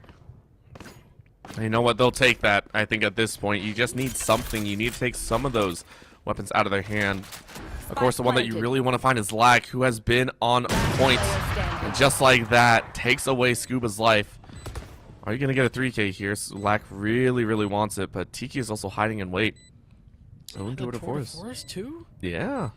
I'm not sure about this call, but yeah, it's a big investment. And is able to snipe out 1, but I don't think anyone else is going to swing. You're not going to get that easy of a shot again. I mean, that one wasn't easy. And you're certainly not going to get anything easier, like you said. Oh, what a great read, though. I only think there's one player there. Despite it's taken for a while. Still a chance. Blinks hits the shot. Looks like just trying to search for another kill or two and hope to be able to clutch things out. But so far, Morningside Esports running 5 in a row. One of the longer runs we've seen here today. I think it was a total of 6 that we saw in our second series of the day. That was a fairly long one. This one's starting to rival it, as Morningside were able to bring it back one more round, and they take the lead here in the half. Of course, it's not a major lead, but any lead is a good lead. That would be at 7-5 if they can pull this one off. Well, I mean, and this is their first lead of the game as well, too. I mean, 6-5 right now. Could be a tied scoreline, though, as we head to halftime. Empress is popped. The Res is yet to become available. Heisenberg with the Blade Storm, gonna deny Ivanovic, and Scuba trading back and forth. Still leaves Morningside with a bit of a victory. The no command pop, but instantly taken out. It's Blizz is finding success and who for the price of one. Blizz on a triple. Somehow pulling it back. Last player standing. Now with the smoke down. Lack with 4 HP. Won't be caught lacking too much. Resurrection comes in, but Blizz with the 4K is able to keep things tied. And just like that, first half doesn't matter. Switching sides. SC Pride Esports cleaned things up at the very end, but Morningside Esports had a fantastic run. 6-6 is the score as we go ahead and swap sides. An impressive comeback from Morningside. A great push there at the end to find the success from Springfield as well. And off the back, very much so of Blizz, who was a heavy hitter in multiple different ways. I was a little bit disappointed at the Scuba utility, I think, overall from Springfield. Their retakes were not as good as I was hoping, but when it comes to the individual duels, Blizz is just taking them all and winning them.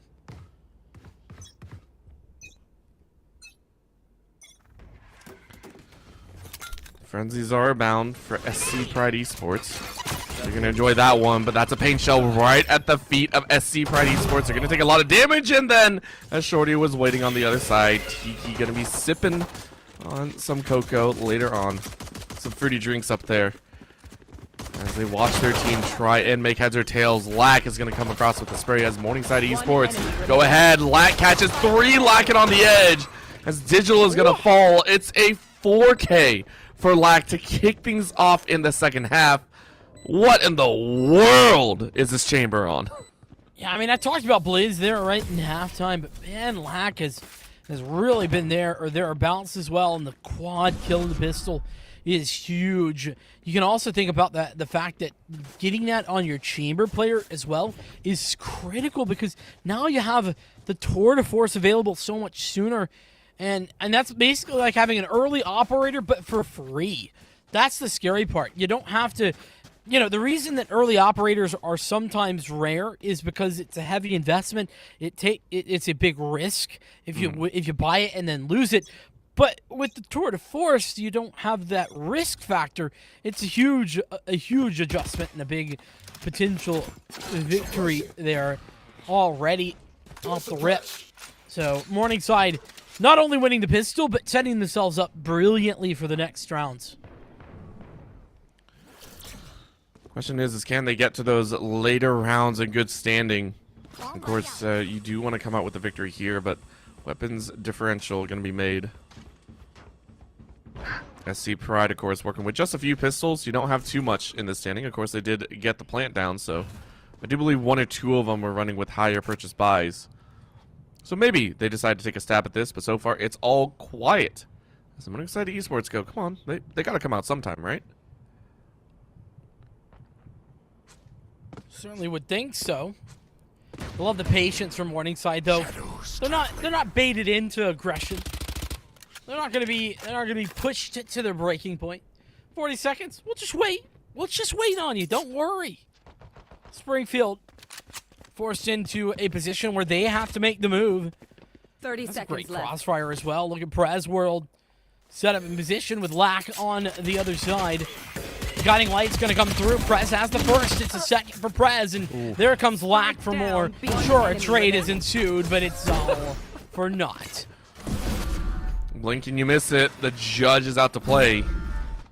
And now we get to see that gun round. Should be full buys coming out here. Yep, we go ahead, see every single member of Pride go ahead and stack up.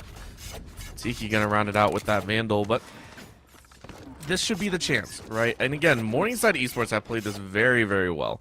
Already starting off with the 2 very nice opening rounds.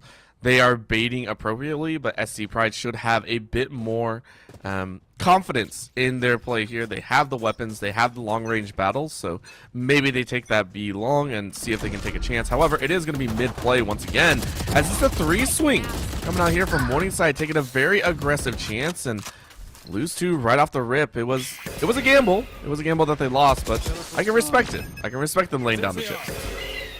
You know, I do like that they're playing for that on the bonus round.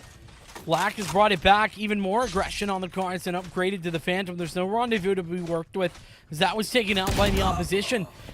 And not a huge fan of that look there from Black. Just kind of trying to go through the smoke, find the timing, and it's just not effective. Dre pulled it back there with the spike in his hand. It looks like with A cleared out, it's going to be an A+. One enemy remaining. Difficult time here. Morningside Esports want at least one more kill, and Blizz goes, hello. I'll take that one. Kind of gift wrap there, just a little bit. Just a tad, you know.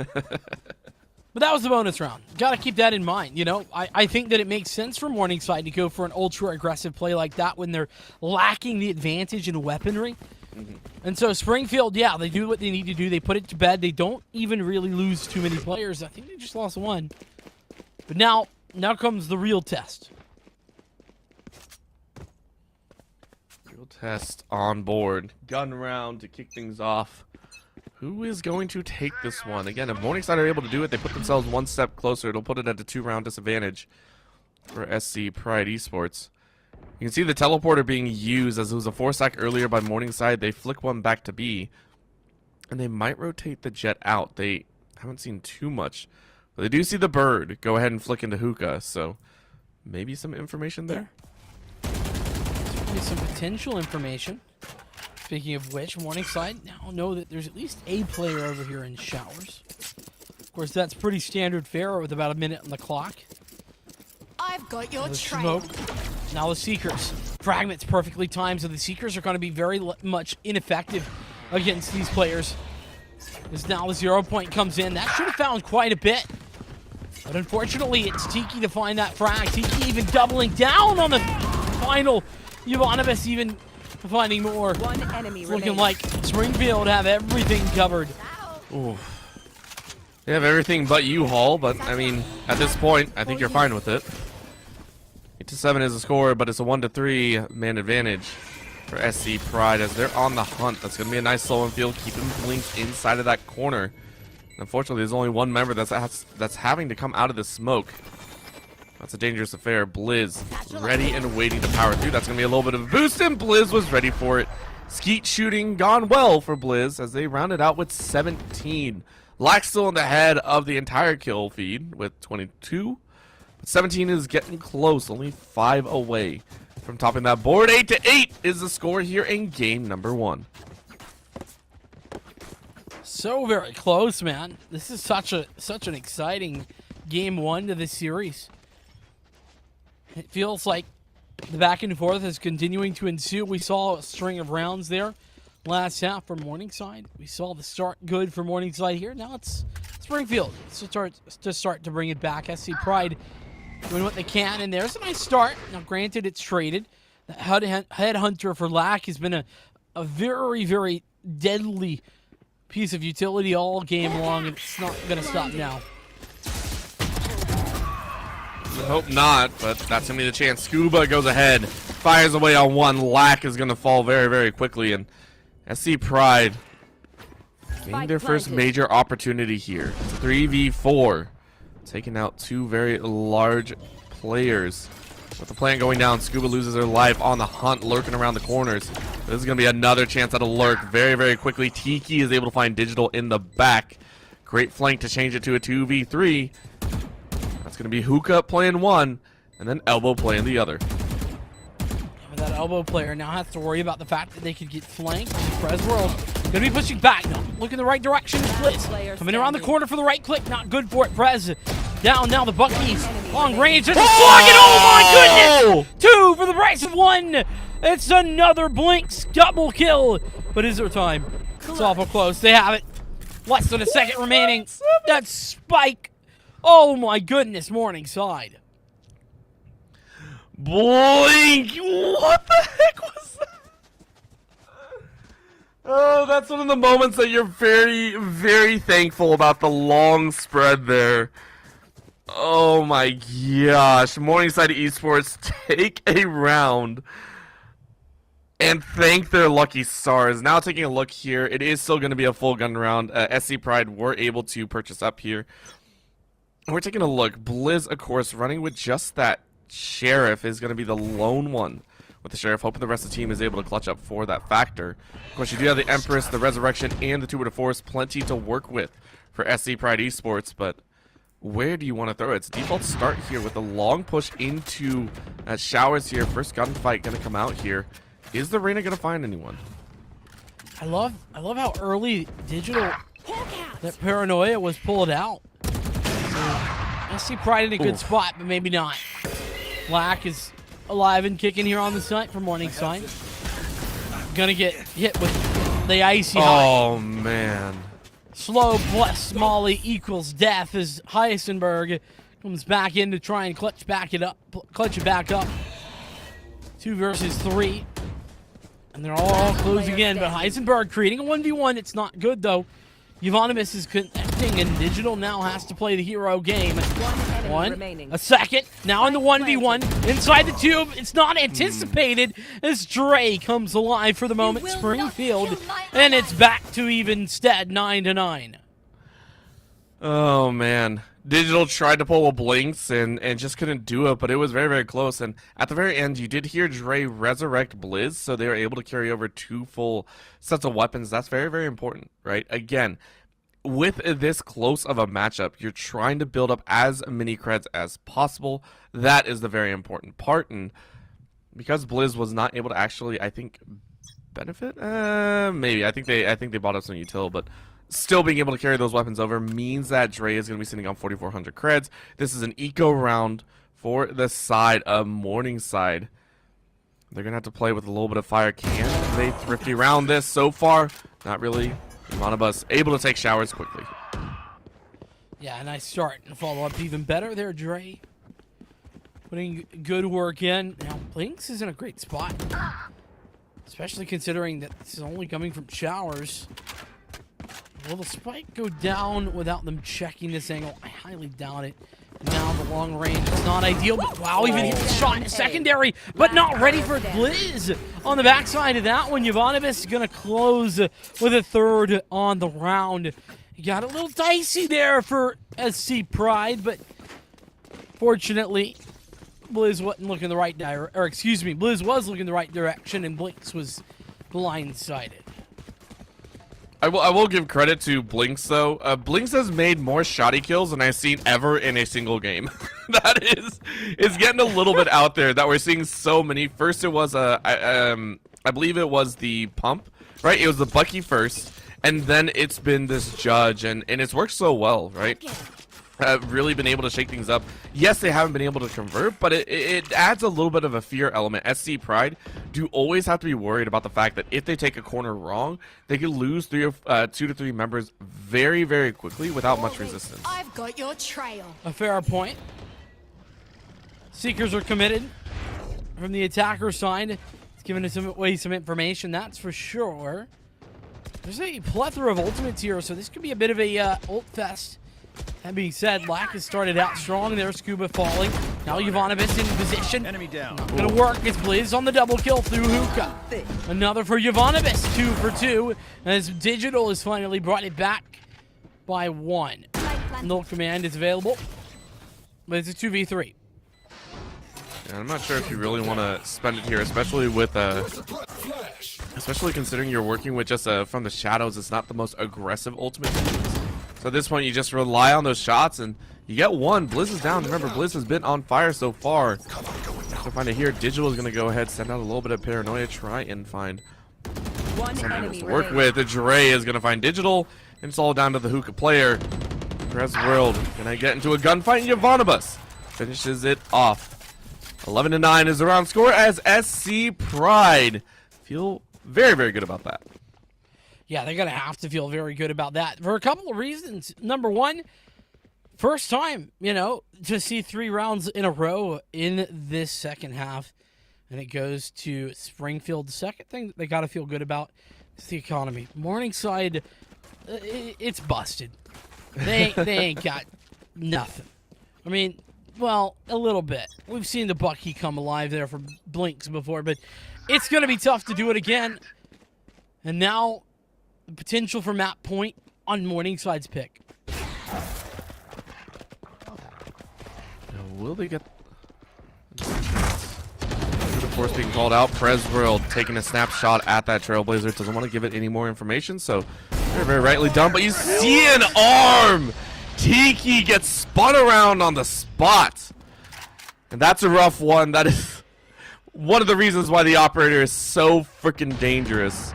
You show a shoulder and that's all you have, but Presworld taking a page out of Blinks' book, sending it with a Bucky. Yeah, this purchase is just so deceptively strong with the Tour de Force and the blades. And then you add the Bucky to those where, you know, it really is so effective at these close range angles. It's a lot of these angles to deal with. I mean, okay, Yvonne gets away with one there, but I don't know why you're swinging that close, considering you knew the Bucky was in position. 5 now down to 4. A couple missed shots, but Black just keeps peeking. He just keeps swinging. It doesn't matter. He's got no fear whatsoever, and the plant sure are going to go down, but it's just for a moment. Dre 1v4. Down to 1v3 after taking those knives to the arm. But you aren't going to catch Lack, and they're able to get the defuse. Keeps it within 1 here. As we're keeping eyes on SC Pride still. They really want to try and get the next 2, but Morningside are making it very, very difficult. At this point, Econ should be fine. SC Pride should be able to buy out in this next. Should be perfectly okay with it. Morningside, though, now have the null command. As you said, it's been sitting there, I think, for about 2 to 3 rounds now. And that's kind of the rough part to think about. Haven't been able to get any charges from there on out either. And then from the shadows, haven't really had a good opportunity to use it here on the defensive side. Let's check in on that KO versus Sky duel as well. Presworld, I think, doing a phenomenal job, and a far better job than Scuba is right now in this role as well. So it might be critical for Scuba to step up a bit if Springfield can close this, or maybe Morningside be able to make the adjustment. Either way, Digital going for a little bit of an early swing there at the Paranoia. Using it all on their lonesome. It's a little bit selfish. I would have liked to see it set up a little better, but either way, it gives the information, and now that information is starting to become very, very clear.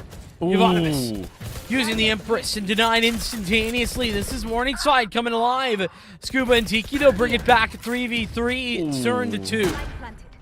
And Scuba swings hard, getting upset that they died to the Bucky earlier. Immediately grabs 2 heads, and Digital at 30 HP, and of course the KO sitting on full HP.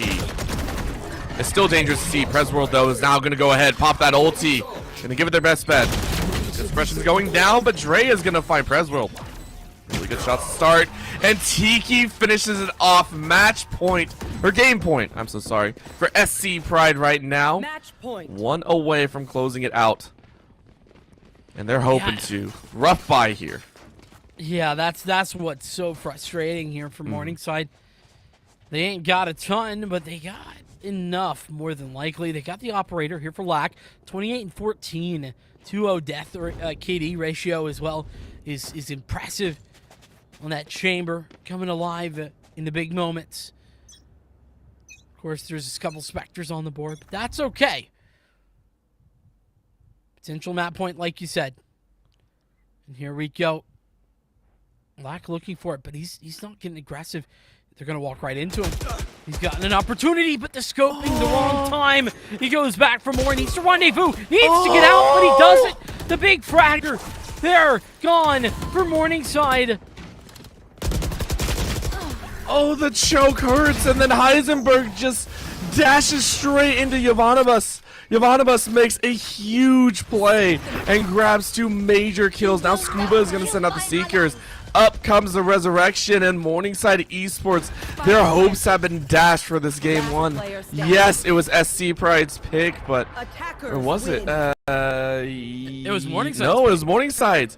It was Morningside's, and that quickly did their hopes get dashed. SC Pride take a massive set of rounds at the very end.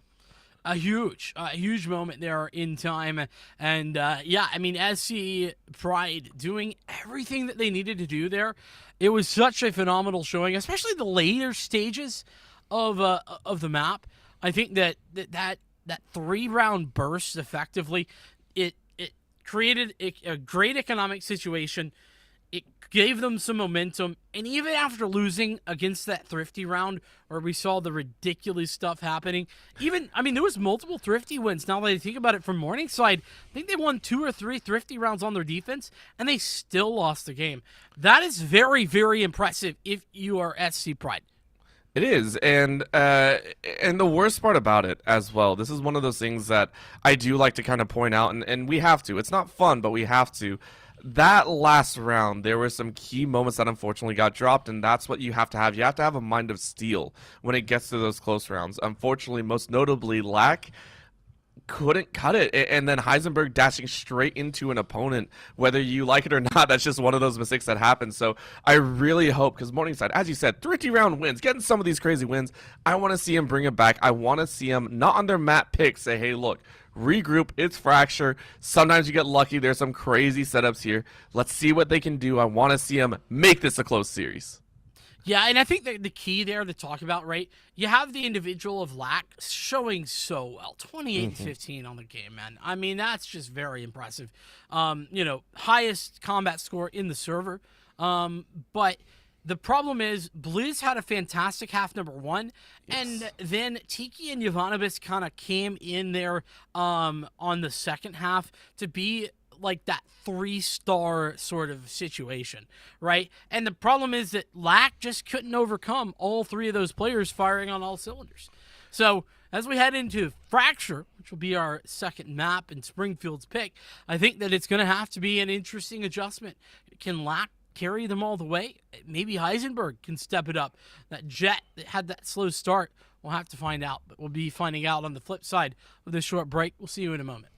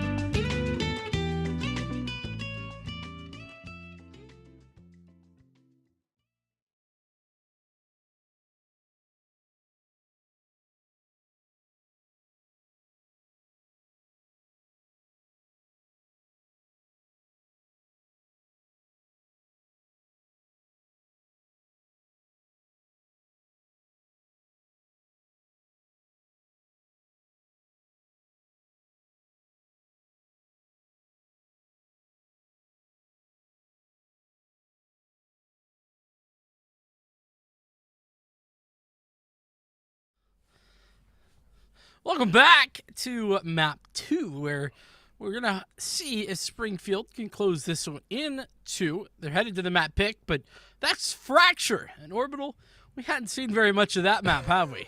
No, we have not. I have a love-hate relationship with this map. One, I love it because I am a personal fan of sporadic chaos.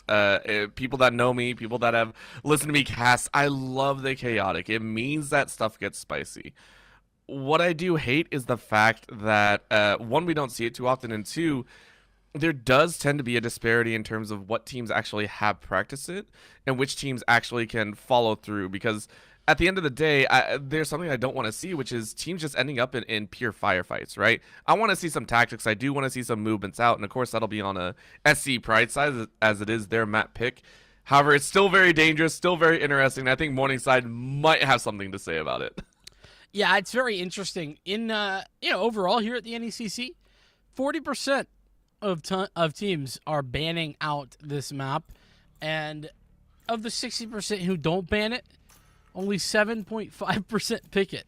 So let's just say that the Springfield roster is in a league of their own, with only 7.5% of the teams or maps picked here being Fracture over the course of the NECC season. So that's all I'm saying. It's a rarity, and I'm excited to see how this goes. Morningside have already locked in what they've got going, and I think this is a pretty normal Fracture comp.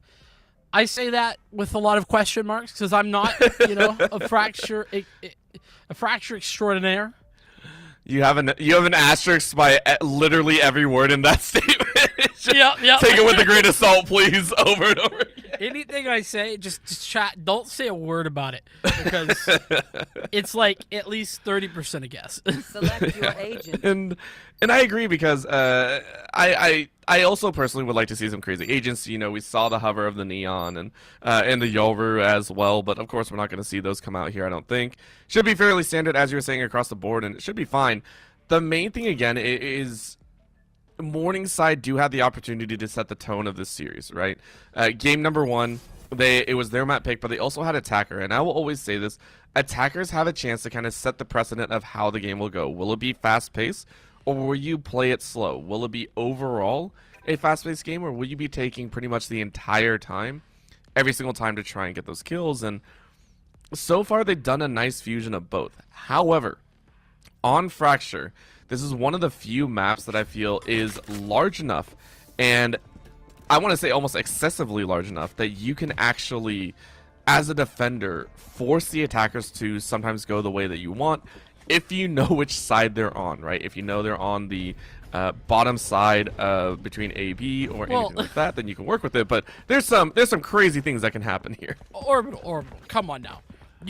That if in that sentence, it's like the size of the Eiffel Tower. Yeah. It's a huge if.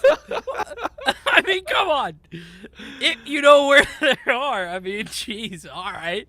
I mean, it's hard to know. Okay, that's my point. It's just very difficult to know. Extremely so. Going to see a bit of early aggression here,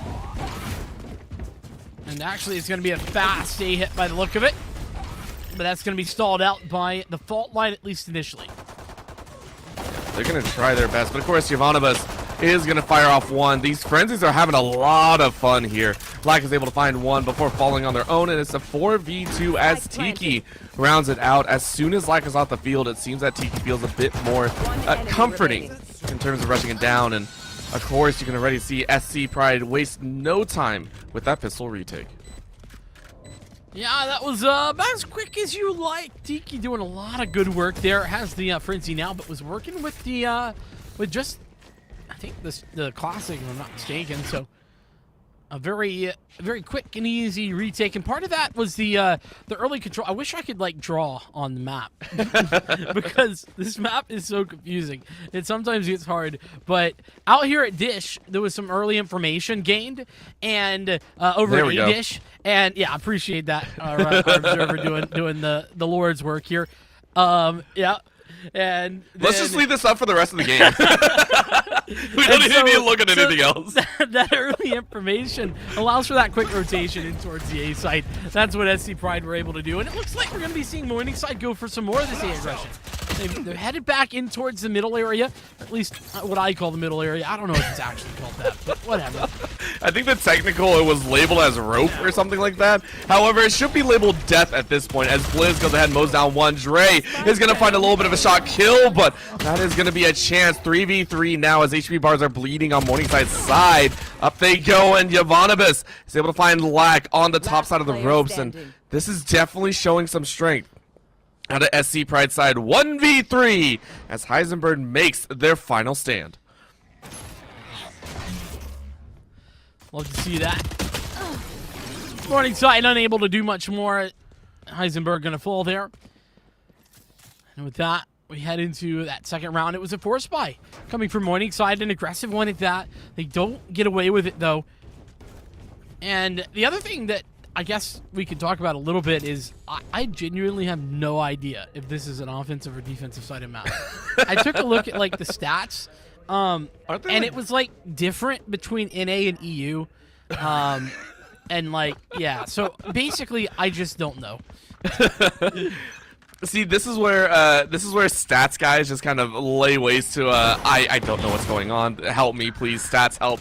No, we just gotta look at the teams here. We gotta look at who gets to be more aggressive and who doesn't. As Light gets blasted off their feet by Tiki here. And so far, at least with the stats going back and forth, it does feel like SC Pride are on the winning side of the stats here. Even into the third round, they were able, as you were talking about with the eco coming out of Morningside, they're able to make it work. They're going to probably sit on a 3-0 side before major guns come out. And so far, Morningside are just hoping to get a long haul rotate all the way over to A. You can see a full sprint by SC Pride as they just sprint straight through the mid. Big challenge here coming in as Scuba sends out a little bit of a utility blast. Yep, there it goes. Player standing. Ooh, there's Scuba finding some more success. The flashpoint plus the aftershock, and okay, poor Blinks. He probably hits that if it weren't for the fact that that Blizz was zooming, courtesy of the stim beacon. So 3-0, and off the back of that force buy as well, Morningside, they aren't able to get the guns out as early as they would have maybe liked, but now they will. Fourth round coming up, and it's an important one. Now, granted, SC Pride have had the time to build into their economy for an additional round. They're very much in a good spot, and they're going to play the bonus off the back of it as well. But this one, very important, I think, for Morningside especially. They need to win a round, or else this is going to spiral out of control. And I say that with all the respect in the world, but Morningside, with how they've been rotating, they've been taking it quite fast. And I understand that you did a force buy in round 2, but it still feels like they're still testing the waters, right? And the longer you test the waters, the harder it is to get in control of the map. This is a lot of information handed over to SC Pride's side. It's a hard sprint into the site, though. Morningside are able to make it without losing a single member. Scuba is going to go ahead, send out that util, try and blind out a few members, stun them up as best as possible. Trailblazer is going to find him right in the face as SC Pride get ready for that retake. Heisenberg on top side is immediately scoped up by Scuba straight through the wall. And now it's a 4v5. Prez World is going to watch as Ivanovis is going to fall. Digital finds Dre. Blizz gets a mowdown on 2, and it's down to a 2v2. Lack looking for a bit more, down to 98 HP, 11 HP on Digital. Can they find it? Spike taken away. It's going to be a lot of noise, and Lack is able to find Scuba. Well fought as Tiki. Tiki doesn't check the corners, able to sprint on 1. You run around the corner, but it's a dance. Lack playing this perfectly around the pillar, and it's the round for Morningside Esports, even though they lose 5. Yeah, Morningside coming away with the victory there, sure, but it's so expensive. And here's the problem. The SC Pride, they were playing the bonus round. They weren't really fully invested. It wasn't a full buy for them. And now Morningside, well, with the spike plant and everything, they have enough, but it's certainly a little lacking, right? You can see in order for Heisenberg to get the utility they want, they're going to be on towards Guardian by the looks of it. Lack's going to go for that Tour de Force instead of buying into the round. And Digital's lacking a little bit of armor. Everything just not quite lining up the way that you would have liked. And, oh, well, We're going to see some of that Scuba aggression over there at the dish once again. But it's actually where Tiki's playing that I want to shift that focus. Trying to play aggressive and have some early information towards the B area. It's a good challenge as well, right? This is very much a little bit of a match, as Lack already has that 2 to force out. You're matching it with the off of your own. And that's going to be a swing. Ivanibus is able to bait out one shot. Get the information, say, hey, operator's in play. What do we do here? Eyes lined up. It looks like it's going to be a pinch into A if they can coordinate this right. Morningside have said, all right, let's get really good at attacking one side and one side only. Well, I don't know how it's going to be much of a pinch, to be fair. It's going to be a little bit difficult, but there's a fantastic frag. Prez World finding that kill on the Blizz is fantastic. He was the one player on the site, and even the follow-up is good. If I'm Springfield, I'm thinking save at this point, actually. There's really not a lot of space for you to get back into A, and there's so many players to overwhelm. Morningside giving SC Pride a taste of their own medicine. They say, you give us sight? Cool. We'll take the flawless. All of a sudden, Morningside feel like they have a good handle on this map.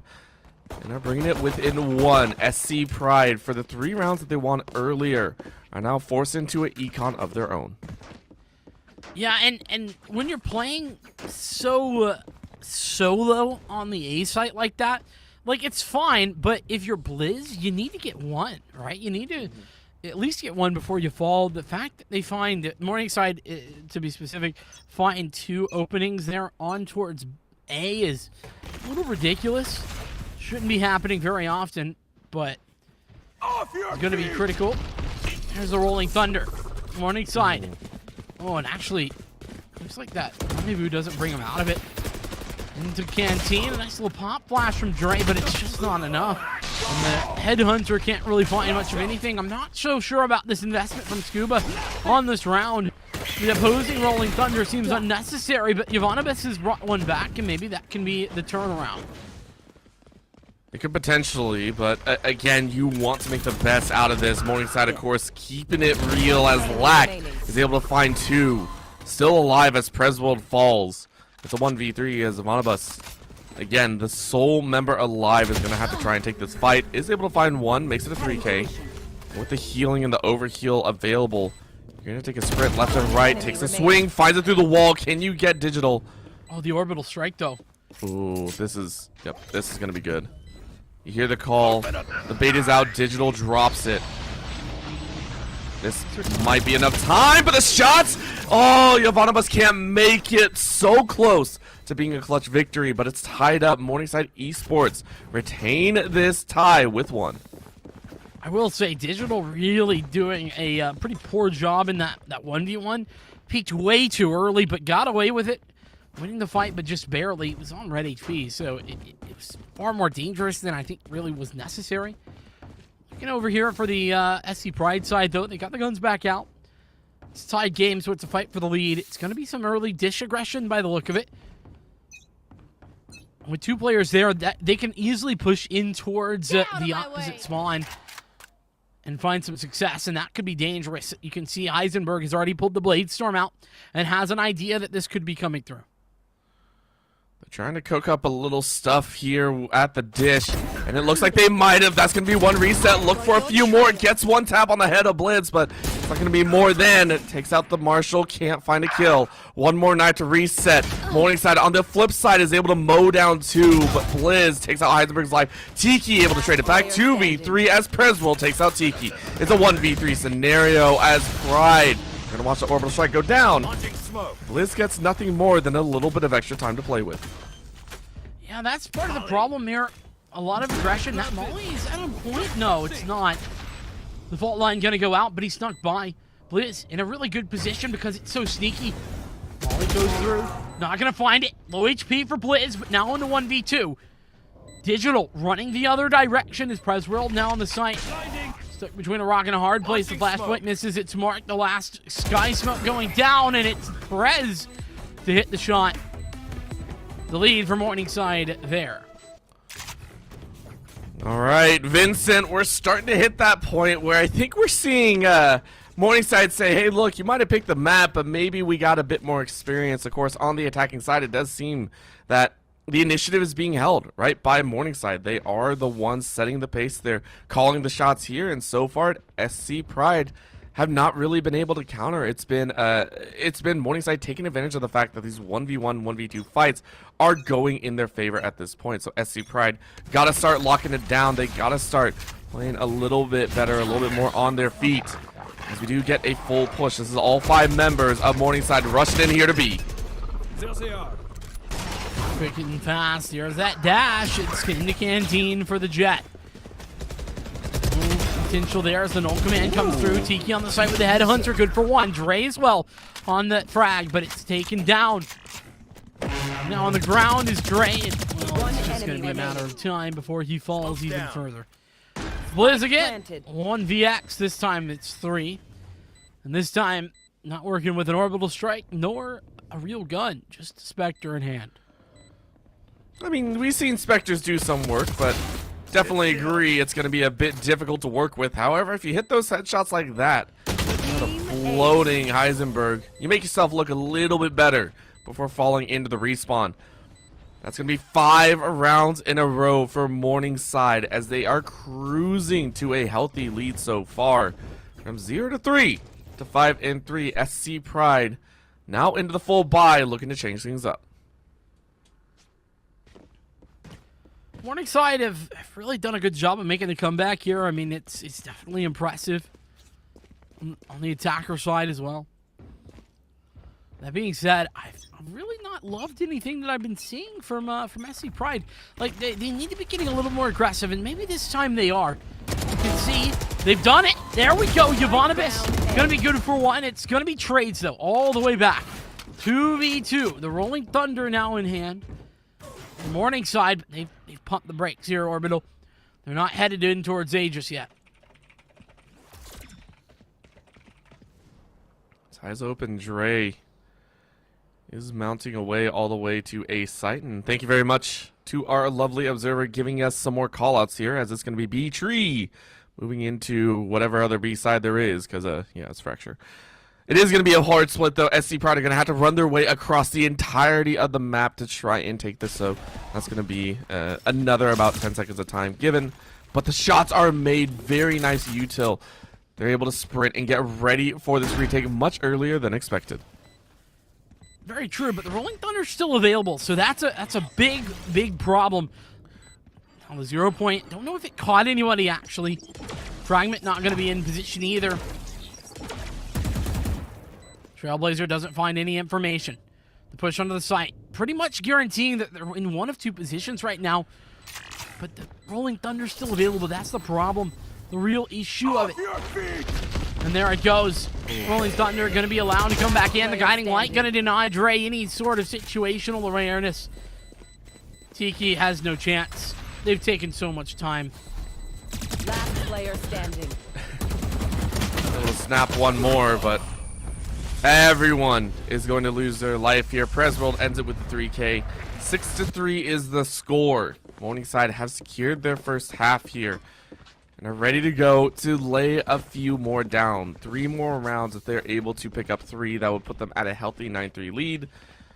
And it feels like they definitely could. The last few rounds, keep in mind, have not been due to the spike going off. It's been full aces being swept out. Of course, 2 of them were, you know, just narrow differences, but it's been very, very good. Morningside have, for some reason, felt more confident on this map than before.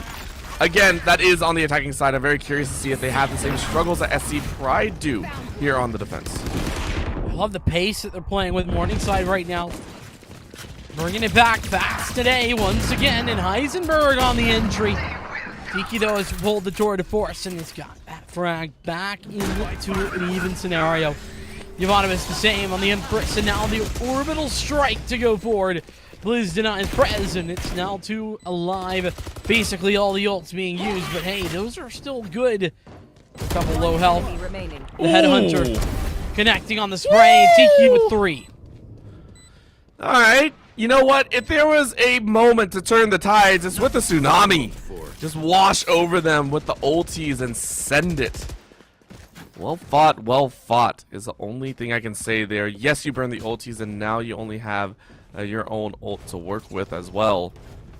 But it did its job, right? You grab around back, you stall out Morningside, and you give yourself a little bit of a breather, right? You took the round, you got to feel confident in that, and now you're building up your own econ. 4K, 3K, 2.9 on multiple members of SC Pride. So these next 2 rounds should still be affordable to them. That's a good point, you know. Definitely creating a little bit of a breather there. And of course, there's only that tour de force. I say only like that's a, you know, not a big ultimate. It is. Liz going down early certainly ain't great either, and Blinks has got so much information. Ivanovic giving it away, but is prepared actually. Sort of baiting Blinks in, and there's that tour de force.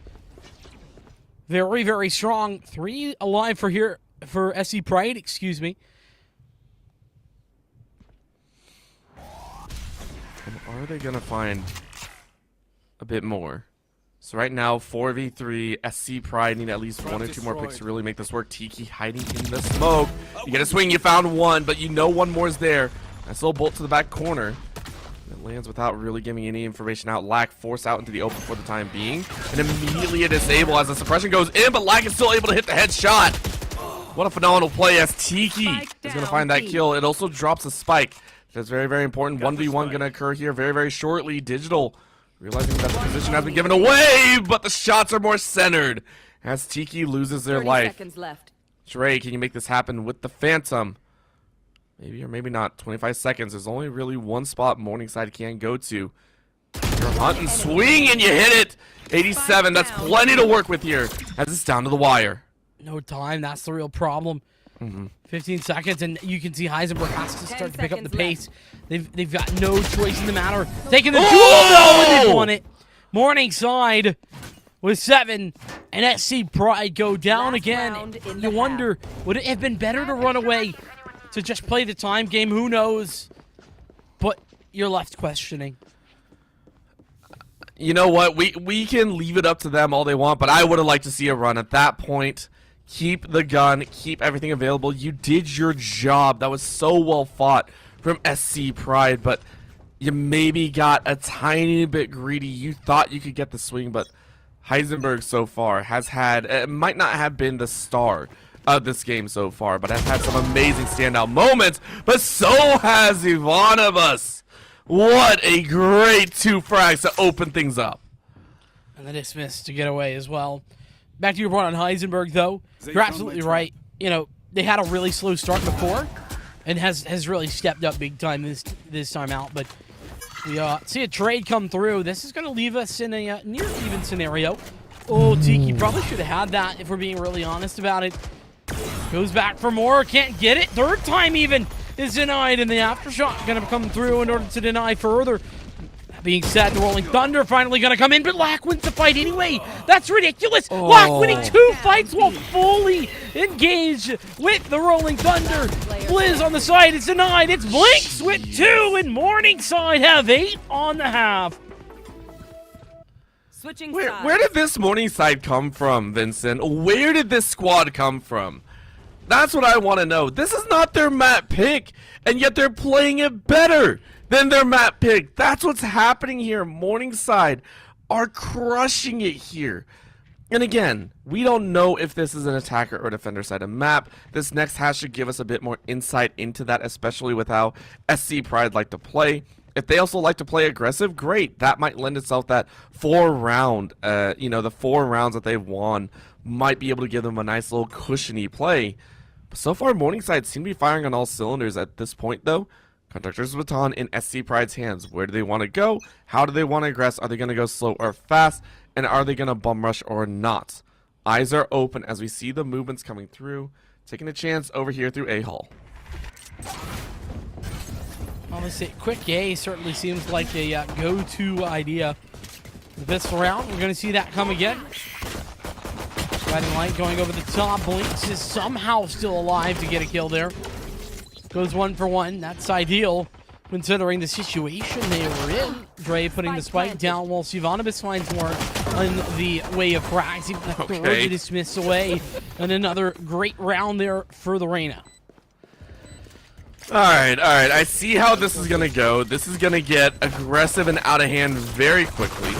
You shoot at everything that moves, and you get the kills, and you're happy. That's what's gonna happen here. One enemy remaining. It's not gonna stop though, as Morningside go ahead and take a phenomenal retake. It was a 3v2 for a moment, and yet Lack and Digital clean things up nicely. They go ahead and move to a 9-4, and with that win, should solidify a double-digit start here with the opening rounds. Yeah, assuming nothing crazy happens here for Springfield in the second. And it's looking like more than likely that's not good. That's going to be the case, that nothing crazy is going to happen. You can see all but one, in fact, here of the SC Pride players not investing much of anything at all. And in fact, I'm sort of questioning Yovanovas. I mean, that's a lot of investment. You know, I understand they got 3 kills, but still. It's nice, but now it's all about this setup. You can see here, SC Pride did the same thing. They invested in, as you were saying, and now kind of working with what they got. Only pistols out. Shots go wide as Yovanovas again with that silence weapon is going to get one before falling. Scuba finishes off Blinks though. That hands weapons right back. SC Pride feeling okay. 4v3. You haven't taken out Lack though, who at this point counts for 2.5 people, I think. Has certainly been showing a very strong look in Game 1 and Game 2. Had 28 there in Game 1. Not quite there this time. Morningside, a couple of good kills, but now they're down by a player. Blazes might be finding another good timing. He knows there's at least one more player here. He's got that spot on towards one. And in towards Canteen is one other. Dre on the site, gonna throw the plant down. Black point over the top. He's gonna be able to deny Dre. And something that I'm noticing here is SC Pride are continuously walking in one by one. There's no real sync to their entries, and it's caused them to have issues like this. Morningside are much more, I want to say, stalwart in their decision to move together. You saw it there. SC Pride had the angles appropriate. They had the right movements. You could see it. The flanks were opportune, but they all swung at different times, and it makes me wonder, did I just miss it the last few times? Is that why SC Pride are not winning these rounds? Is they're desync, they're trying to take 1v1s. Either way, it's down to a 4-10. We figured this was going to happen, but I definitely feel that second round was doable. Yeah, I agree that they are desynced. You know, you're in a 3 versus 2, and even with a disadvantageous weapon array, you know, that should be yours most of the time if you play it together and play the trades. We just saw individual duels come through, like you said, and it was to SC Pride's, you know, negativity. They just couldn't find it. Morningside now with a real good chance. I mean, they got a 6-round advantage. They got double digits already into the first round, and here we are. The A push coming forward. There's one player on the site. Ooh.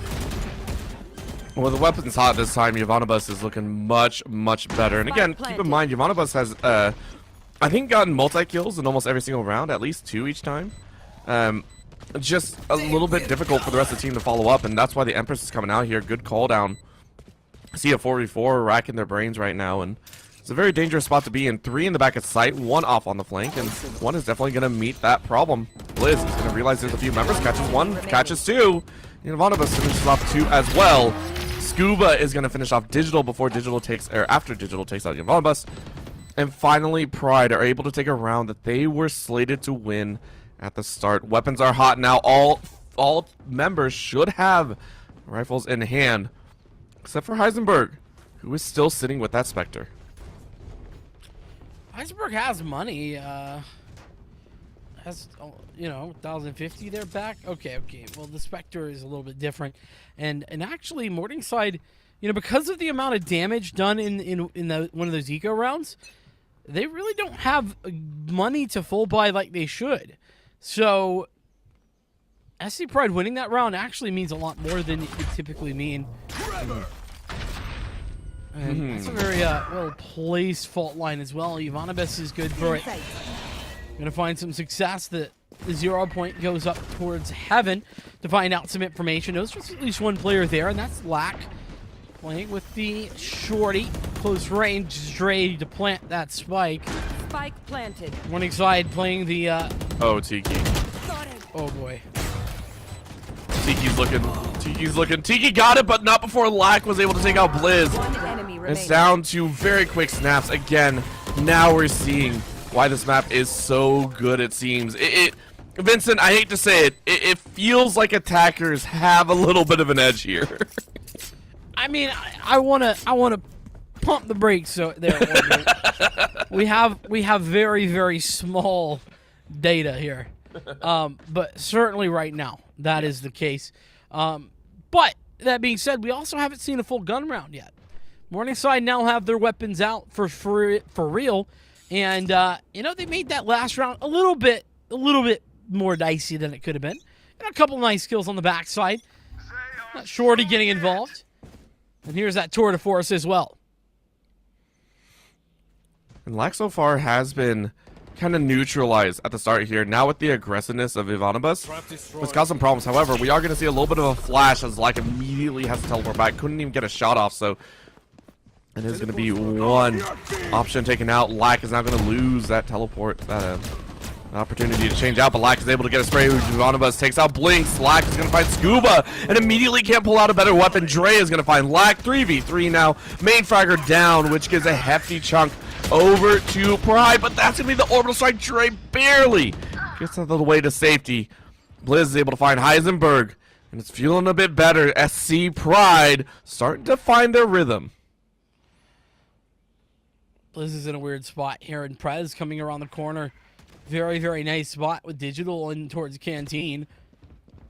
Spike's not been planted. That's a real issue. Last player standing. And that's not going to be planted. Down, B. The orbital strike Last available player here. standing. Blizz 1v3. He's got the frag already. Digital has the shots, though. Suppression, not a problem. And Morningside with 11. This might be a third game on the cards. It's still 5 rounds the deficit for SC Pride, despite coming back a couple in a row. Man, this, we said the series was going to deliver. We said the series was going to deliver, and by far we are seeing strengths come out on both ends for these teams. Both teams have given us a lot to kind of look forward to, and honestly, I'm leaning towards the side that if SC Pride don't win this one, right, that is going to be, this feels like it's going to be their last gun round. They fully bought out. They win this one, they have an opportunity later on, but it's going to be a rough one to try and claw back. Out goes the smoke. SC Pride. Go ahead, close the doors on Prez World, who is ready to go with a little bit of util, trying to give the team a bit of information back. That's should have been Scuba's kill. Doesn't quite go their way. Seekers go out. They're going to continue what has been pretty much just a stun after stun after stun here. SC Pride not really making their way forward very much, despite the heavy investment of utility. How many judges does Morningside have right now? Probably one too many is the best way to put it. I see like 3. Oh, well, they're getting some good stuff as Blizz is able to find Prez World. 2 judges is what we got, and then a frenzy on the back end. So that is going to be Digital and Heisenberg ripping through.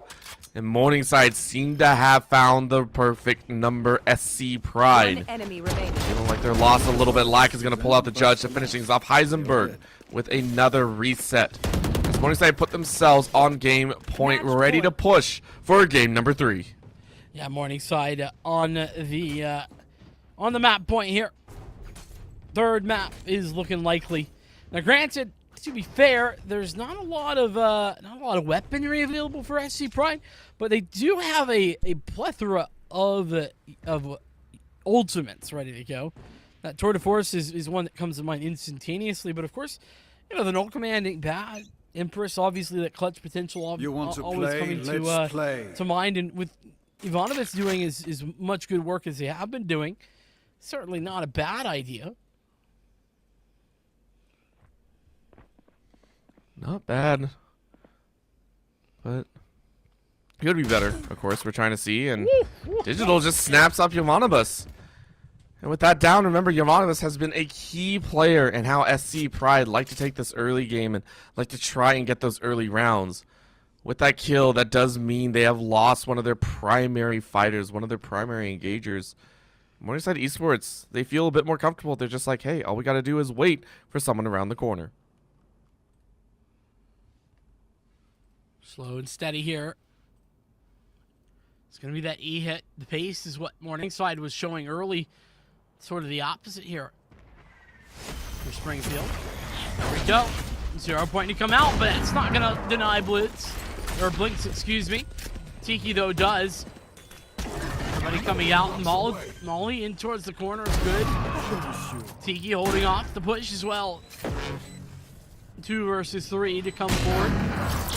And Tiki just continuing to find success. Down to a 2v2. Can Tiki help clutch it out? Again, this is a round that Morningside could technically afford to lose. They don't have to worry too much, but Digital and Presworld say we don't have to worry about that. This is a CC lock in a shooter if I've ever seen it. Just stunned beyond belief in a back corner, huddled, worried about what's going on. That'll be the finisher as Morningside Esports go ahead and take game number 2. We are headed to a game 3. Poor guys. Yeah, stun locked in a shooter. That is unfortunate. As a Overwatch connoisseur, I do know how that feels, and it ain't fun. So, yeah, it definitely is a frustrating situation, I think, for Springfield. But man, Morningside just outplayed them on every single moment of that game.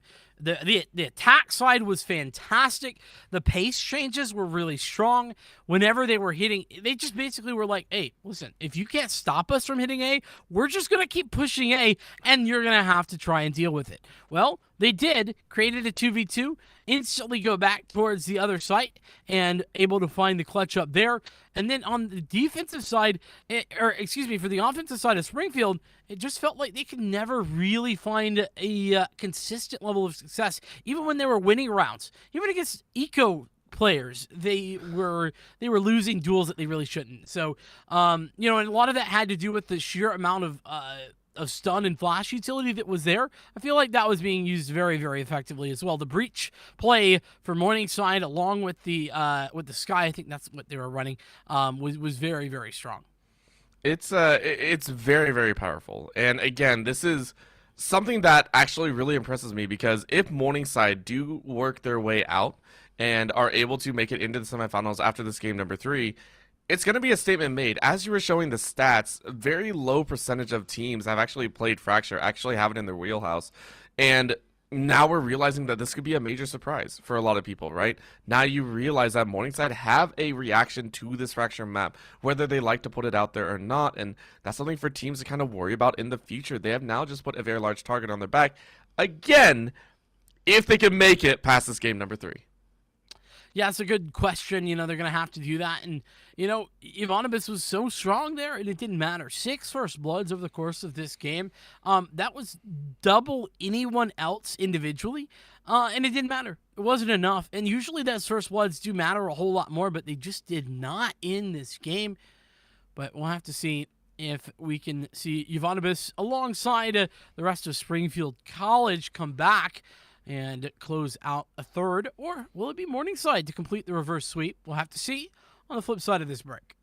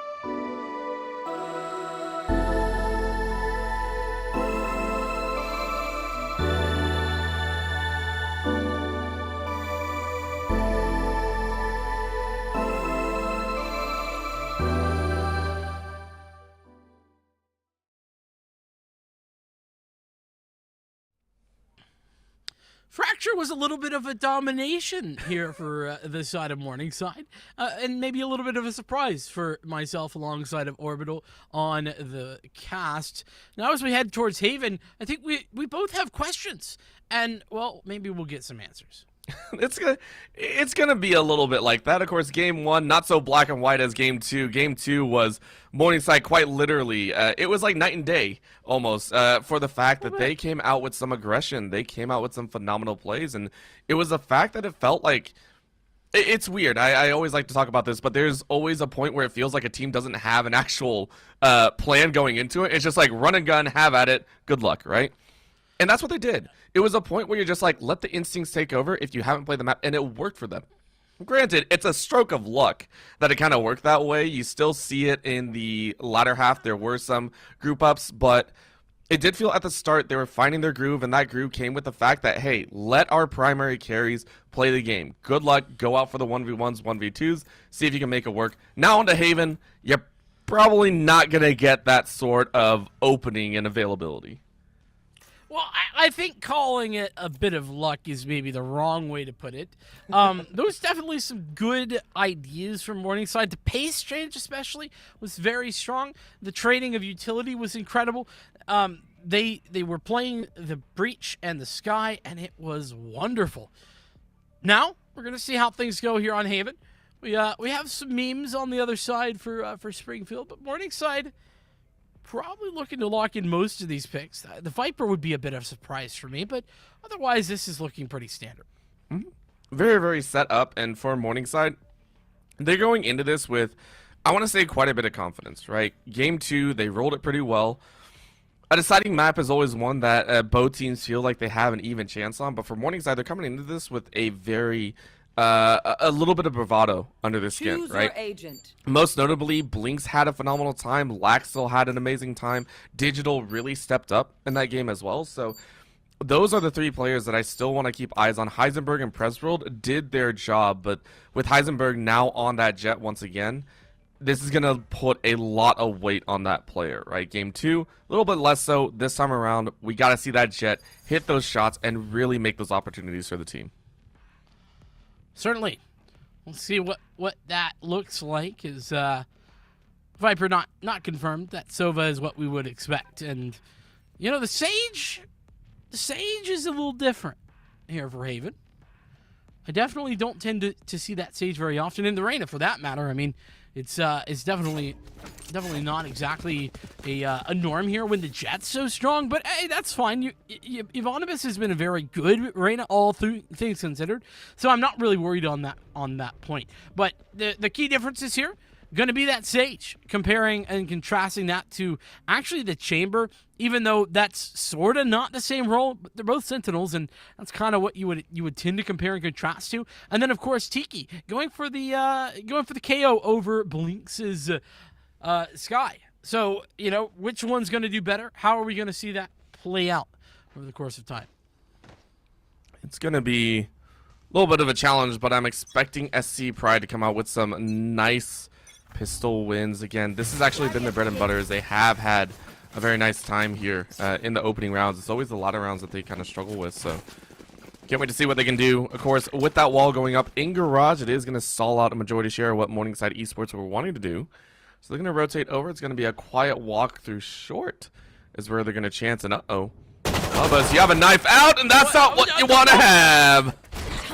You can't shoot bullets with your guns on safety, man. Come on.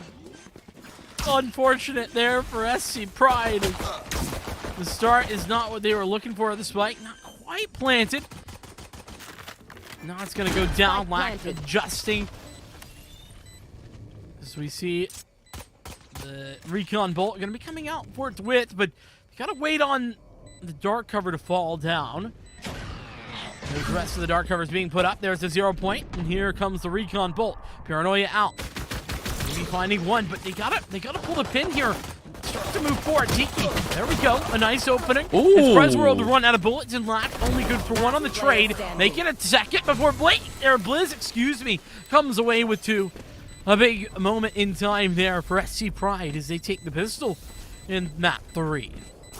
It's very, very good to be held onto, and Now they go ahead and give over the defuse. I think they gave it to Scuba there, so Scuba able to pick up an extra charge on the ulti. That might be something to play for. But of course, Lack once again in the driver's seat. 2 1-1 to kick things off. Sheriffs are out, though. Or not sheriffs. My brain is not working with me right now. Spectre and a Bulldog is what we're actually seeing. Tiki gonna go ahead and buy up with a little bit of light armor. So powerful rifles to try and ensure SC Pride are gonna run these first two properly. I'm surprised to see that Morningside aren't really investing anything, maybe even a sheriff to try and play with, but it is going to be that headhunter just to work with. Early recon vault going to give it away TQ's position. There's one. Lacto, meanwhile, is good for that trade. Paranoia catching Tiki, probably not ideal. Tiki's still going to double down and find Digital. A third here for Tiki on the site for SC Pride. Going for more as Scuba's now here for the helping hand. Lack is certainly lacking any health to work with. Scuba for 2, a full house between them. Only losing one on the back end as well. Dre, the only one to fall, and now we get to see the rifles. No cheater buy in round 2, so Morningside have complete control of their purchase power. Blinks is the only one that's still kind of deciding what they want. Do they want the suppress or do they not? Do they want the armor or not? I mean, I would hope you pick up armor, please. 9 seconds. Blinks. Yeah, there we go. All right, Phantoms galore. And SC Pride Esports are going to try their best here on the bonus round to wall this off and play strong. Very early wall from Dre. The reason that it's not usually ideal to put that wall up so early is because, well, it can be shot down just like that.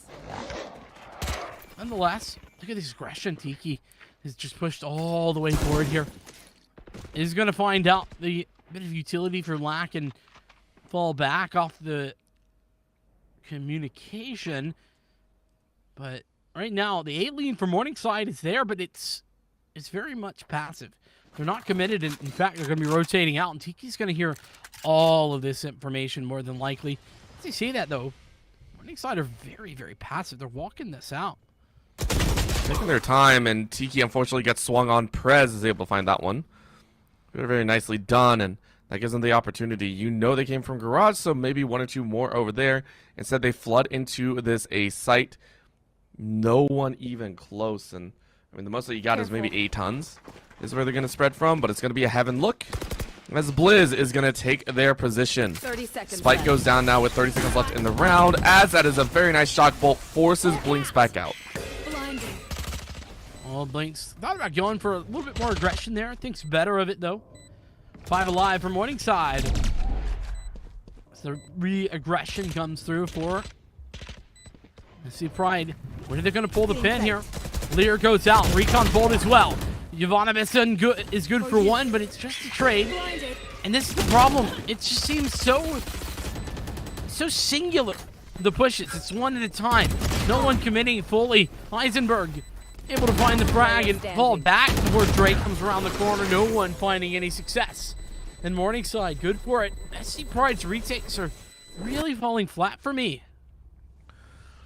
It is, and that's the damaging part. So now getting into the big gun round, we get to see what SC Pride get to lay up to work with.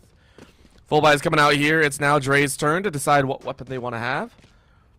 And Morningside, of course, they've done very well. And as you were saying, these defensive sides from SC Pride are a little bit more left wanting, I guess is the best word. But now that they have, this is a full court press. It actually feels like this is a very deep defense that they're actually set up. And it's going to be a push because you can actually see the judge prepped right inside the garage doors. And they flood in from A. This is something that SC Pride have actually opted to go for, understanding that, again, Morningside don't actually aggress on that side until much later. So they find an early pick on Heisenberg. Really, really well done. And now they get to take a chance with a few more. 5v4 in favor of SC Pride. Black immediately changes that up. SC is opened up galore for Morningside Esports. Finished. That's good timing there from Blinks. Morningside should be able to get away with this one. I see Brian just 2 alive to try and find the retake.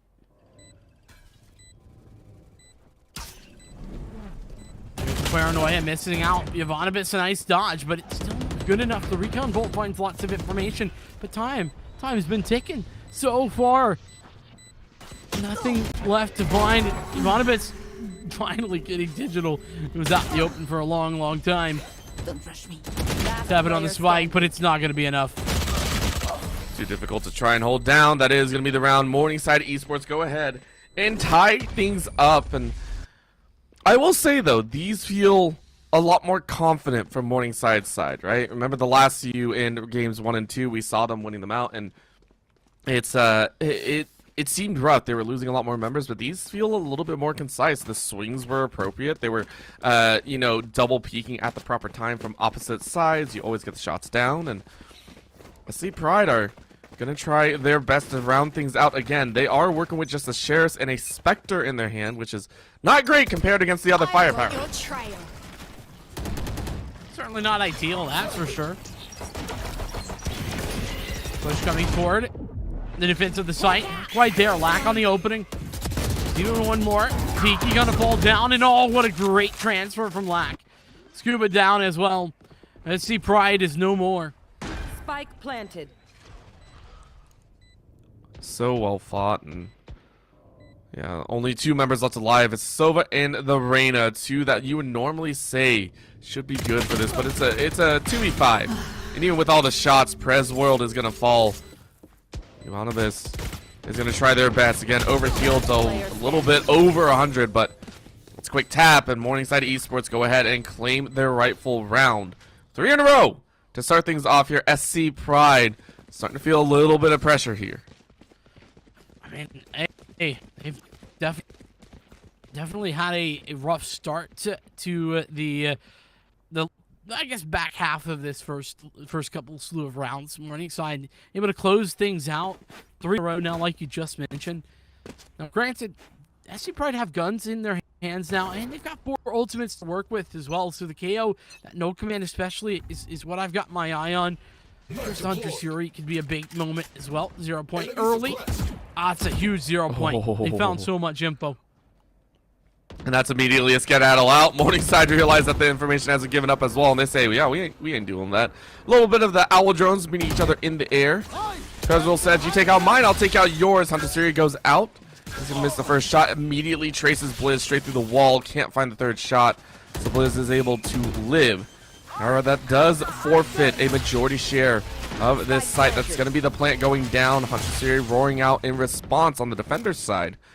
No one does fall. Heals go out. And SC Pride are going to try this 5v5 retake. Battle lines drawn across the entirety of C. Big retake for this SC Pride side. First duel is Ivanovic. Nicely done. It's going to apply the pressure, but this is great. I love how Blinks, they lose one area, they gain one back. But Tiki coming through. Scuba on 2 is good for all 5. Morningside fall. It's going to be a tied game. Took him a little bit, but that entry was nigh perfect. The util was appropriately used, and the gunfights won. Really, really well placed from SC Pride. They didn't need all the ultimates this time around. They just needed a few. They give themselves that victory, keeping it tied 3-3. However, this is still going to be a battle of low-end util. 2 members, 1 on each side. Is going to be working with a shorter buy. You can see Presworld kind of swapping in between, but Heisenberg and Dre both working with lower-end purchases. You can see the Spectre still in hand, and then Dre, of course, working with that Judge. It means it's more or less a 4v4 in terms of the long-range battle. And everyone stands back. This time they have learned from the original suppression, and now they get free entry into A. Remember last time, this is actually what stopped the rush. Can SC Pride figure this out? Nice utility being utilized. The Trailblazer to come through. That fragment could be positive. And it is very, very strong. The teleport onto the site, but Digital's alone. In a bit of an island is the man, and Ivanovic comes back for 2. It's a 3rd even as Tiki comes in as well. SC Pride doing a great job of picking up those kills and that round. Well fought is the setup here, and again, SC Pride needed something. They needed a momentum swinger back in their favor after that devastating game number 2. This just might do it. Yes, it's only 1 round in the lead, but it's 2 in a row that you can be very, very happy about. You can be extremely impressed at yourself for taking that. Because remember, last time, Morningside were able to run up a round of, I believe, 5. I think 5 or 6 in a row is before we saw SC Pride actually answer back. So being able to take 2 in a row after the initial positioning in is going to be very, very nice. Of course, Scuba getting some help from that KO, understanding that someone's right there. It's going to be the spray through. Blizz is going to find Lack, and that is a huge frag running up C to ensure that MVP is not to be still alive after. Yeah, but still a 4v5 though. Morningside in a position where they could pull this back. Oh, but Spike okay, down maybe not. A. Yeah, A player falling. Spike is dropped. Ivanibus doing a great job of getting aggressive. The dart covers there to try and deny info, and they will do just that. But everyone's sort of falling to pieces here for the Morningside squad. As that happens, though, Blinks has brought things back a little bit more even. They should hold the same. So a 2v4. Oh! Scuba has stopped it in its tracks. 27 health and a dream for Digital. I just want to point out that was a huge play from Scuba right there. Whether intentional or not, hiding and forcing themselves on that corner was able to deny the flashbang coming out from that bird. And everyone thought that it was taken because, of course, you see the Omen with the foot out. You assume that the Omen is blinded, and you take a swing and you get a nasty surprise. So well done by Scuba to find that kill.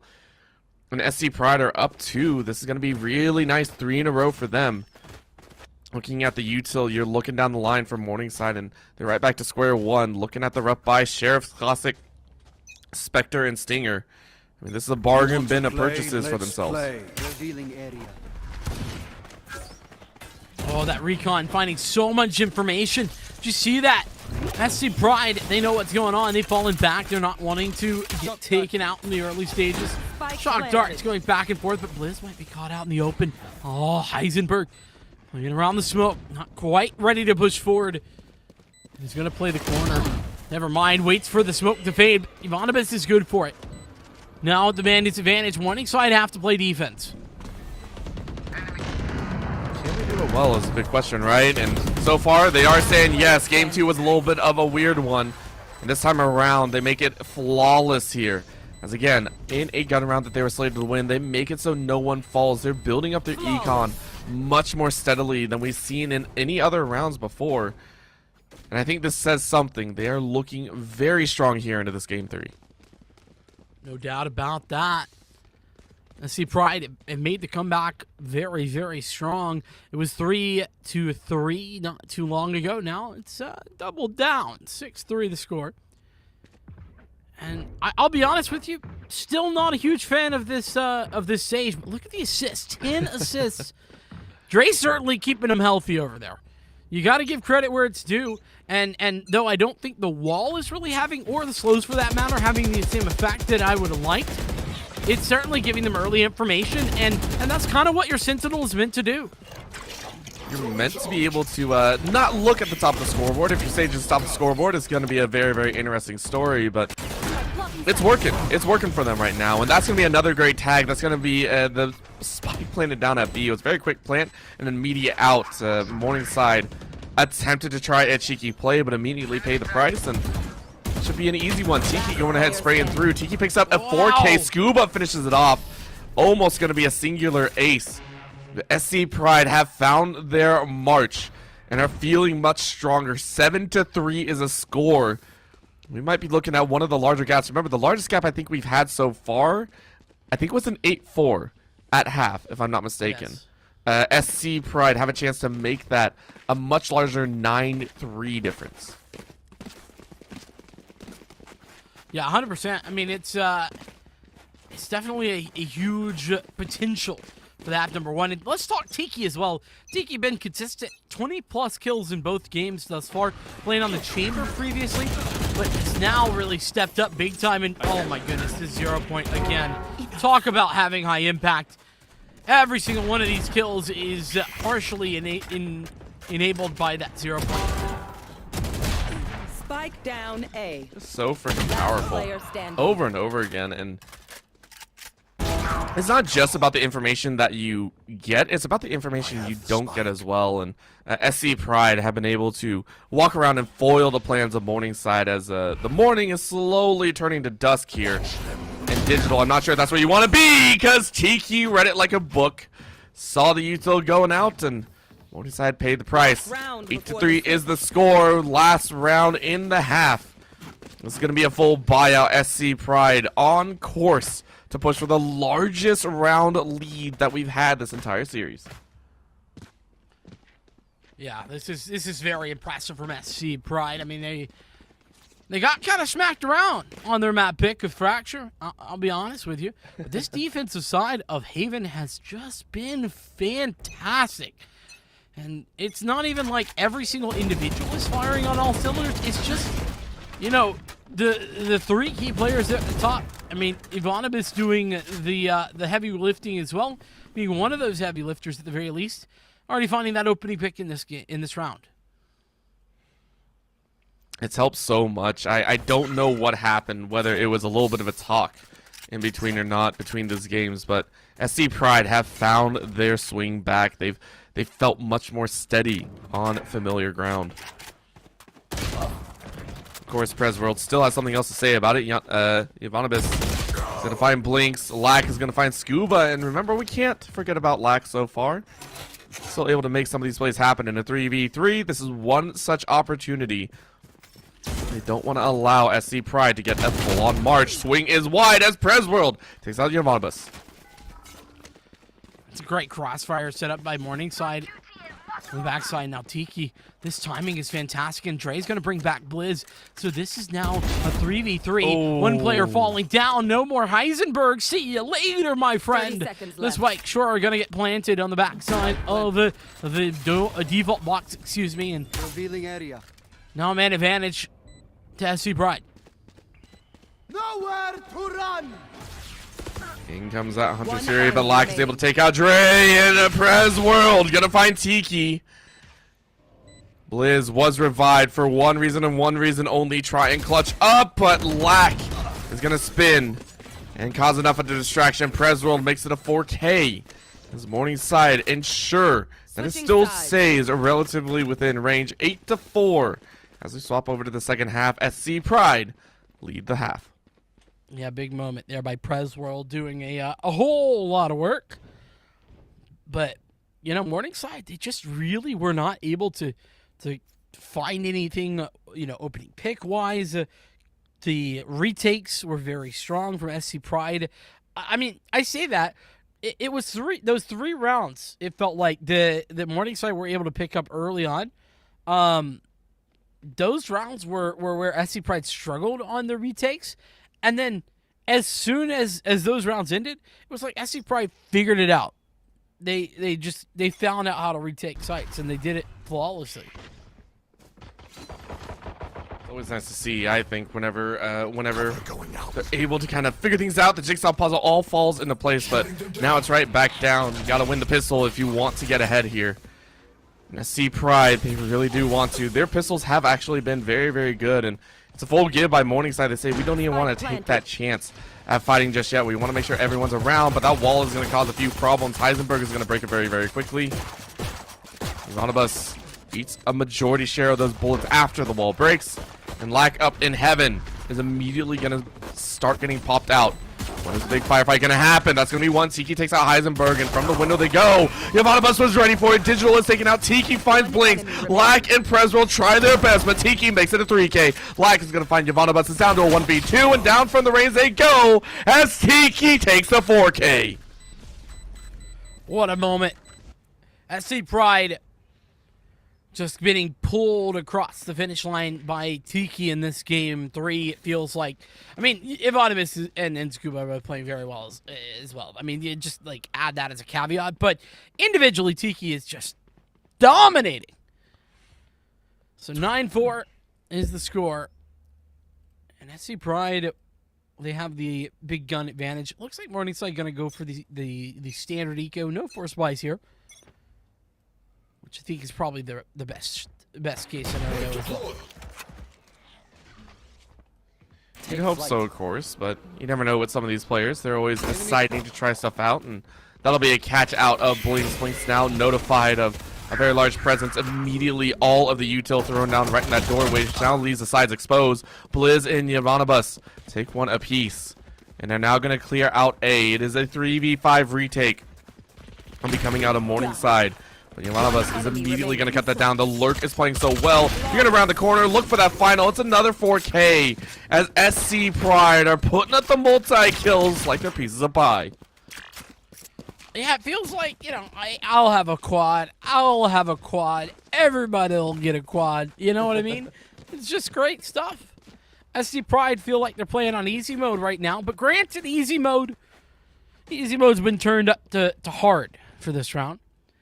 Because they're playing a bonus 4 Spectres and a Judge, the best gun of the game, going up against all the rifles. The Judge has claimed so many lives. That one in the Shorty and the Bucky. Scuba does not get found out. That could have been death, but Yavanabus still finding those opening kills. That's going to be another free kill to pick up. That's the first blood. Yavanabus rushing into B now, chasing for a secondary, and that's going to be a chance. Lacking Presworld, though. Fire right back. Blizz, Tiki, and Dre all fall in the blink of an eye. That's going to be a couple shots to the body as Scuba goes ahead and runs it forward. SC Pride, one person left alive.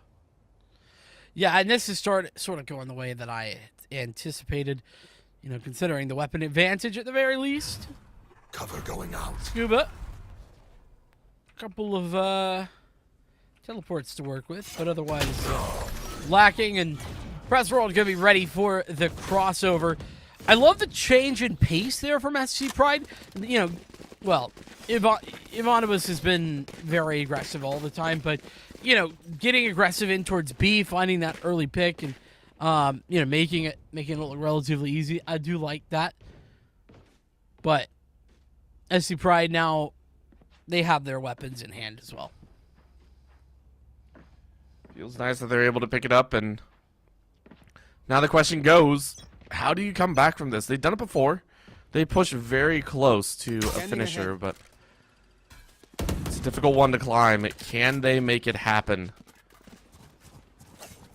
Eyes are open here at the start. Going to be a little jiggle peek. Tiki was able to bait out one and is going to be able to find Presworld. Immediately getting pinched, though. Digital tried to get away with the teleport. Can't make it happen.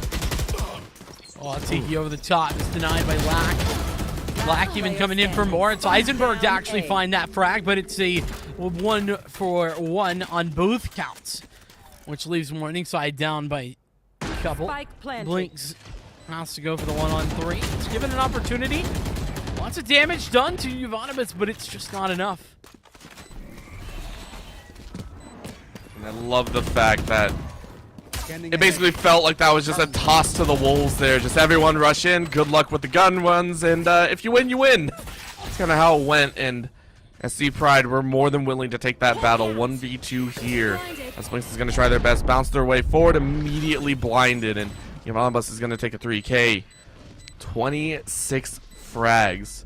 In 2 rounds, Yavanabus has passed Tiki for the kill lead. And at the current state of the game, Yavanabus and Tiki are miles ahead of anyone else.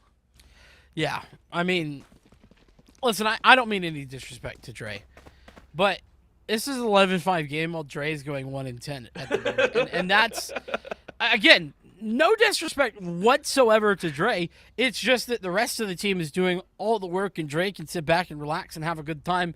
You know, have a nice drink, chill out. It's fine. I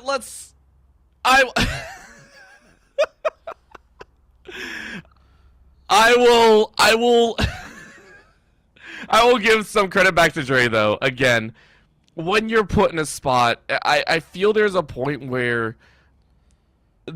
a point where it's like, okay, I don't have a chance to shine almost, as Dre, again, as we said, has had those opportunities built up, right? These are players that have played out of their mind so far, and Dre is doing the job.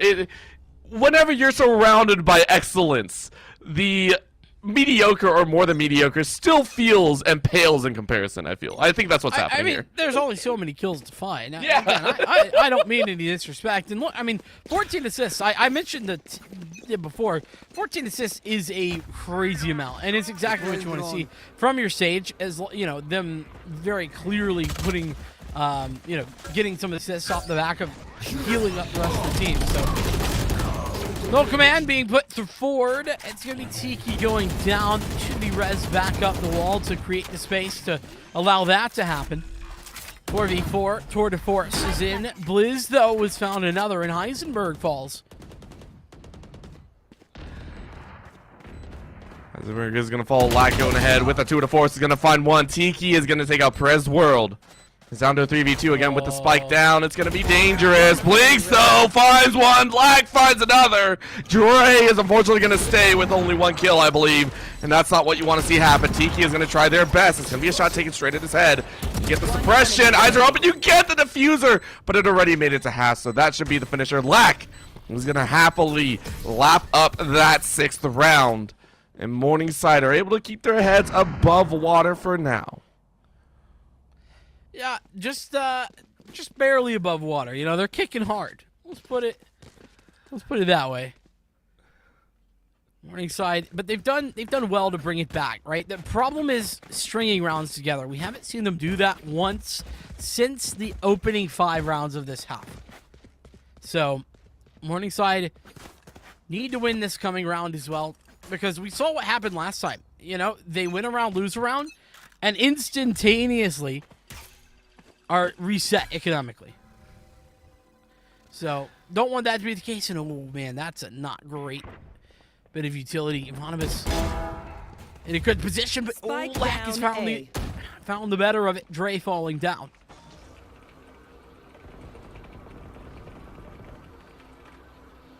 Of course, it is a little quiet pull in there.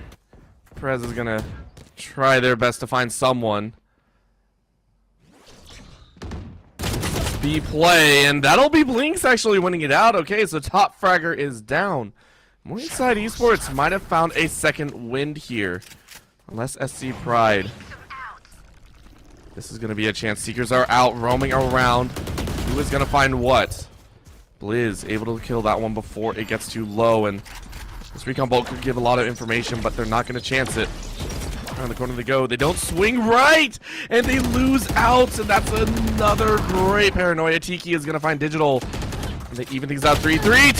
Tiki, can you get more? Tiki can only get 2, but it's a 2v3. Spike is down, money is in, but Lax says goodbye. That's all you can get. Here's the Scuba 1v3 potential. They're coming from 3 different angles, though. I mean, Scuba was definitely smacked on that one. They're weighed out. Would have had to come away with the most ridiculous clutch. 7-11. There it is. A couple of rounds in a row. They have strung them together. That's what I was asking for, Orbital. That's what I was saying was necessary, and look at what it's done. The SC Pride economy, despite their fantastic couple of wins in a few rounds, it's not quite kept them ahead when it comes to that economy game. 2 rounds lost, and they're back to the shoddy buys. Shotties all around, and what can they do? Again, they only need 2. A little bit more on the edge. SC Pride. They don't want to give this one up for anything. Orb is going to be picked up and granted back in favor. But the resurrection is what we really want to see here. In goes that slowing orb, and that might have the opportunity. Digital, though, opens up a 1. Lack is going to find Tiki. Again, the entries are down. Those are your 2 top fragger. Blizz, though, with that Sheriff, immediately finds Lack's head. And now they have to watch. There has to be a Seeker somewhere. There has to be a Lurker coming for their back. They rightfully placed 2, but Scuba is found out, immediately gets back up on the wall. That is so scary. Terrifying indeed. There's that res available, but of course this is an eco round, so it's questionable where you want to use it, and Dre's gone down anyway, so not really a question mark anymore. Couple of kills would be nice to keep the economy reasonable. That being said, though, there's not a whole lot left to play for in this one. Let's see, Pride gonna put down the recon bolt. Oh, nice movement there by Blinks to deny the info as well. Nice little hold and maybe a bit more 2v4. Kind of waiting out the inevitable here. That's gun number one. Another little blind, and that's just a hard spray. Scuba with the point blank. Oh, he's gonna run up, get a spray, gets a second. Okay. Scuba made the best out of a bad situation. But it is gonna be 11-8. 5 ultis up, SC Pride. You gotta be able to do something with 5 ultimates, right? Yeah, I mean, that's sort of the problem here, I feel like. You know, they've banked all 5 of those ults, and whilst there is a couple on the other side, it seems like it would be a little overwhelming. And right now, speaking of overwhelming, it's looking like it's going to be an A hit, at least initially. SC Pride have set themselves up for the A push. There's 2 players here, and one of them's an operator. This shot by Lack is going to allow for an entry. 0 point to push it back. Hunter's Fury trying to find some information along with some kills. Really does a good job. It hits 2 tags but no frags. I think the tags were enough. Force Morningside to back up and gives SC Pride a little bit more range to work with here. The Owl Drones again dueling inside of that short range.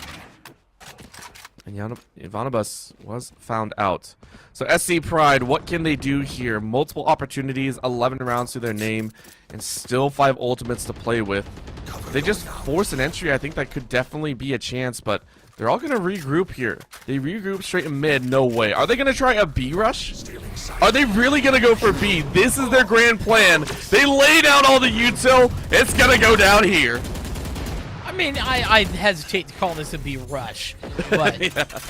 no command being utilized there. The spike going to go down eventually. Ivanabus sort of trying to bait and switch out there with the res on towards Blair.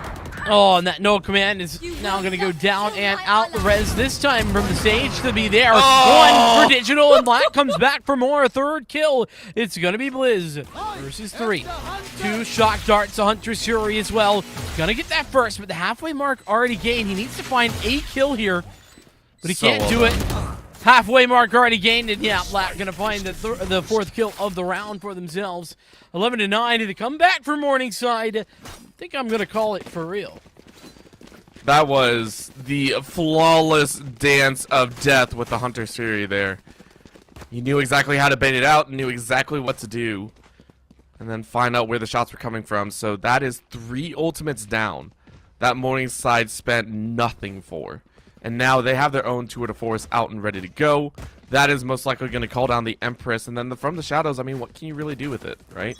You're taking a look here. The most that you can hope for is that Scuba stays alive for that chance. But, I mean, so far we've seen very little util use their huge recon bolt over the top. Doesn't get to ping off. So, nice tap by Morningside to keep them in the dark. Tiki trying to use the 0 point to find some information. Really doesn't get anything off the back of that one, though.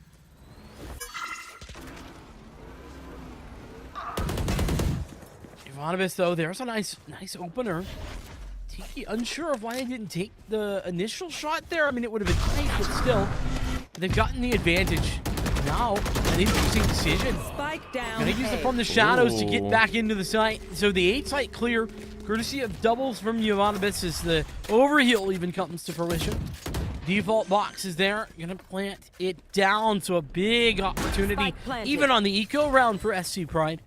Come here. Ivanabus is going to find Heisenberg hiding under the wings, but Blink is going to find Blizz.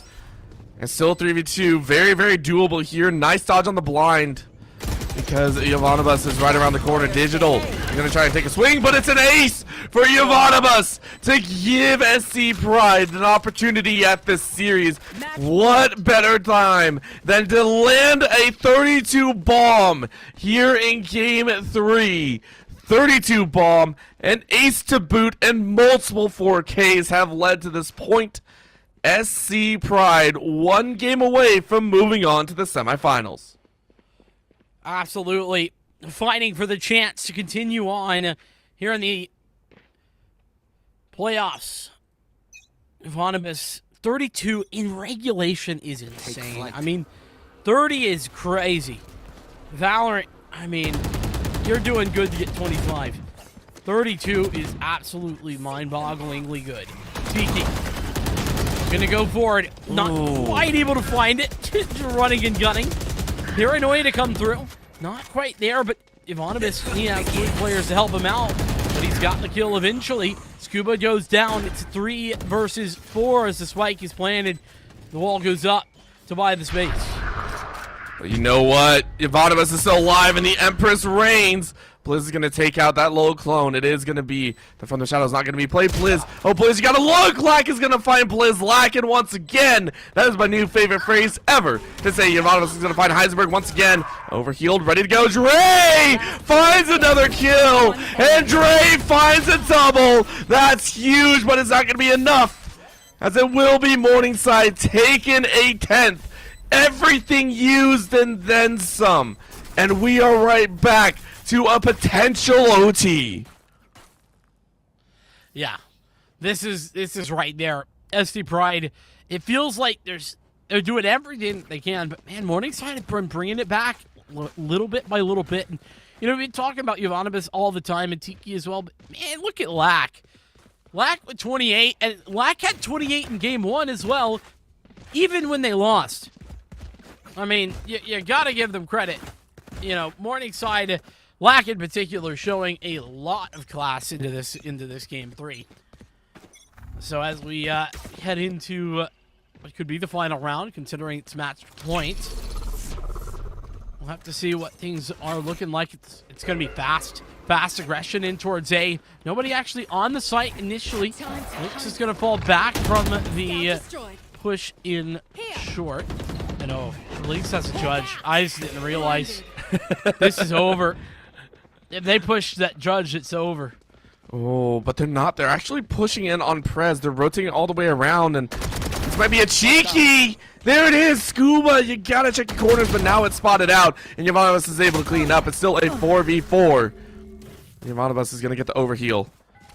Trying to work the way forward again. That was a very, very cheeky spot to be in. And those cheeky wins are what give him an opportunity. Heisenberg tells Evonibus to say his name, and Digital is going to find Blizz. Just like that, Morningside are saying, we're going the distance. I called it, Vincent. I don't know how happy I am that I called it, but it feels like Morningside want an OT. They absolutely do. There's no question in my mind. It's Tiki and Dre to clutch. 1 enemy remaining. Tiki falls. It's all on Dre, who's gotten the first kill. Oh, He picks up the second. Upgrading, but not enough. Dre nearly coming alive at the right time. It's 12-11, and SC Pride Team Ace. not been able to close this one yet. Vincent, what's going on here? It's down to the wire. This is game 1 all over again. We're looking at a 12-11. Exactly like I think we had it in game 1. It was extremely close, I should say. No, I am very wrong. Game 1 was a 13-10 was a scoreline, so this is much, much closer. Oh, yeah. Man, this is going to be crazy. Incredible work right now for Morningside to bring it back all the way from the brink. But this is a gun round. This is a big one for overtime or for the win. One of the two. It's looking like SC Pride. They finally slowed it down just a little bit, making it look like they want to play it a bit more passively. Find those opening picks a little later. Approach the minute mark is Orbital. We'll be seeing how this goes down. It's going to be a garage fight, and it feels like SC Pride actually got stuck on the doorway a little bit. They try and punch their way through. It's going to be collapsing here on C. This is do or die for SC Pride. They're able to make it through with 5 very healthy members. But a teleport coming in. Morningside are going to prep all 5. Heal up their Omen. One last fight. Battle line drawn once again for SC Pride. Morningside, are they going to try and blitz it? Are they going to play the outside wing? Here we go. 5v5. This is for the game. For the series. For the playoffs. Quarterfinals. Here we go. The strike coming through. 2. Oh my goodness. 2. You're pulling through as Blizz is playing 1v3. 2 shock darts. A blind. No more. Morningside have sent it to overtime. Are you kidding me? They've done it. And just in time for the 30 bomb as well. Lag puts up huge numbers. I have never seen this large of a disparity between kill ranges. Look at that. I'm dying over here. I'm dying. Don't die. I got how crazy this is. Oh my goodness, you're absolutely right. The disparity is ridiculous. 35 and 17, and then 27 and 15 between Ivanibus and Tiki over on the SC Pride side of things. But don't forget about Lack. We can't forget about Lack. He's nearly doubled the kills of anybody else on his team. Oh my goodness, ridiculous stuff. The worst part is I can't even determine who's gonna come out with the victory here. I'm wondering who's gonna grab these last two, and only time will tell, as Dre has honestly stepped up as well. Well, that's a crazy thing. We were kind of harping on Dre for a while, and has now picked up 6 kills since. This is going to be so insane if Morningside are able to clutch us up. So eyes are open now. Morningside on the attacking. What are they going to do? An entry with 3. As they immediately mow down Dre. Dre was out in the open. That's a great catch, but Blizz is able to find Presworld. Around the corner to go. Digital finds Blizz. Black is able to get Scuba. That puts it into a 4v2. All the work that SC Pride were able to put together slowly falling to the wayside. Tiki finds Digital, and it's a 3v2 with Spike down. Oh, nice flashbang there at the 0 point. Gonna follow it. That's gonna give a lot of information over to Tiki. One more flash drive to go over the top. The leader, in fact, to follow it. But inside, that's a nice kill. Ivanibus has got but 2. Now has to find the one more. 1v1. Heisenberg. Ivanibus isn't prepared. Oh my They've been given away the information. Ivanibus has to click. Oh my goodness. Are you kidding me? SC Pride take the lead. 13-12 and 38 frags. Ivanibus, the 1v3 clutch. 38 kills. That is over 2 kills per death right now. That is over 17 times 2. That is 34. I can do math. 4 kills over 2.0. Are you freaking kidding me? Ivanibus really wants to send Springfield into those semifinals. And it might be here on the attacking side. We know what Ivanibus can do when given a chance at aggression. That's a 3-2 split. Once again, all 5 prepped and ready to go. Trailblazer able to find a little bit of that rain of play. The Owl drone is immediately going to be sprayed down. Nice little flashbang crossing over. Blinks does not want to be in the wrong area. And they're going to chance it. Tiki able to find Blinks. And it's a huge spray. Back and forth the kills go. And it is going to be in the hands of both. Morningside lose one more. Is it going to end here? SC Pride. It's a 2v1. Can the Omen do it? One last member. Digital. It's all or nothing. You got to bring the hardware. Are you going to make your dreams stay alive? Wall is up. That's gonna be a recon bolt. They know where he is, and with an Odin in line, it's gonna be a slow blind. Digital. You got one chance. You gotta make it happen. You break the wall and you take a swing. You look the wrong way, and it's only fitting that Dre gets the final kill. SC Pride in OT finish the series 2-1. Wow. What a series it has been. A final score of the 14-12. Oh my goodness. And I mean, I don't know what the final score was if Ivanibus hit the 40 bomb or not, but I have it here. Hold on, let's take 39. He hit 39. Couldn't quite take it to 40. But I don't know if I've ever seen someone have right at 100 econ rating, but that's what Anonymous has. 10 first bloods. 10 first bloods as well. A near 450 combat score. I mean, I'm not a stats man all the time, but damn, that's impressive. That's one that you are 100% clipping. This whole game, I would say this whole series, but this game in particular was a standout performance. And it's hard to say. There are times where you're watching series and you're like, yeah, the entire series, this player was solid. This one was the one to watch the entire time. You can't really outdo your own play. That's what it kind of feels like. Yovanova somehow did that across all 3 games, continuously escalated it. And that is one for the books. You can't knock Tiki either. Tiki was ramping it up at the beginning of that game 3. Was at a 20 bomb before Yovanovas. That's just how crazy it was. So congratulations to Springfield Pride. Well-deserved fight over a very tough opponent. Yeah, I mean, listen, this Springfield College roster, they did everything that they needed. It literally took an out of this world performance for them to overcome. Now, granted, to be fair, only they were in that situation because of the fact that Lack and everyone had some moments there for Morningside, but Lack in particular, 33 kills, really, really helped bring it back and hit that overtime marker. But man, gotta give the MVP, if you're asking me, over to Ivanovic. Not only had 39 that last game, but consistently was up the top there for their team in every single game over the course of the entire series. It was impressive, Orbital. It's one of those moments where you're just looking back and you're like, gosh, dang it. I mean, over that series itself was extremely long. You can literally see the time passing from my camera right now. When we started this series, I could still be seen. I didn't look like a demon coming out from like the dark here. That's how long this series was. These teams battled it out to the absolute limit. And I love that fact. That is what playoffs is all about. It is about bringing out the best in both teams and laying it all out on the line. Well, it's been a fantastic evening.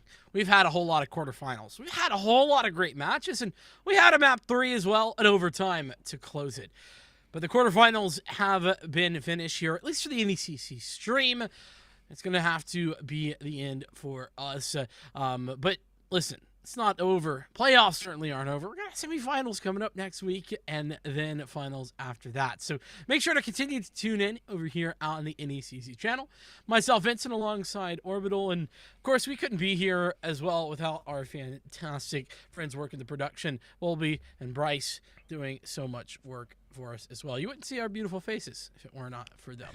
So with that being said, make sure to tune in next week for some more awesome Valorant action. And, well, continue tuning in because we got all kinds of games coming at you pretty much every single day, and it's playoff times.